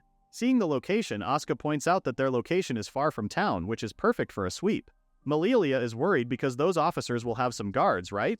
Well, that's what one would think, right? But Nell points out that the troops are trained knights. They're good at coordinated battles but not sudden ones. Plus, the officers who'll organize them will be drunk at the tavern. Detachments not in the north, east, west, or south, companies will evacuate townsfolk and serve the officers booze laced with sleeping drugs. Asuka continues from there, saying they'll surround all sides and strike at once. Nell tells her no, well, at least not at once. Back to the present, Joshua and Nickel do their part, attacking the enemies, with the soldiers already asking that a messenger be sent to town. As soon as Joshua and Nickel had done their parts, they issued the order to fall back. As they gave their retreat signal, it was Nazar's company's and Salieri's company's turn. Salieri and Nazar wreaked havoc in the north and south, with Nazar and Salieri switching soon after. The soldiers didn't expect another unit to attack them. Weren't they supposed to be just a few? Again, we have to thank Nell's brilliant mind for this. You see, they used the dark to shuttle 2 teams alternately, making it seem like a huge army is attacking. With so much distraction going on, the padding tactic's a success. A messenger came to inform the officers at the tavern, but by the time they reached camp it was mostly in flames. As the sun rose that day, Nell's company reconvened. He commended Joshua for a job well done because they even looked more confused than ever. The latter points out that their ex-vice captain taught them to smash enemy supplies on sight after all. Maisha reports that the enemy lost 30% of their forces while they've got 12 wounded and none dead. Malilia points out the obvious. The enemy still has around 2,000 soldiers left, which is twice their number. Nell thinks it's best to strike before last night's momentum fades. This time he gives the order, Lionel unit, all troops move out. In front of the impressive battalion before them, Nell orders the mage unit to use a triple volley and use maximum firepower as Malialia readies to rain it down on their enemies. As soon as Nell gave the order, the mage unit rained a mix of fire and ice power on their enemies, leaving an explosive mess where many of their enemy forces were mortally wounded. As their pained cries echo through the battlefield, Nell gives the go signal for his battalion to attack. He greenlights Asuka, who's more than happy to cut down the enemy. From there, the outcome was decided quickly. They returned to Galia in triumph, receiving a hero's welcome, but they also had their casualties. 16 of their troops died, while 8 are gravely wounded. Suffice it to say that victory still cut them up. As Nell and his crew waltzed into the city square to receive their hero's welcome, the strategist still carried a pain from the battle. He knows full well that it's impossible to face war without any casualties. Still, it's a heavy weight to carry all the same. Back at Count Dross's manor, both the nobleman and the general commend Nell for a job well done. If anything, what he did exceeded the Count's expectations, prompting Count Dross to ask why Nell is still a free agent. Modest as ever, Nell can only laugh it off, though the paper's front lines say otherwise. He's got quite the headline in the daily newspaper, drove back 2,000 royal troops with one. Commanded by adventurer Lionel, it read. Anyway, Count Dross summoned Nell to reward him. The magic blade called Oracion. This weapon is wrapped in so many legends, and from what the Count heard, most say a lover gave it to a hero before his trials 2 centuries ago. Nell bows his head, thanking the nobleman and promising to put it to good use. In his mind, yes, he's finally got a magic item of his own. Just then there was a knock on the door. informing Count Dross that he had visitors. Nell takes that as his cue to leave and excuse himself, but the Count insists he stay to meet his guest. Not a moment later, an unfamiliar voice echoed in the room, gleeful to see the famed tactician. It's a demon folk. He introduces himself as General Grant and states that he came with reinforcements from Mazel. Count Dross thanks the general for coming to their aid, adding that they could have joined the last battle had they arrived sooner. Grant then turns his attention to the other general, asking if he was Kaidos. General Kaidos confirms, greeting his fellow general and saying he'll be counting on the latter in the next clash. Now then, he finally turns to Nell. Grant has heard a lot about the strategist from the king, especially his latest achievement. Nell bows his head, honored to hear such words, while Grant continues to look at him with a steady gaze. So this is the man whose wit pierced 2,000 with one, eh? Grant asks how Nell would lead the 10,000 troops he commands, and frankly speaking, he'd love to witness it next time. Hold up, 10,000? Nell's eyes widened as soon as he heard that. For one, he's in disbelief at how Massel really sent that many troops. Anyway, our hero tells Grant that he only commands his own unit. Grant is disappointed to hear that. But anyway, Count Dross chimes in, saying they'll still be borrowing Nell's wisdom in future war councils. For now, he urges the soldiers to rest. Back at the Hope Shack, Asuka welcomes Nell and asks if he received a lot of money. The latter answers that he did, but more importantly, why is Asuka the one cooking? Isn't Meg on cooking duty today? Asuka replies that Meg's the one heating the bath, while Meisha and Milialia are busy cleaning. Nell is weirded out, what's going on? Asuka resumes her cooking as she answers that they still have 2 months until the year ends, so they decided to deep clean the house. With a sad look, she adds that she trails off and Nell gets it. He pats her head, saying that it's better if the place they come back to is tidy. In his mind, he knows Asuka and the others are probably preparing for the future. If they die in battle, she wants to make sure the hut of their patron May is as clean as possible. But all seriousness dissipated as soon as the food she cooked started to burn. Nell tells her to put the fire out first and they both laugh it off. In his mind, he vows that they will come back alive so they can eat and make noises here again. A month later, the Hope clan is summoned once again to Count Dross's manor. He informs them that the royal army has begun to march and their troops, 20,000 strong.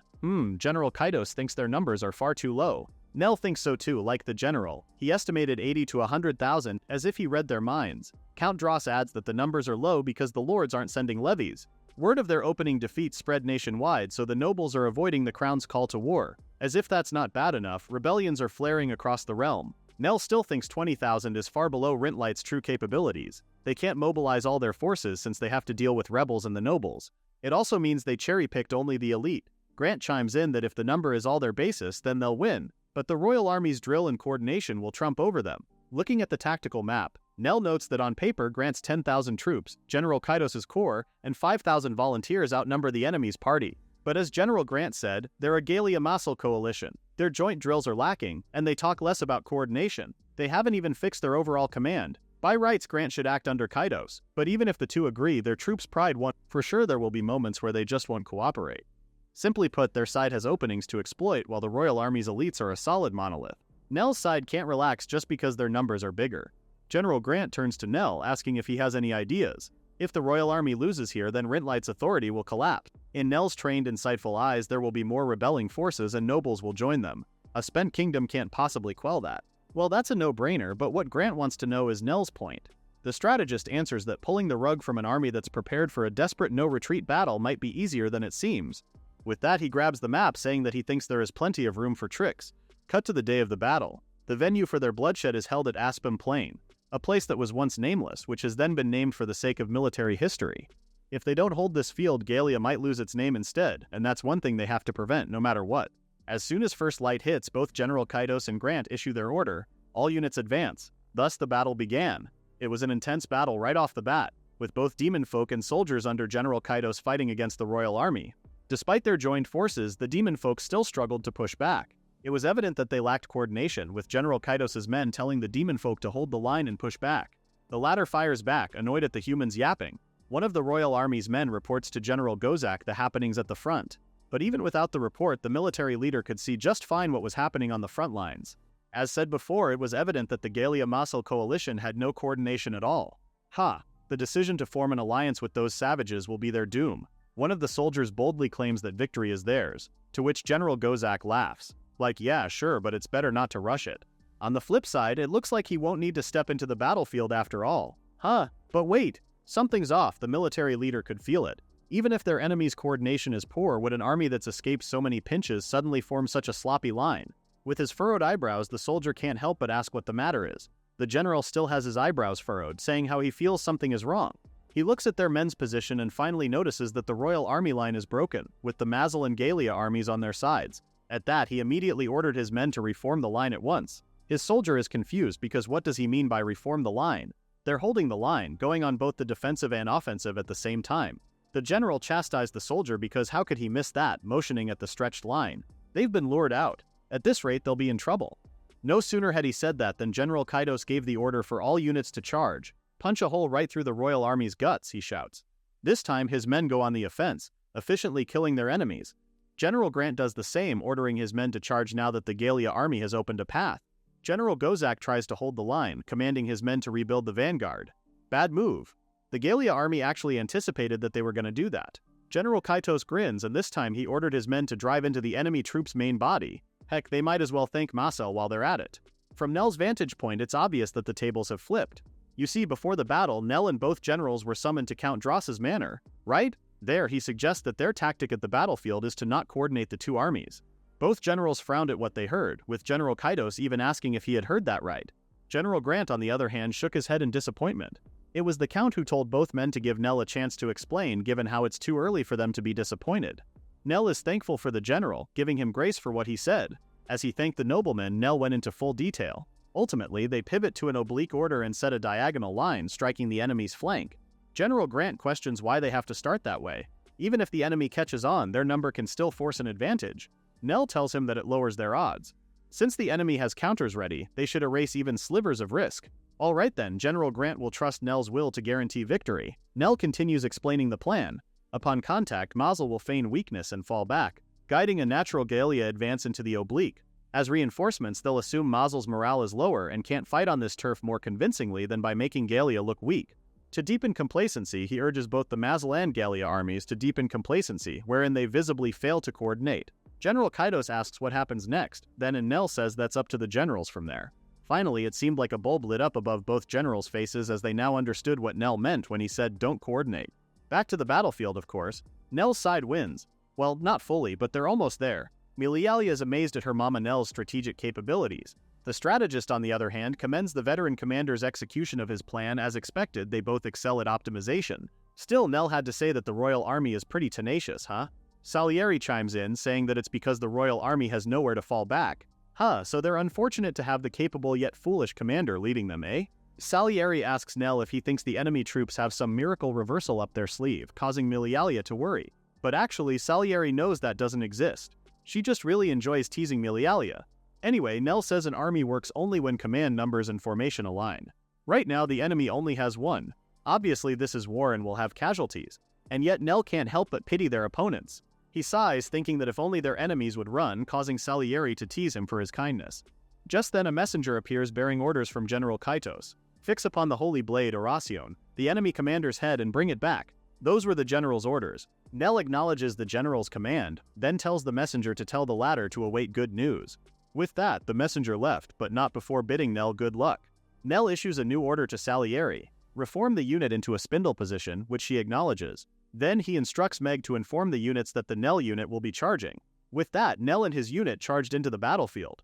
Upon seeing them, General Gozak turned his attention to them and charged straight toward Nell. But before our esteemed strategist could even draw his sword, Asuka went ahead and faced the commander head-on. The commander grew angrier at Asuka's boldness, even calling her an insolent whelp. As he was about to strike her with his spear, Asuka fought him head-on. Of course, he had to air his ego. He's Gozak, the supreme commander of the Royal Army. Asuka would do well to remember it for the short time she had left. But Asuka is not one to be easily intimidated. She easily evades the general's attack by ducking out of harm's way. The general circles back and starts his offense again, with Asuka doing nothing but defending. In their next clash, Asuka managed to cut the blade off the general's spear, but at the cost of her own sword breaking apart. Gozak, on the other hand, has a sword ready, grinning because he knows this is his victory. He could almost taste it. At least Gozak acknowledged her as a swordsman, and in honor of her blade, he tells her that he'll finish her with one strike. Suddenly, Nell calls out to Asuka and tells her to use this. He throws the weapon high in the air. It's Oracion. The general quickly acts like hell he'll let that happen. Despite her broken blade, Asuka also refuses to let the general do what he wants. Asuka shoves her broken blade just as the Gozak tries to get a hold of Oracion. This gives her the chance to grab Nell's sword. Endowed with a new weapon, she proclaims that her courage has been multiplied 100-fold. As if a new weapon could change the outcome of this. Gozak's not too impressed, but Asuka knows better. She takes a big swing, forcefully breaking the general's weapon. She charges in at this opportune moment while Gozak tries to draw one of his hidden swords. But crap, he won't be able to draw in time. No sooner had he thought so than Asaka cut his head clean off his shoulders. His body collapsed with a thud as his head rolled on the ground. She did it! Asaka won! She's taken down the enemy commander. Both the Masal and Goliath forces cheered. With no one left to lead them, they demand the royal army surrender now. Nell comes running, calling out to her, and stops right in front of her. Phew, he's relieved to see that she's okay. Asuka credits it to the sword he gave him, and speaking of swords, she hands him General Gozak's other sword. From what she saw, it looks like the general's trump card, so she's giving it to Nell. Nell is confused. Isn't she going to return Aracion to him? Upon hearing that, Asuka clutches the sword tighter because she thought he had already given it to her. Lucky for Asuka, Nell is pretty lenient and reluctantly gives up ownership of Aracion. Well, it looks like a swordsman of her level just can't use some nameless blade, no? He takes the general's sword from Asuka, noting how the weapon looks strange. Salieri appears on his side and tells him it's a magic blade from the kingdom of Landsfellow. Who? Landsfellow? Salieri continues that it's a small country to the east. According to her, the country's culture is different, which explains why their weapons are too. Speaking of weapons, the one on Nell's hand is called a katana. He draws it and notices there's a character engraved near the hilt. Wait, are these letters? Oh, Salieri can read those, and she tells them that it says Flamecutter. It's the katana's name. Given their findings about the sword, Nell asks if Asuka is really sure that she wants to give it to him, especially since it looks like a great sword. To that, Asaka beams. She's good with Orasayan. After all, it's the holy sword given with a prayer. Help my beloved, which is way cooler. What's more, Nell handed it to her when she was a bind, making it more valuable. Instead of feeling touched, all Nell could say was, "Wow, you really do raise every new sword overhead, huh?" Fast forward after the battle, and everyone is at the town square. In front of the whole town, Count Dross acknowledges Asuka's valiant efforts, proclaiming her a true hero. The citizens celebrated and cheered her on, signaling that the war was finally over. You see, in this defensive war to protect the people's lives and property, the royal army lost 12,000 soldiers while the Gallia-Masla alliance lost 1,500. Back at the stage, Asuka chalks up her success to Nell throwing her a sword when she was in trouble. If there's a real MVP in the battle, it would be Count Dross who gave Nell that sword. Besides, they won because of everyone's strength and effort. To honor everyone equally, the victory ceremony was held in the plaza. Count Dross raises her hands in his, hyping everyone to cheer for Asuka Gallia's new hero swordsman. While everybody else cheered, Nell and General Kaido stood side by side. The general gives him a word of advice. He should take better care that Count Dross doesn't turn Asuka into a political tool. Nell already knows it. In his mind, if the Count ever tries to exploit Asuka politically, Nell would respond accordingly. Now that their mission is over, the Hope clan returns to Gallia. Upon their return to the guild, they're welcomed by a teary-eyed Jennifer, proud that Asuka has become the city's hero.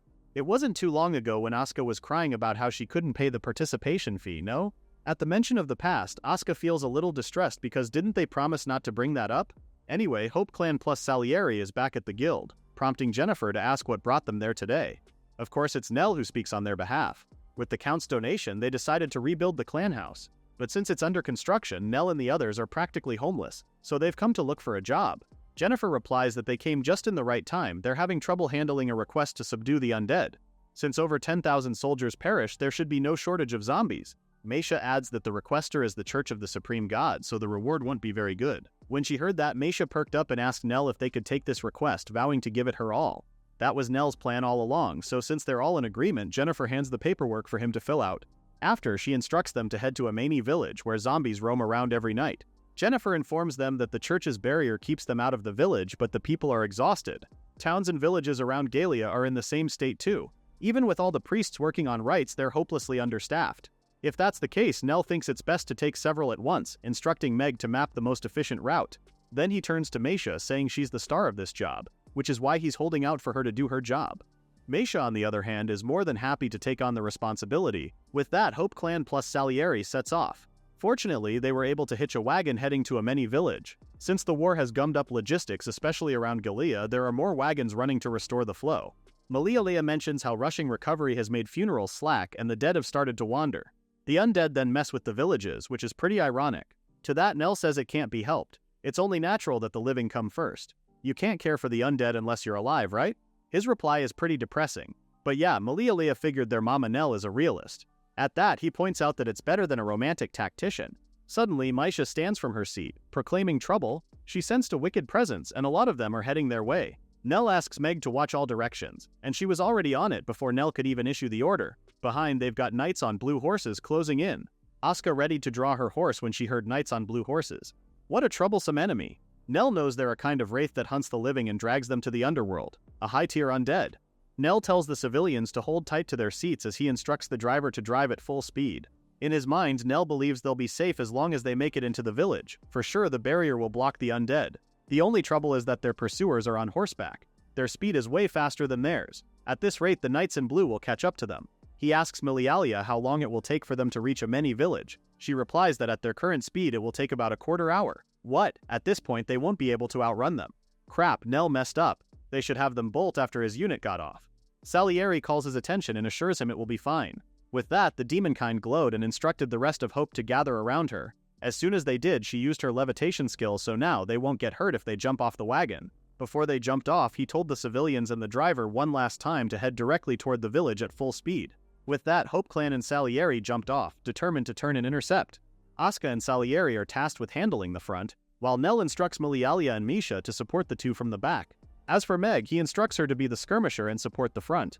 Meg runs up to the front and throws a couple of caltrops a few feet ahead. As soon as one of the undead's horse hooves touched it, the ghastly animal went down with a shriek. Nice. As expected of Misha's holy blessings, it can even overpower high-ranking undead. Even Asuka is amazed as she cuts down the other enemy. Salieri was also busy fighting her own when a straggler managed to move past her. She gives Nell a heads up, which the latter in turn calls on Milialia for. The mage unleashes her flame spear, instantly setting the enemy into flames. With that, Nell gives Misha the go signal to purify them. Misha uses her sacred sanctuary and starts chanting the purification process, blessing the undead and sending them to the Netherrealm.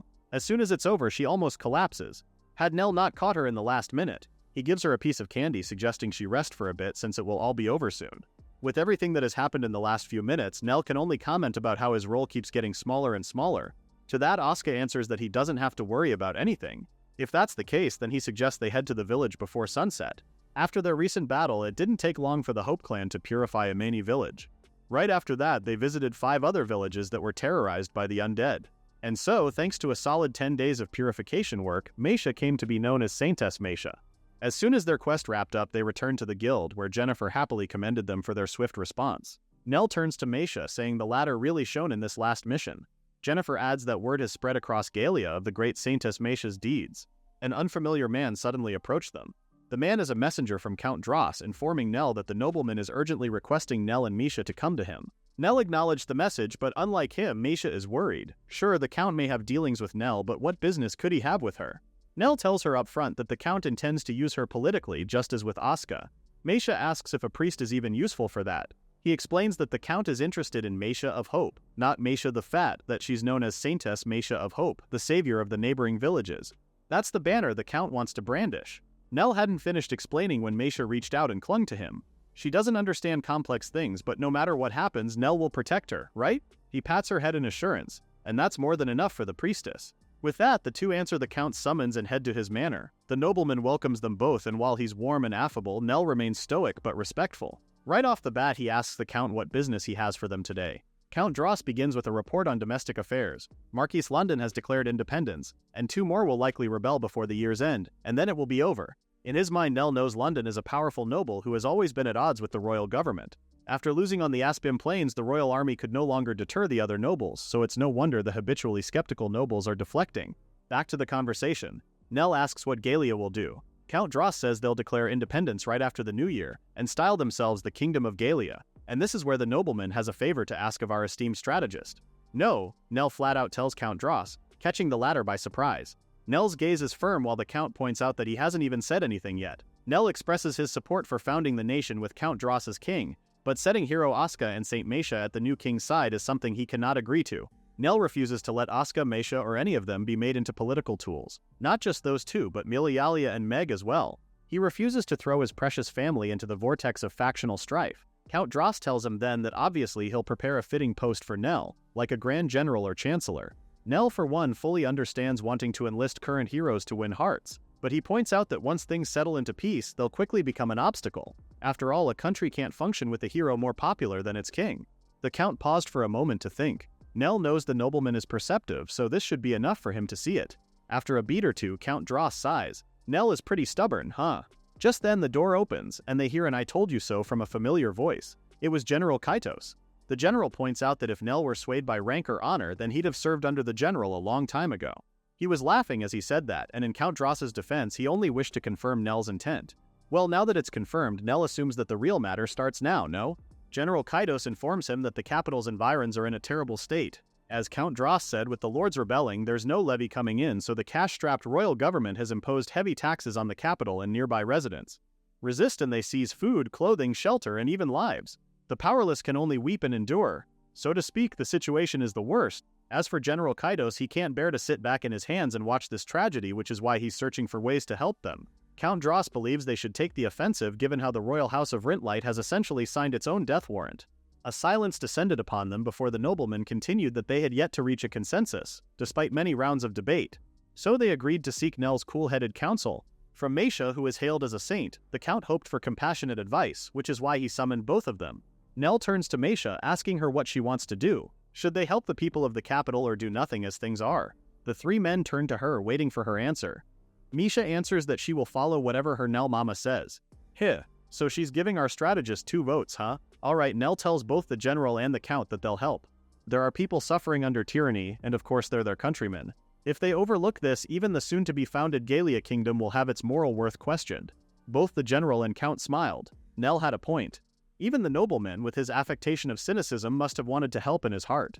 After all, the man pours enormous funds into the orphanages in his domain. Sure, it's a condition set by Mossel as part of the clandestine trade, but without the Earl's concern, those children would never have gained an education.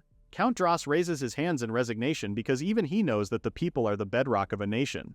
The general, in turn, highlights their biggest concern: how can they help? Given the current morale of the royal army, Gallia could win if it sent its whole force. The problem is, with morale that low, they likely won't choose a field battle. In other words, the enemy will most likely opt to hole up in the city, but under present conditions, the capital will fall into famine in no time, even if they have some stores.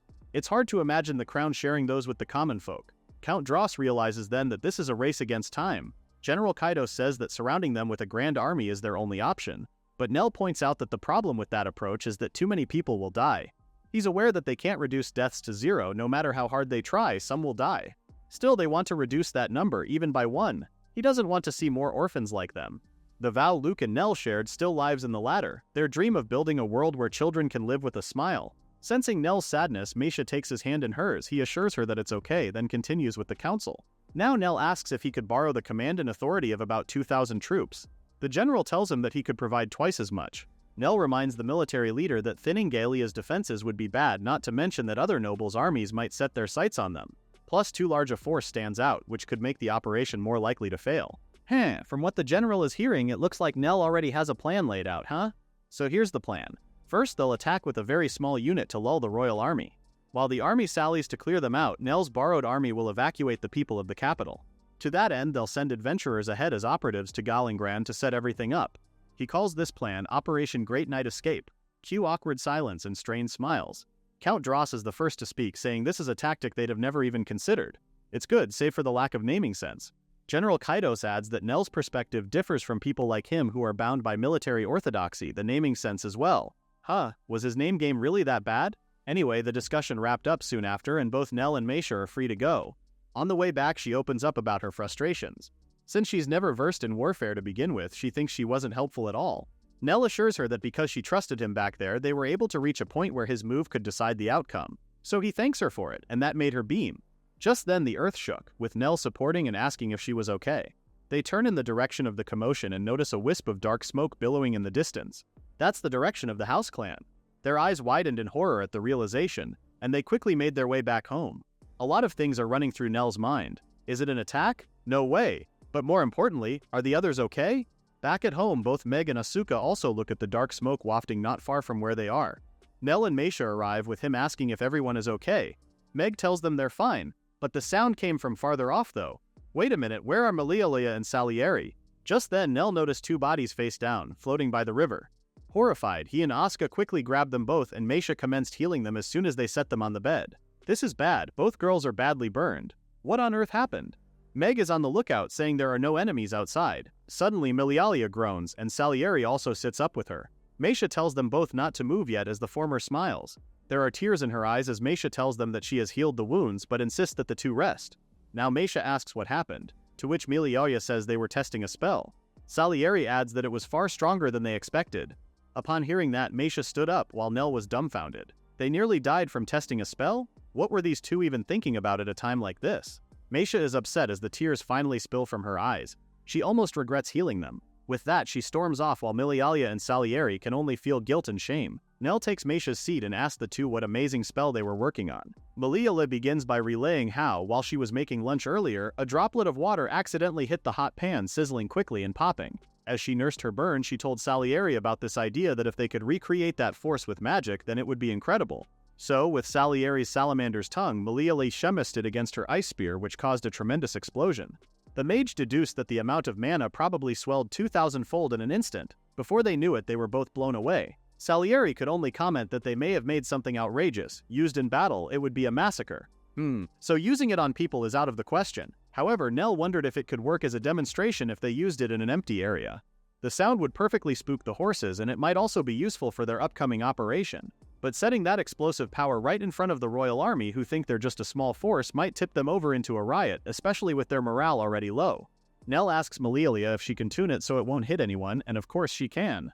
By the way, they call this technique mana detonation. Nell is impressed by the name, it's pretty good. Salieri thinks otherwise given the way she turned her head and avoided his eyes. Meisha suddenly pops out from behind the door asking if they're planning to do something dangerous again. At that, Milialia sits up and is about to apologize when she gets the shock of her life when Meisha hugs her. The priestess just doesn't want her friend to do reckless things again. She caresses Milialia's cheek, saying they must not allow any sacrifices whatsoever since they're going to fight to save lives. At the mention of fight, Nell fills her in about their upcoming mission and that this will likely be the final battle with the royal army. In front of Galangren, the royal capital's castle gate, a bunch of peddlers present their passes upon the castle guard's demand. Upon seeing what they are, he tells them that the guards need to inspect their cargo. Obviously, these peddlers are Nicol, Joshua, and a bunch of Nazar's people. As they do so, Nicol comments about how the whole city feels awfully on edge. At that, Joshua answers it's because of that tactician Lionel who led Galia's army. From what Joshua heard, that very same tactician is supposed to be marching with them. As if that's not bad enough, there's the hero Aska and Saint Meisha, plus a bunch of others who've made a name for themselves lately, right? Geez, pretty scary if you ask him.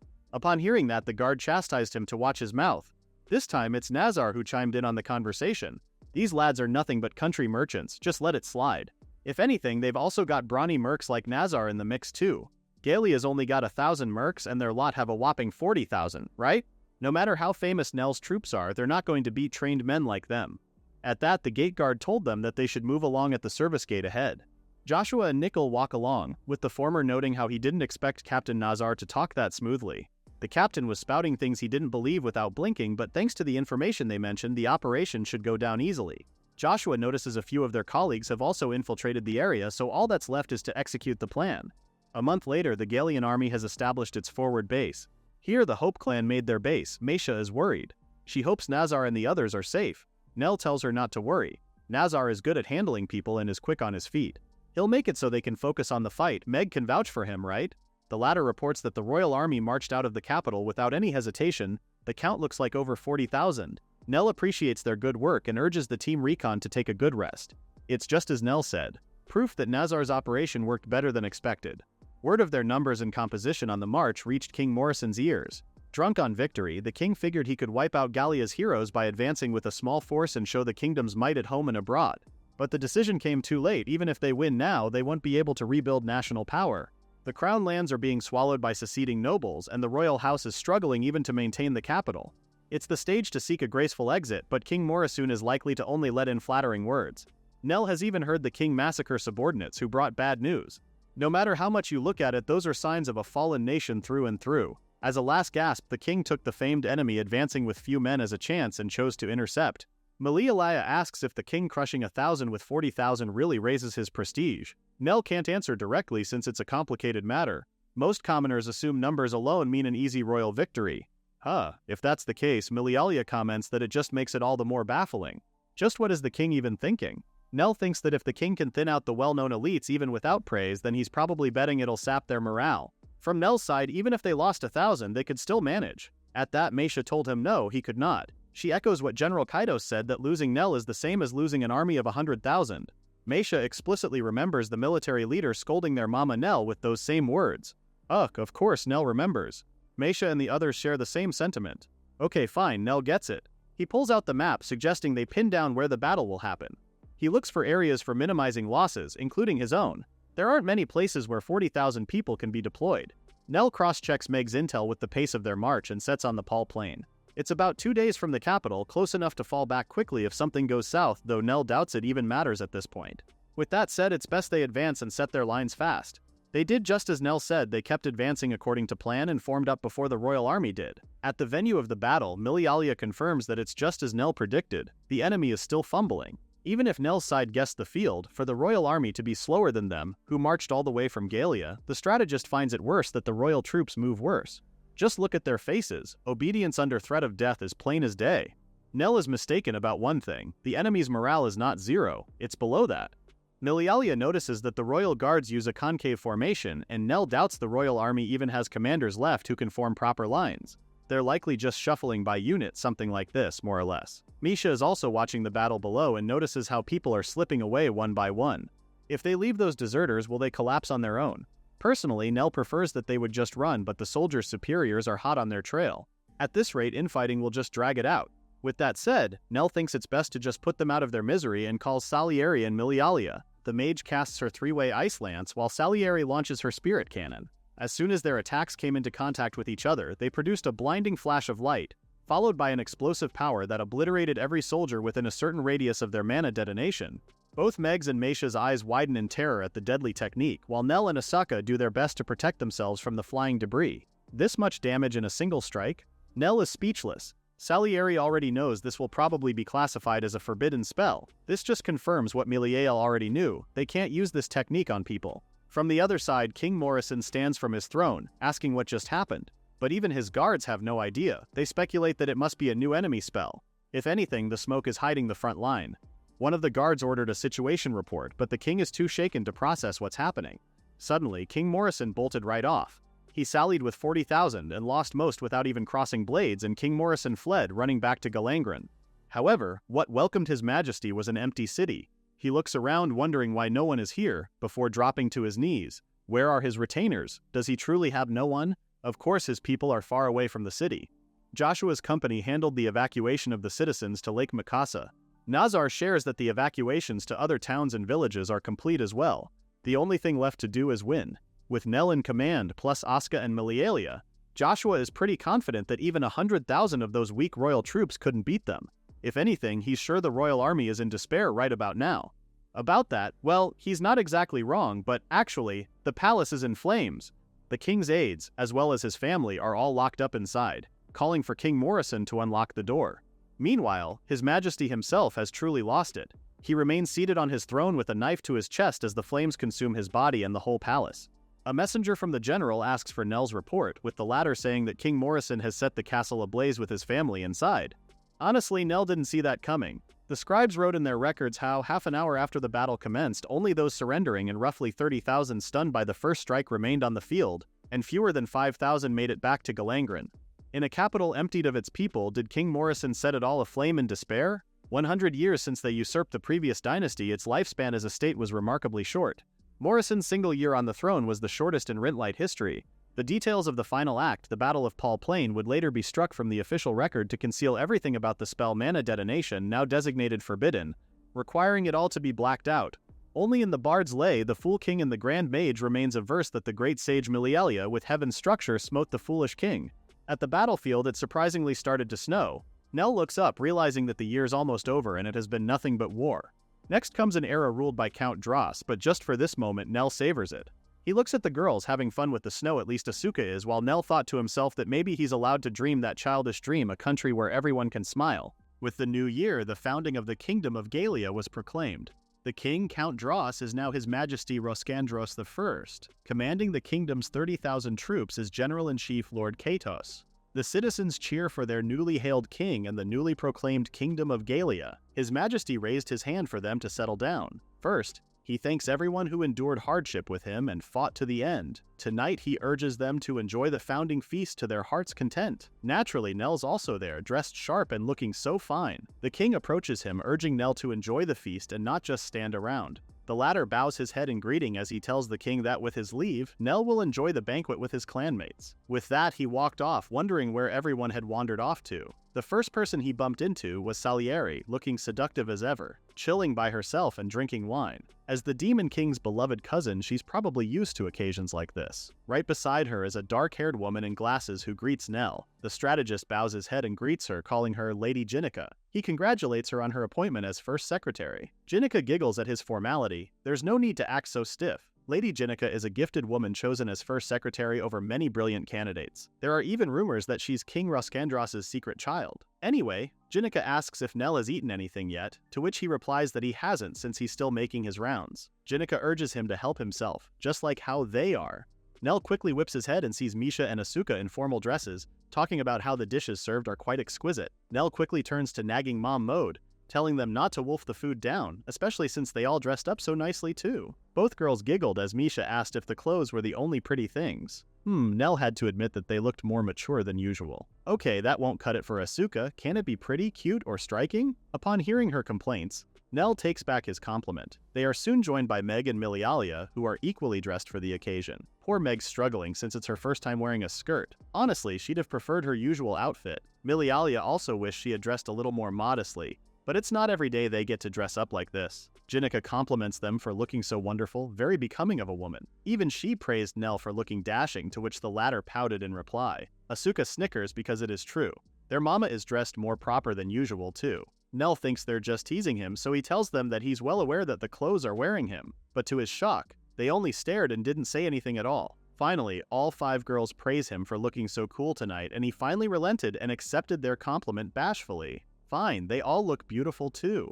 Jinica breaks the intimate moment by laughing. It's just as the rumors say, he's a harem tactician. What? What kind of rumor even is that? Nell finds that scandalous. At that, a third voice joins them, saying it's not a rumor, it's a fact. It's General Kados. When did he even get here? The military leader is cackling, and then, since everyone's relaxed, there's something he wants them to hear. Cut to the newly renovated Hope clan house, where Nell explains the refugee situation to Milialia. You see, none of the nobles moved to take control of Galangren, leaving the latter confused. Okay, that was pretty vague, and actually, he had just heard about it from the general the other day. The final fire King Morrison set burned not only the castle and his family, but also the treasures hoarded for generations. Galangren has vast land but no productive base. As a capital, its function is only to collect and distribute wealth from all regions.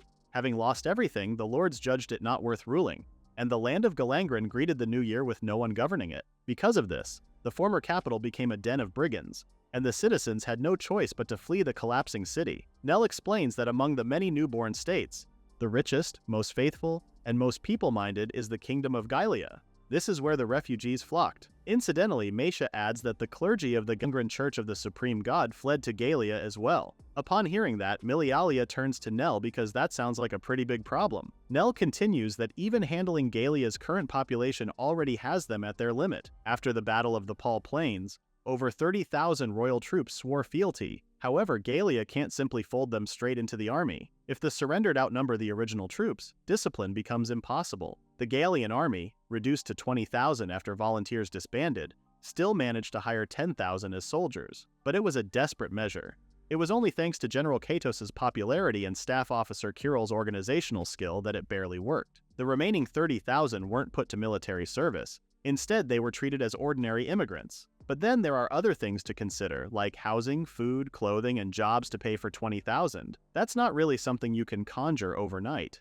On top of that, there are also the tens of thousands of refugees from Galangren that they need to consider. There are problems everywhere, but they just can't turn people away at random. For sure, His Majesty must be racking his brain right about now. If that's the case, Milialia thinks that the king might come to consult their mama Nell soon. Oh god, if anything, Nell thinks the one asking would be a king. Nell's just an adventurer, not even a retainer. Plus, the king also has his excellent first secretary, Lady Jinica. There's absolutely no reason for him to step in, but he didn't even get to finish his sentence as Asuka came bursting through the door. Nell's got a visitor. In fact, she already showed them to the reception room. Milialia gives Nell a knowing grin, while the tactician asks who their guest is. Of course, it's Miss Jinica. She apologizes for dropping by so suddenly, while Nell also apologized for making her wait. She assures him that it's fine. Ugh, speak of the devil and he will appear. Honestly, Nell didn't expect her to come to him in person. As she said before, she apologizes again for arriving without notice, But His Majesty asked her to deliver something no matter what and to reproduce every word, and even the pose. Wait, what? What does she mean by reproduce? Jenica stood abruptly and immediately went down on her knees before clinging to Nell's knees. Help me, Lionel, she cried out loud. Huh, what the heck is that? What the hell was that just now?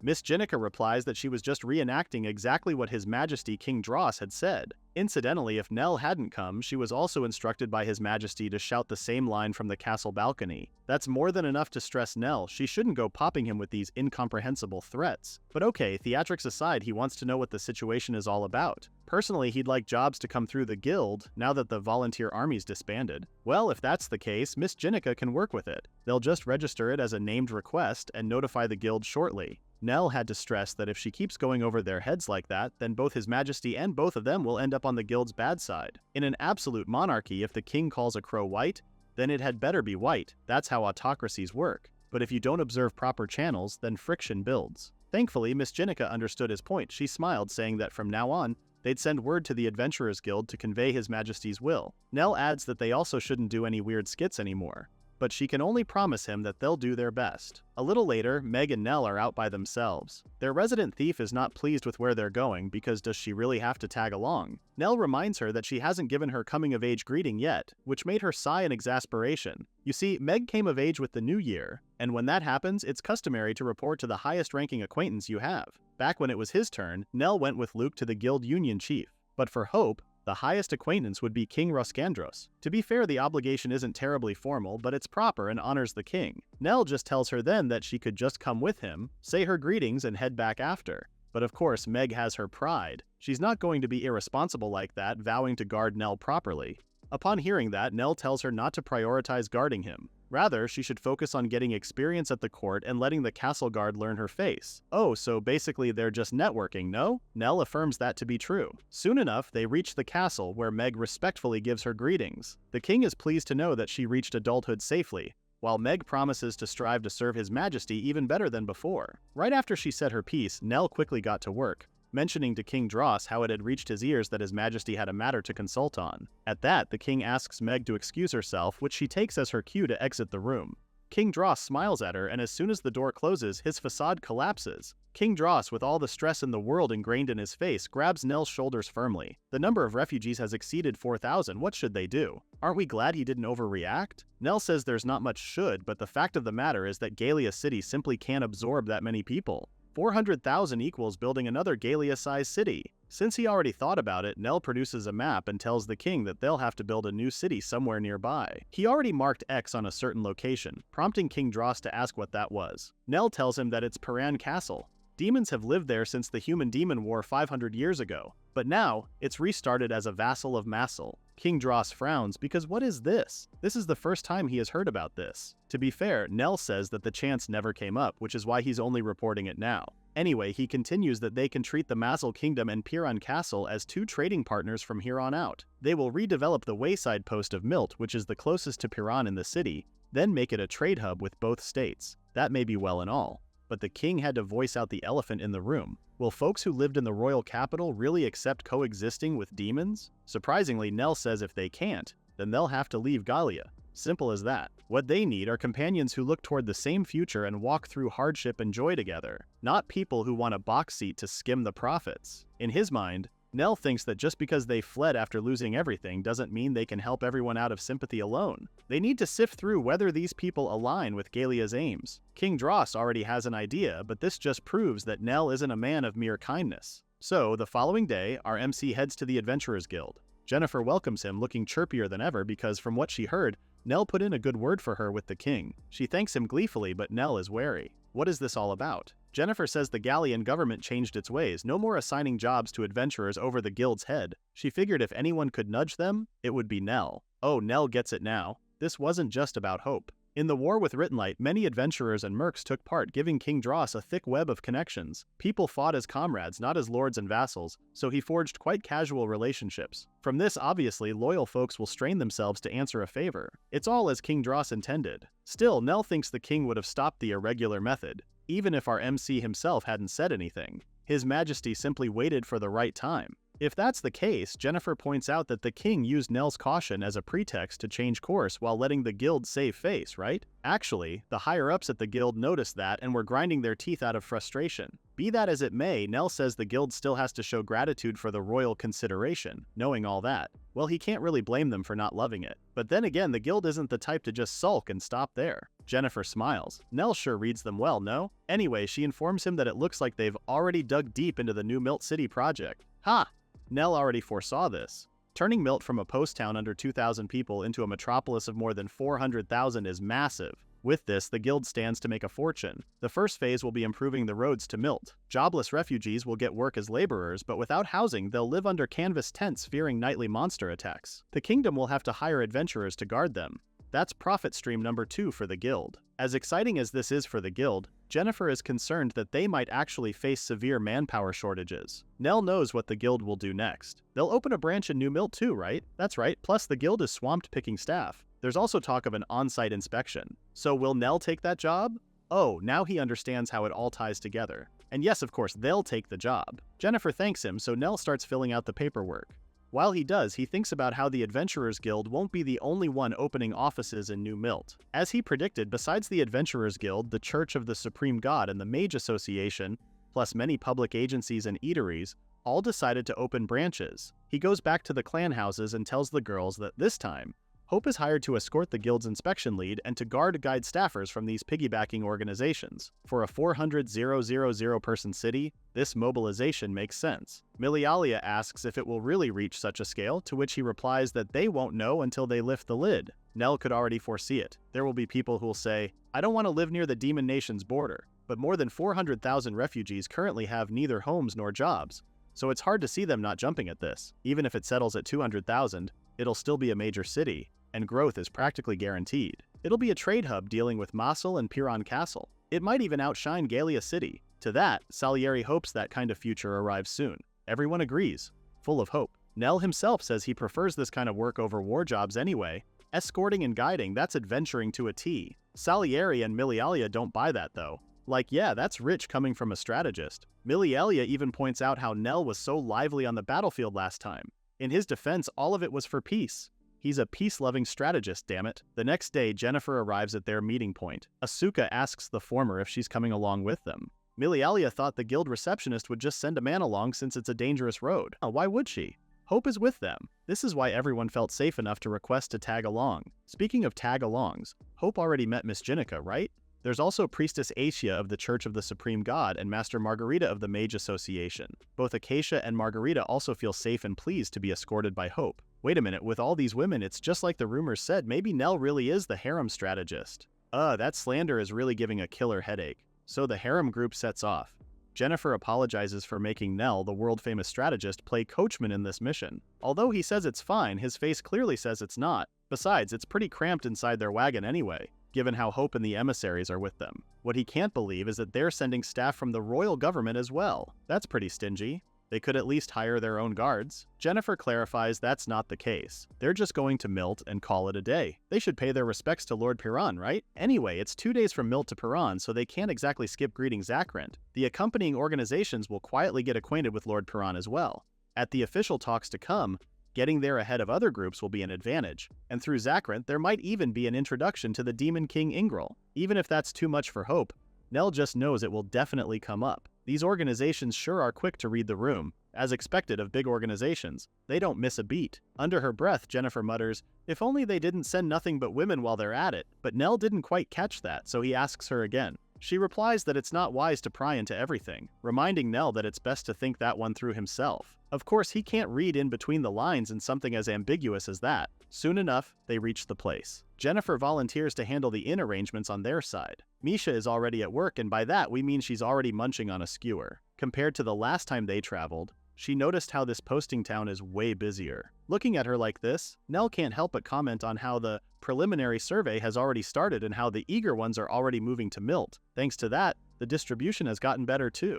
Oh, so that explains why the spices on the meat skewers have changed. Anyway, meat aside, it also proves that the population is rising. More shops mean more competition and better quality. Even so, Misha observes that moving in this early demonstrates how some individuals are quite quick to act. Nell explains that the plan is underway, but things like zoning are still midstream. However, Sharp people make the first move. This means if they take the lead and stake out a commercial district, the administration will build the downtown starting from that point. From the start, they end up at the center of the plan.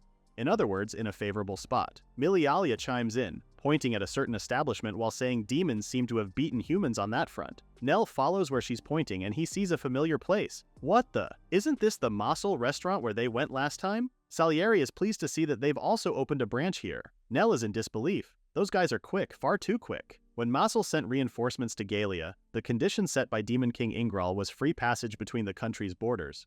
He might actually have mapped this out the moment he decided to send troops. Suddenly, they hear a voice commending Nell for being sharp as ever. Our MC turns, and there's Zakrant. The Lord of Piran Castle asks Nell how he's doing, and the latter shakes his hand, wondering why the Demon Lord is out and about. At that, Zakrant suggests they catch up at the inn. He's been looking forward to this ever since he heard Nell was approaching, so they head to the inn. As soon as they settled in their seats, Zakrant began by sharing how the Demon King Ingral was sure that the combo of General Kitos coming and strategist Nell assisting wouldn't lose. So Ingral gave the green light and jumped straight into trade prep. Zakrant has seen Nell's skill firsthand, so he also went ahead and started improving the road from Piran to Milt. Now, it's a journey that Nell and the others can cover in a day on horseback. The travel time is drastically reduced. Oh boy, this just means Milt has become a killer location. Anyway, Nell didn't say that out loud, but he did tell the Lord of Piran Castle that both he and the Demon King overrate him. Our MC goes on about how no one wins 100 battles out of 100, but the Demon Lord thinks otherwise. As if to prove his point, he asks the ladies if they think there's any chance Nell may lose. Even if the thought crosses their minds, he wants to see a show of hands. And there we have it, 9-1. Actually, Zakrant clarifies that it's 11-1 if Nell counts the former and His Majesty the Demon King. So this shows they've confirmed Lionel as an unrivaled strategist by the most democratic method. Nell can't believe this guy.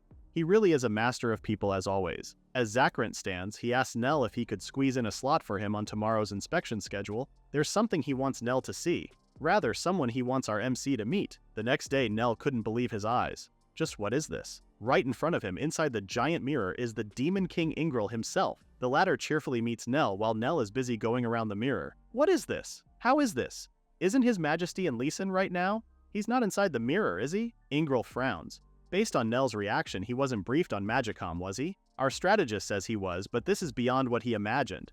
This just got him all excited. Massel's tech is eye-opening. This will rewrite the rules of war too. The Demon King asks him then if he's satisfied, and Nell quickly answers, yes. Ingral then explains how they placed this in Milt as a trial, but it's still far from ready for general use. This Magicom adapts a one-way magical messaging technique. Well, Nell's not too surprised that they also have that. In his mind, though, Nell finds choosing to install this at a trade hub is shrewd, even though the device is still at its research stage. More importantly, he's curious. Wasn't there pushback about setting up a precious magic device here? Ingral only smiles, because actually someone did push back. The old mother of the Demon Kingdom. When she heard that Ingral intends to start dealing with humans, she wouldn't have it. The old mother questions if the Demon King has lost his mind. To that, Ingral answers that he is level-headed and that this is a strategic decision. The older demon still wouldn't have it. Has Ingral forgotten the humiliations under the last two rulers? Instead of answering that, Ingral stresses that he is a magnanimous king, and he intends to continue to do so. Finally, he turns to the elder with a sinister look, warning her that if she opposes the throne's decision, then he knows no path of retreat. With finality, he asks if he could treat the elder's objection as an intent to rebel. The old mother cowers before him and withdraws from the meeting. As soon as she's gone, Ingral turns to Mylene, musing that what he did might change the elder a little. His secretary scolds him for scaring old mother way too much, but the Demon King gives props to the elder. Anyone who doesn't faint under the evil eye is worthy of old mother, that much he can say. In his mind, old mother should see it now, that she's spared only because they honor her as an elder. There's no legal basis. If she were branded a rebel, she'd be publicly executed like Gyunai, who stole the royal treasures. Anyway, Mylene is concerned if they're really going to improve the road from the border to Milt. The Demon King simply told her that if they drag their feet, then they'll fall behind. She agrees to that sentiment, but before she could say anything else, His Majesty continues that they've got King Dross's preliminary consent on trade. However, even Ingral admits that unilaterally developing foreign land at this stage is problematic. Rintlight will be gone anyway, so no one will complain. And when Rintlight falls, refugees will flood out. Only Gallia can take them in, so they'll need jobs ready. Mylene asks if the location he has in mind is Milt, and Ingral firmly believes that Nell is also thinking of the same thing. Plus, Zakrant's just as sharp as he is. The Lord of Piran has probably already started on the Piran-Milt Road. Mylene can't help but smile. She thought, what foresight it is to meet him. She didn't expect to meet another like that in a year. It just makes her realize how vast the world is and how many talents it holds. So back to the present. Pushback, huh? Ingral smiles mischievously at the memory, but yeah, he's not too sure about that. Based on his reaction, Nell definitely knows something happened then. Anyway, now that the room's warmed up, the Demon King says it's time to talk business. He has a job for Hope, with His Majesty pausing before smiling a little. Nell can't refuse, it's not an option.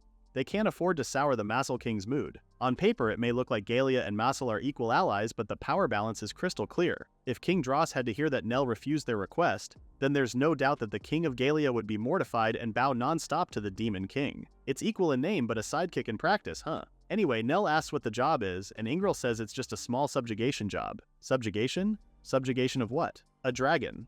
Did His Majesty just say dragon? And indeed, Ingral said it's a dragon. What's more, the winged beast has been damaging Masel's magic ship, according to the Demon King. Since they have no armaments, dragons can only flee, but recently they found their nest. So to confirm, His Majesty wants Nell's clan to take out the dragon holed up in its nest? And Ingral confirms it's correct, asking Nell if he could trust the strategist to do it. The question almost makes Nell laugh because Ingral really asked such a thing, knowing our MC can't even refuse. So of course, what choice did he have but to accept, right? With that, Nell meets up with the others and explains the situation. Unfortunately, he has to cut their inspection short. But Miss Jinica understands given the circumstances. Normally, Nell would lodge a formal protest, but when the Demon King is involved, that's another matter. Jennifer, on the other hand, only wishes Nell and the rest of Hope would return safely. Their work isn't even half finished yet, so dying here would be a breach of contract. Of course, Nell knows that as he gives them an assured smile. Just like that, Hope sets off to another adventure. Captain Sonal, the demon captain of the airship from before, takes Hope to where the dragon's nest is.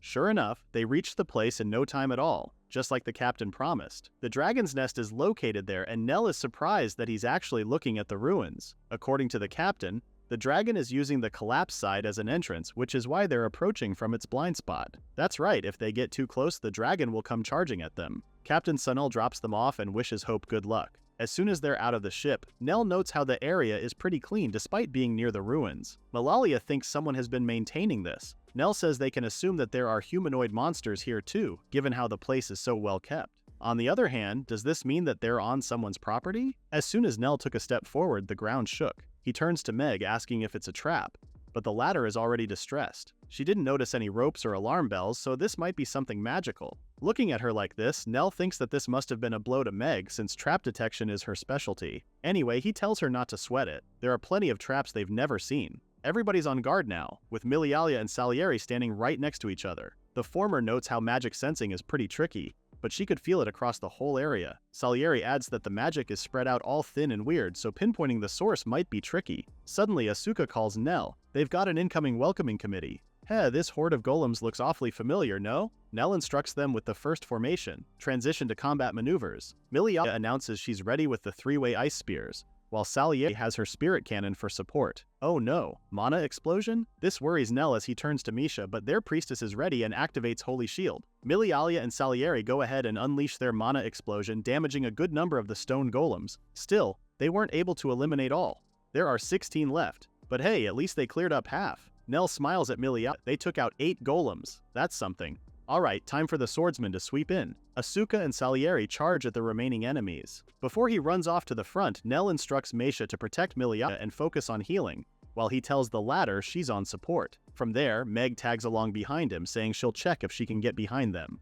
Asuka, on the other hand, is already face-to-face with the first golem. She tells Meg not to worry since these things only move in predictable patterns no matter how heavy or how fast. As she is about to land, the golem puts up its shield where Asuka lands and then peeks over, with the golem ready to thrust its sword at her. But the nimble Asuka evades its attack with her acrobatic moves, while the golem does its best to remove the sword it pierced through its own shield. Asuka uses this chance to cut it down swiftly, causing the golem to crumble. Meanwhile, Salieri uses her fire magic to take them down. She agrees with what Asuka said about these golems. They're just like practice dummies. Meg joins the fray and one of the golems notices her. It comes charging at her, but she easily evades it, even though she has never fought a golem before. She reveals a hidden blade at the tip of her shoe and uses it to cut the golem's head in half as she gives it a high kick. These things don't even make good practice dummies. Humans are always pulling sneaky little tricks like these, and with that, the golem comes crashing. She then asks Nell if that's all of them. He confirms that's all. Well, at least for the welcoming committee. Wait, now that Asuka thinks about it, no dragon showed up.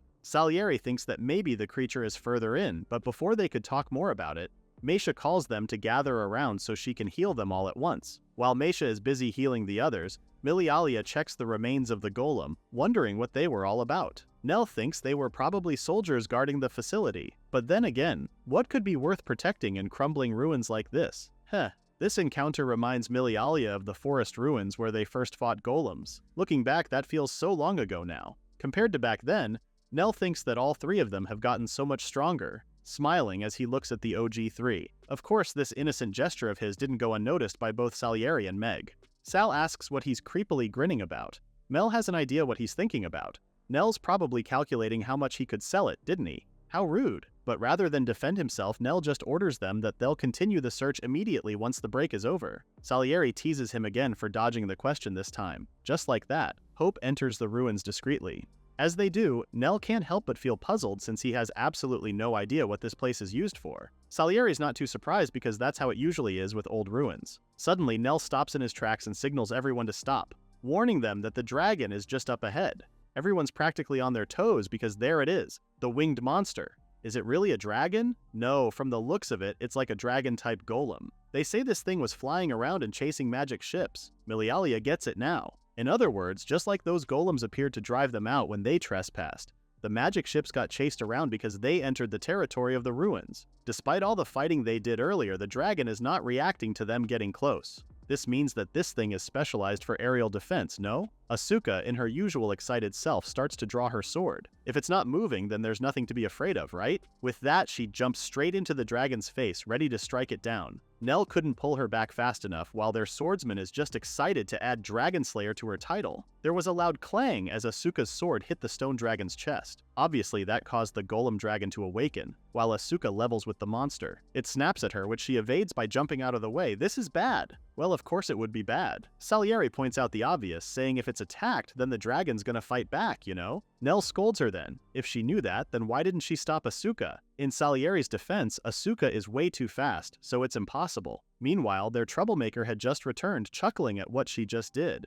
Welp, it looks like they can't avoid a fight. Nell takes the front, instructing them to do Formation A. Tisk! No time to watch or think. It's dangerous against an unknown enemy, but they have to use their usual formation. The dragon was about to attack, but Milialia beat the monster to it, casting her Icicle Lance triple threat. The shards embed themselves into the dragon's body, prompting it to roar loudly. Hope watches the dragon, and it's not like it's crying out in pain, is it? It's a golem after all. Salieri thinks that maybe the monster is just trying to scare them. Without further ado, the two bolt and run straight at it. Both Asuka and Salieri hit the dragon with their swords, but nothing happened. Looking at their enemy, Nell notices that it has the golem's signature hide, including the defense that comes with it. If that massive body strikes, then they're all goners. To hit a vital spot, they'll have to pin it on all fours and deal damage. He was so into his head that he failed to focus on what was in front of him until Meg called him from behind.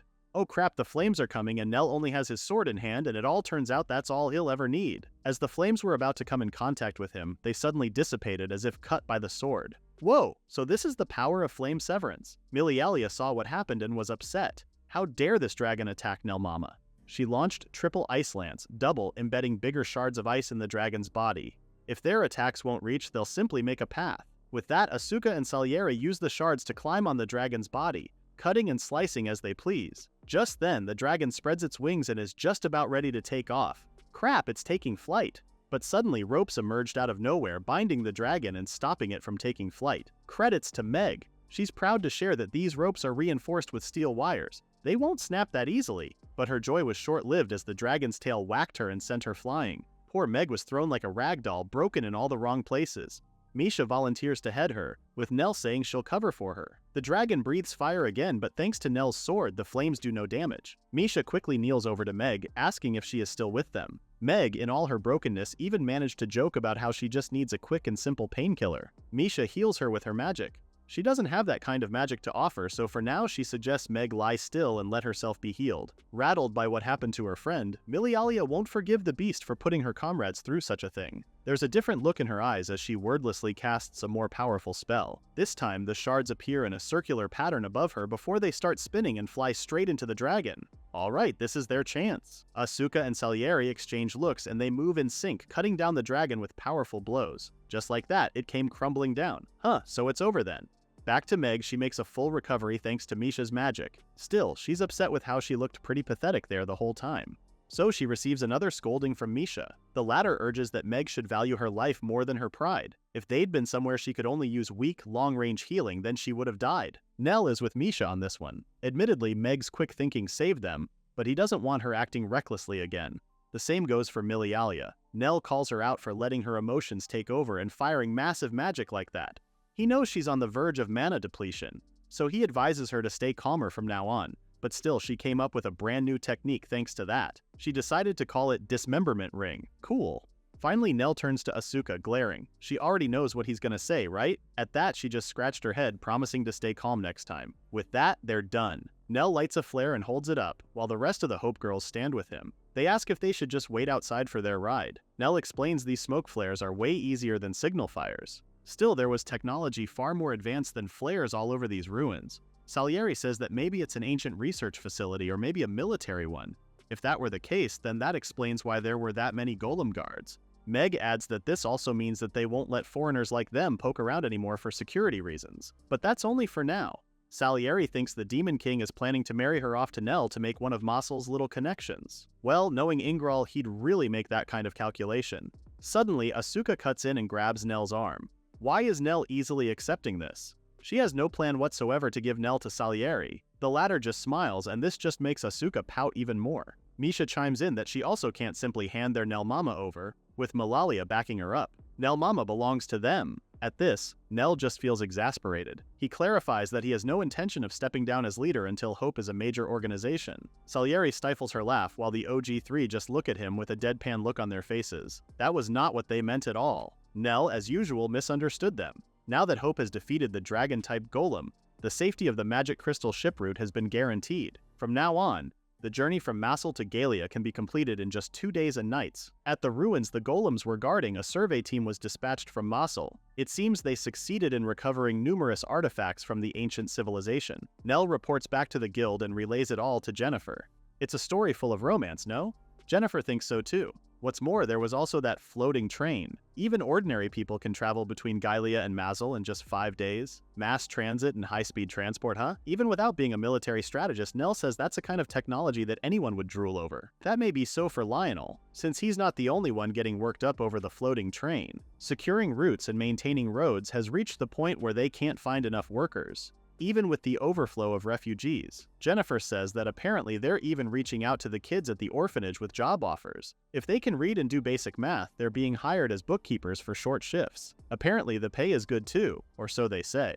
Isn't it nice? The economy is booming now, which is nice, no? But thanks to that, the Adventurers Guild is short-staffed too, as evidenced by the empty building. Jennifer laments how this past month the number of new registrations has been exactly 0. What's more, they even had people quitting here and there. Compared to work where your life's constantly on the line with no guarantees, road maintenance and construction jobs offer steady income. Trades providing food and shelter to those workers are booming too. Even Jennifer can't deny that logic. The payout for completing a single job is way bigger on this side though. Jennifer smiles because, if anything, Nell's success stories are the only thing keeping folks from jumping ship.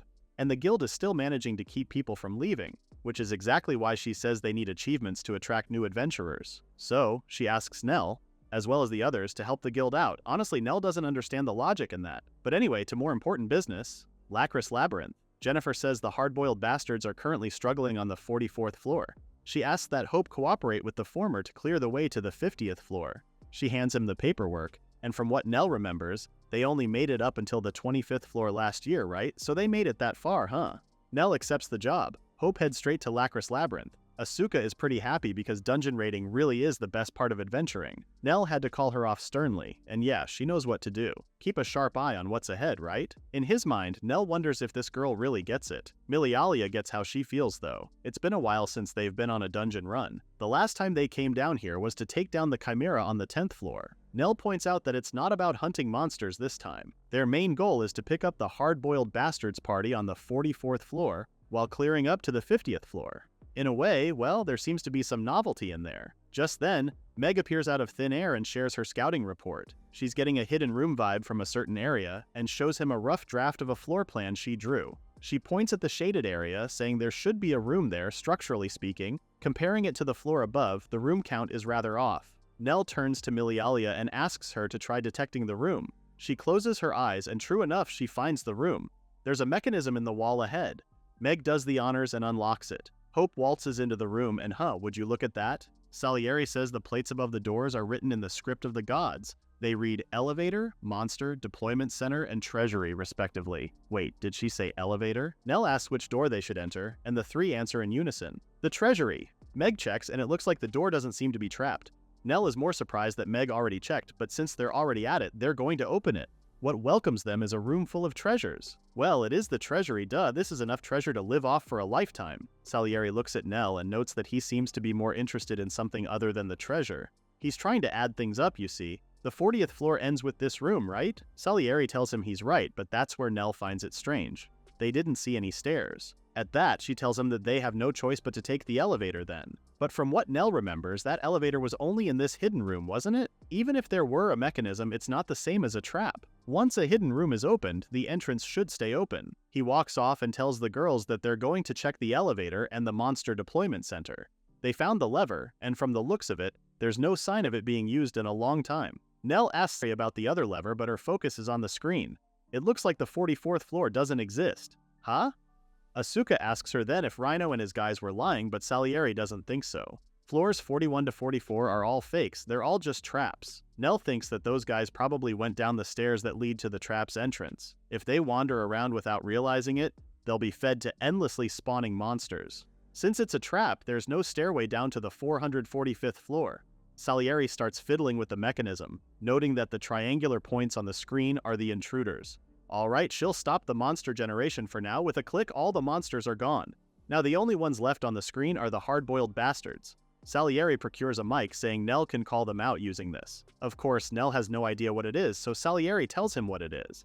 He stares intently at it, asking if he just needs to talk into it. With that, he screams through the mic, asking the hard-boiled bastards if they can hear him. Rhino is shocked, looking around, finding where that voice is coming from. Nell continues, introducing himself, and our MC could hear Rhino from the control room too. Anyway, Nell tells the latter that he's on the 40th floor and asks if they can come up for a bit. Rhino replies that that's easier said than done. The monsters at their level are beasts. Wait, monsters? Nell asks him if there are still monsters around, and now that Rhino realizes it, there aren't any. Nell tells him that he stopped the trap that was spawning monsters and reiterates that he's in the control room. It's a huge floor with what looks like a treasure vault. At the mention of that, Asuka reacts. Why is Nell telling them this? They found the treasury first. Nell then asks her to think about it for a bit. Does she really think they can carry all that treasure by themselves? Even if they could solve the physical problem, what would they think if they saw all that treasure? To that, Asuka points out that Rhinos is a good person, and Nell agrees. But what about his subordinates? His direct reports might go along with it, but what about the lower ranks? Lionel stresses that they need to keep those risks in mind at all times. Depending on the situation, it can turn into a fight to the death. That kind of slight naivete can trigger the collapse of a clan. Well, he's not one to talk, but what happened with Luke was the same kind of naivete Nell once had. If anything, Nell is dead serious about growing Hope into a major organization, which is exactly why he doesn't want them repeating the same mistakes orphans like him and Luke did, killing one another. Asuka still doesn't get it, but what she does understand is that it's smarter to avoid pointless fighting, right? She thinks peace is better too. Milialia and Misha commend her for how she has matured, and of course, Asuka's a little pissed. Like, what's that even supposed to mean? Meanwhile, Rhino has joined them and puts his arm over Nell. He finds Hope impressive as ever. He's laughing, seeing how Nell's clan bailed his party out again. That's Lionel for you. Nell, humble as ever, says he's just the figurehead. Ha! Rhinos knows better and gives our MC high praise, especially since he's the man who turned green rookies into pros in a single year. More importantly, Rhinos is curious. Who is Nell going to marry? At that, the Hope girls stop in their tracks and turn their attention to them, eyes fluttering. Come on! Rhinos wants to hear it. Instead of answering, Nell scolds his colleague. Bringing feelings like that into the workplace just causes trouble. Oh wait, now that Rhinos realizes it, that's kind of a sore subject for Nell given his history. So the Hope girls are left hanging again. All jokes aside, Rhinos shares that one of his guys stumbled onto something pretty nasty. That piques Nell's attention, as he asks if it was something bad. Rhinos confirms that it is. Apparently, they detected magical power on a completely different level from the last Chimera. One who rivals even the gods, a being of tremendous power. And unknown to Hope, there's a large entity cloaked in darkness just sitting in what seems to be the universe.